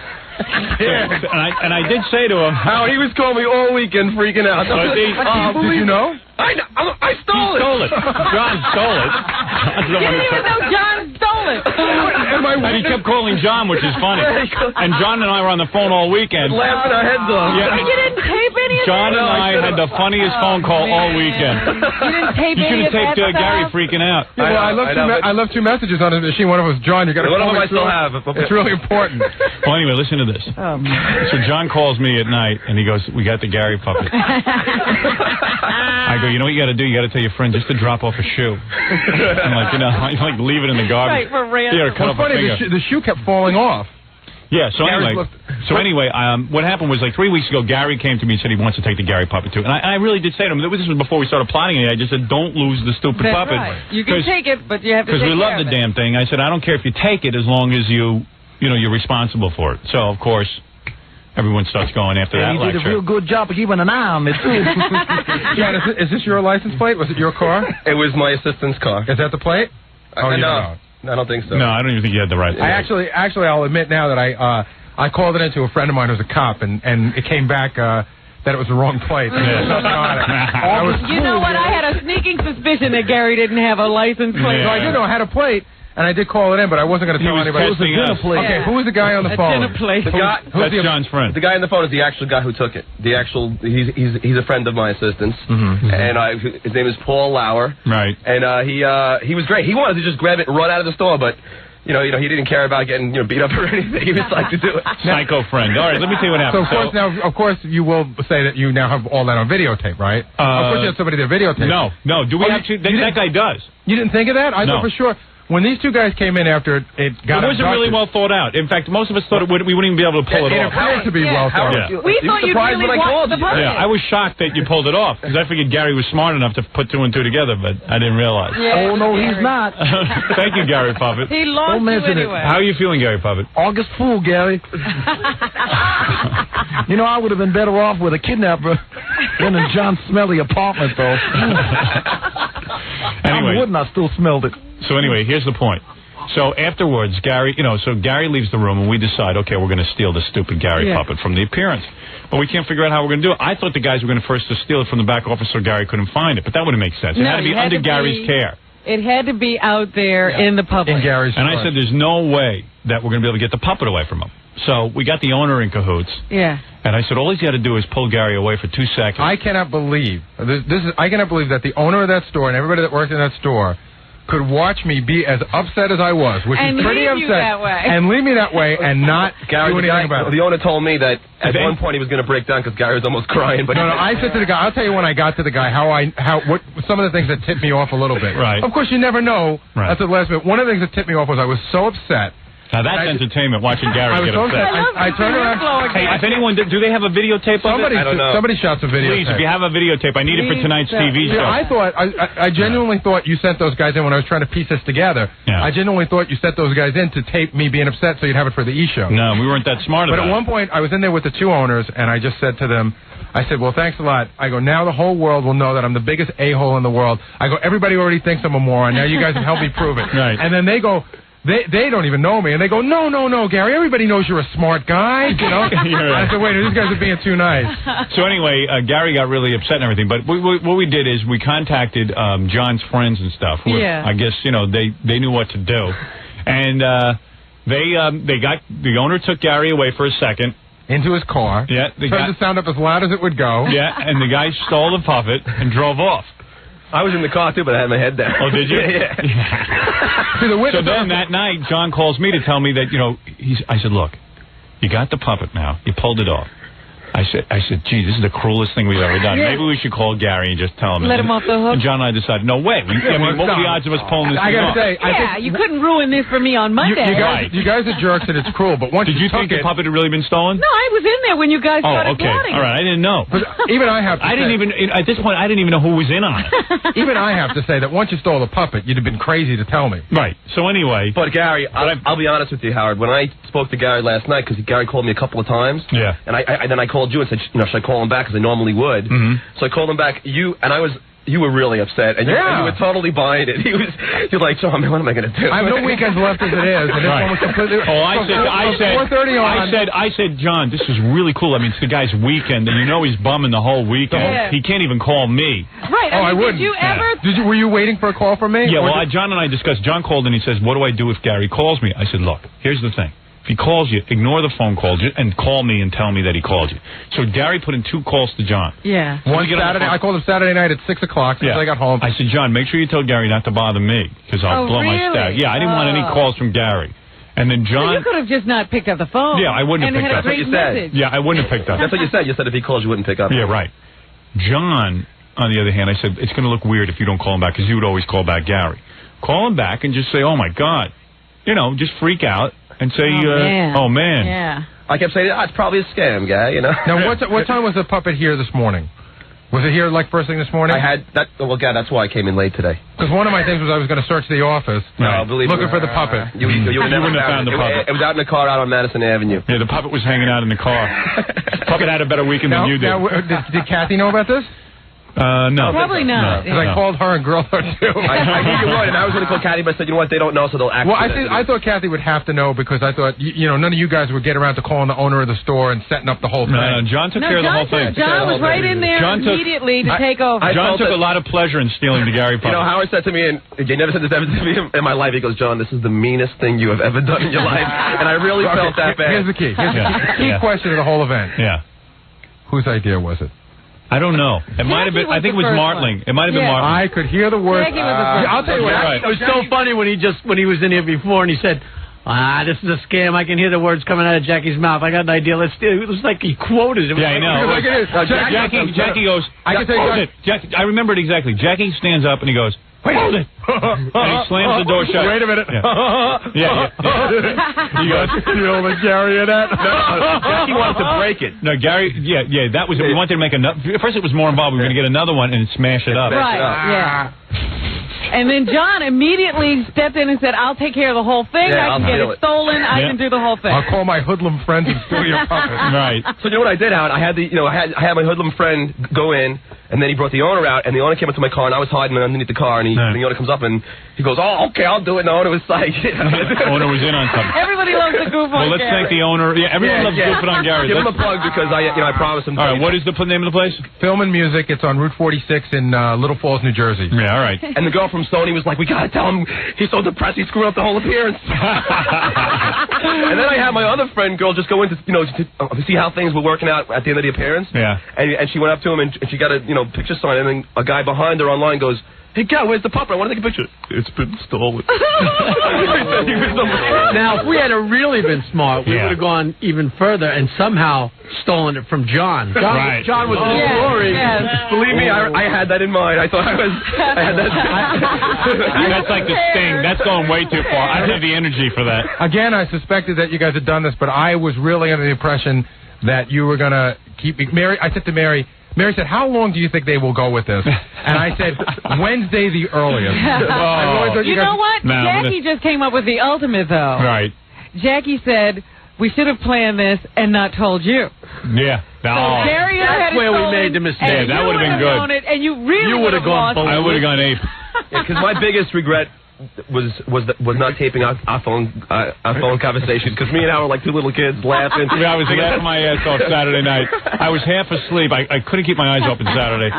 And he calls me and I go, "Oh, what does he want?" He goes, "I just stole the Gary puppet." I said, "Tell your friend to call him as a ransom and tell him he has the puppet there, and I would demand to speak to him." The guy on the phone was really good. Yeah. Hello, puppet. So that's why when the guy called, he had the puppet voice ready. "Hi, this is Gary Puppet. I'm all right." You know what the best moment of the whole thing is when that guy was on the phone and you said, "What's on the shirt?" and he read what was on the T-shirt. His face. Gary's face sunk. That was great. Man, that was good. Let me see the shirt he's wearing. Tata Toothy. Tata Toothy. Hi, Wolf. Gary was so upset he tried calling me, and I don't even have a phone. Hey, Gary Puppet, it's good to have you back. Well, you know what they say. Gary's mother is so strong. Now, wait, Howard. She had to be to raise a dumbbell like him. Now, wait a second. What were you guys going to do? One of the ideas I had was, how long were you going to wait me out? Just today. In other words, now I was going to say... I said all week. No, but I was going to say, but again, I made the mistake of telling John this because who knew he was stabbing me in the back. Yeah, right.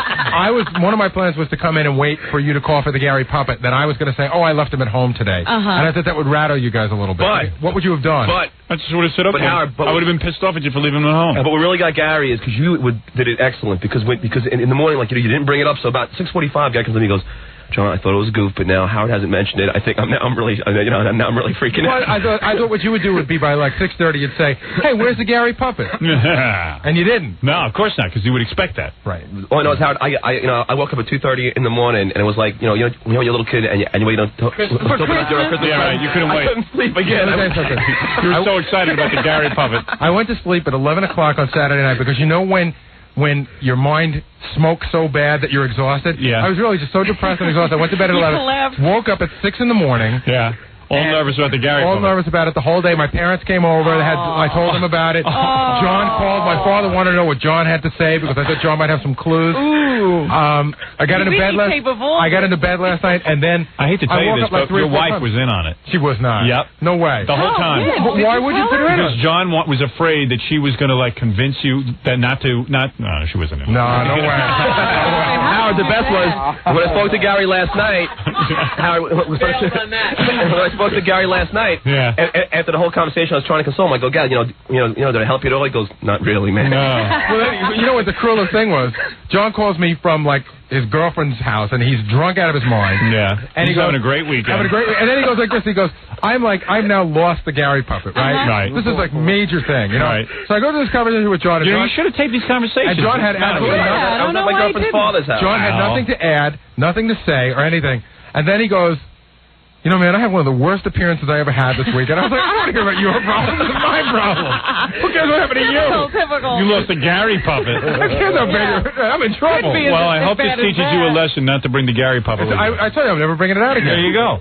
Gary puppet. What did you mean it's too fragile? It's people want to touch it and hold it, and I wouldn't let him. It's just too fragile to bring around. Well, just let him smack you in the head. That was Gary's one and only appearance. Yeah, let the listeners just touch you. Never mind the Gary. You know, all the people that came to see Gary were all mad at him that the puppet wasn't there. Where's the puppet? Want to meet the puppet. No, it was really like 50 or 60 people standing around looking at me, so sad, like, oh my God. Let me ask this guy. He's a witness. He's the guy that Hello? saw everything. Hello? Hey, John. Howard. Yeah, Howard. Hey, you saw everything? Yeah, I'm telling you. It was funny because the listeners were as upset as Gary. And I'm standing there thinking, how are they so stupid? I could see it. I walked around back, the 4 guys in the car. I can't believe I couldn't tell John. I had my head down there. Yeah, and then the guy just run out, handed him the puppet and said, here, have fun with it. No, actually you're wrong, though. The owner did not bring it out. I know. I didn't say the owner. It was the guy. It was my friend who actually brought it out. It was legitimate robbery. Yeah, but the back door was left open for him. No. I mean, he opened it. It wasn't like wide open or anything. No, but I mean the back door. The owner left the back door for the guy to get out. But wouldn't you assume that the guy was in the store? He was there for the appearance. He just ran out the puppet and runs out the back. You can't get out the back door. It's got a deadbolt on it. No, and then of course then the other owner is running around and there's these surveillance cameras all over the place. But of course they're not turned on during the day. Yeah. But only at night. But the owner played it great because Gary's like, how could you just my puppet's gone, and the owner's like, Gary, we get thousands of dollars of equipment stolen every day. I care about a stupid puppet. My puppet's gone. My puppet's gone. No, let me ask you. My puppet. Now one my puppet is gone. Looks like me. My puppet is gone. Now one last question. Yeah. What were you going to do? They kept offering to call the police. Did you have like fake police set up, or were you going to actually let me call the police? I didn't care because it was my. And you had the wrong license plate. Yeah, anyway. I didn't think you had the right plate, and it was Melissa's car, and she wouldn't have cared. And you would have traced it to Dominic Belmont. You wouldn't have known who it was. I would have called and threatened him. I would have said, I had a ton of ideas. Yeah. Had I got an address and a phone number. I mean, yeah, but I didn't if I would, when you trace a car, you don't get a phone number. You only get the address. Right. Believe me. You would have gone Sunday, my whole day would have been driving around New Jersey looking for this car. I got to find the puppet. But you know what? He wouldn't know anything about it. I didn't know anything about it. I didn't tell him, so he wouldn't have known. Boy, this was great, wasn't it? Yeah, it was a good scam. The stealing of the Gary puppet. It's been going on for 3 weeks. Excellent, John. And, Jackie, John, excellent. You know what the funniest thing is hearing Gary call the police, I lost the puppet with big lips like mine. Well, no, I really did I got so upset. Yeah. And everyone in the store is going, do you want to call the police? Do you want to call the police? And I kept going, no, but this is ridiculous. The puppet's gone. It's in a car. It's gone. Right. I said, you can't call the police. A picture of the puppet in the post office. Right. And I said, what are we going to do? I was so smart. And I said, what are we going to do? Put out an all puppets bulletin? APB.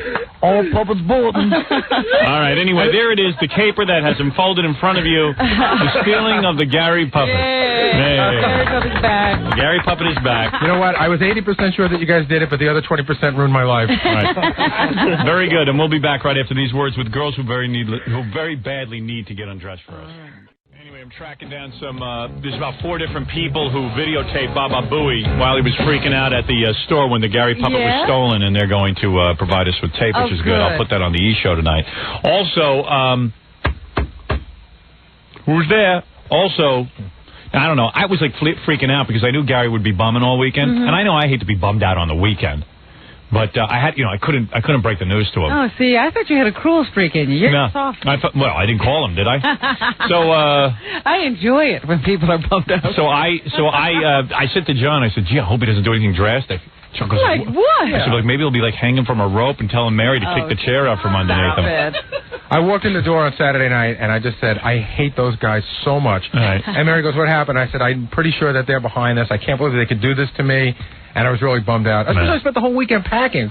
You couldn't even leave the house and go do something fun to take your mind off it. But this is what we do. I know. Yeah. No, I don't expect any less from you. Right. I really don't. We're professional a-holes. That's what we do for a living. Right. You know what? We love you. spend all our time doing Believe me, we spend all our time thinking about you. In 6 months, it'll be John, and in 6 months more, it'll be Jackie. All I know is my father was over the house Sunday. I said, Dad, you got to hear what we did. This is the greatest thing in the world. My father goes, what'd you do now? I said, listen to this. We stole the Gary puppet. Gary took the Gary puppet to it, and we stole it. And he's freaking out. He goes, that's the greatest thing I've ever heard. My son. I'm glad I could amuse Ben. Yeah. Oh, I expect my father to go, oh, man, that's a terrible... He goes, that's the greatest practical joke ever. That's genius. The Gary puppet. when I was a little kid and used to do stuff like that? Yeah. My old man wanted to belt me. But now that I get paid for it, yes. he's like into it. I'm telling you, you could do a whole second show on TV just counting the times I licked my lips while I was in here. I know. We could count it. I didn't even try to stop doing it. You know what I'll do right now? For the TV show, I'll just speed up the tape, and we'll count how many times your tongue licks your lips right now. And we'll have like a little timer just belting out the bells every time you do it. Ding, ding. That's it. 50,000 watts of fifth grade fun.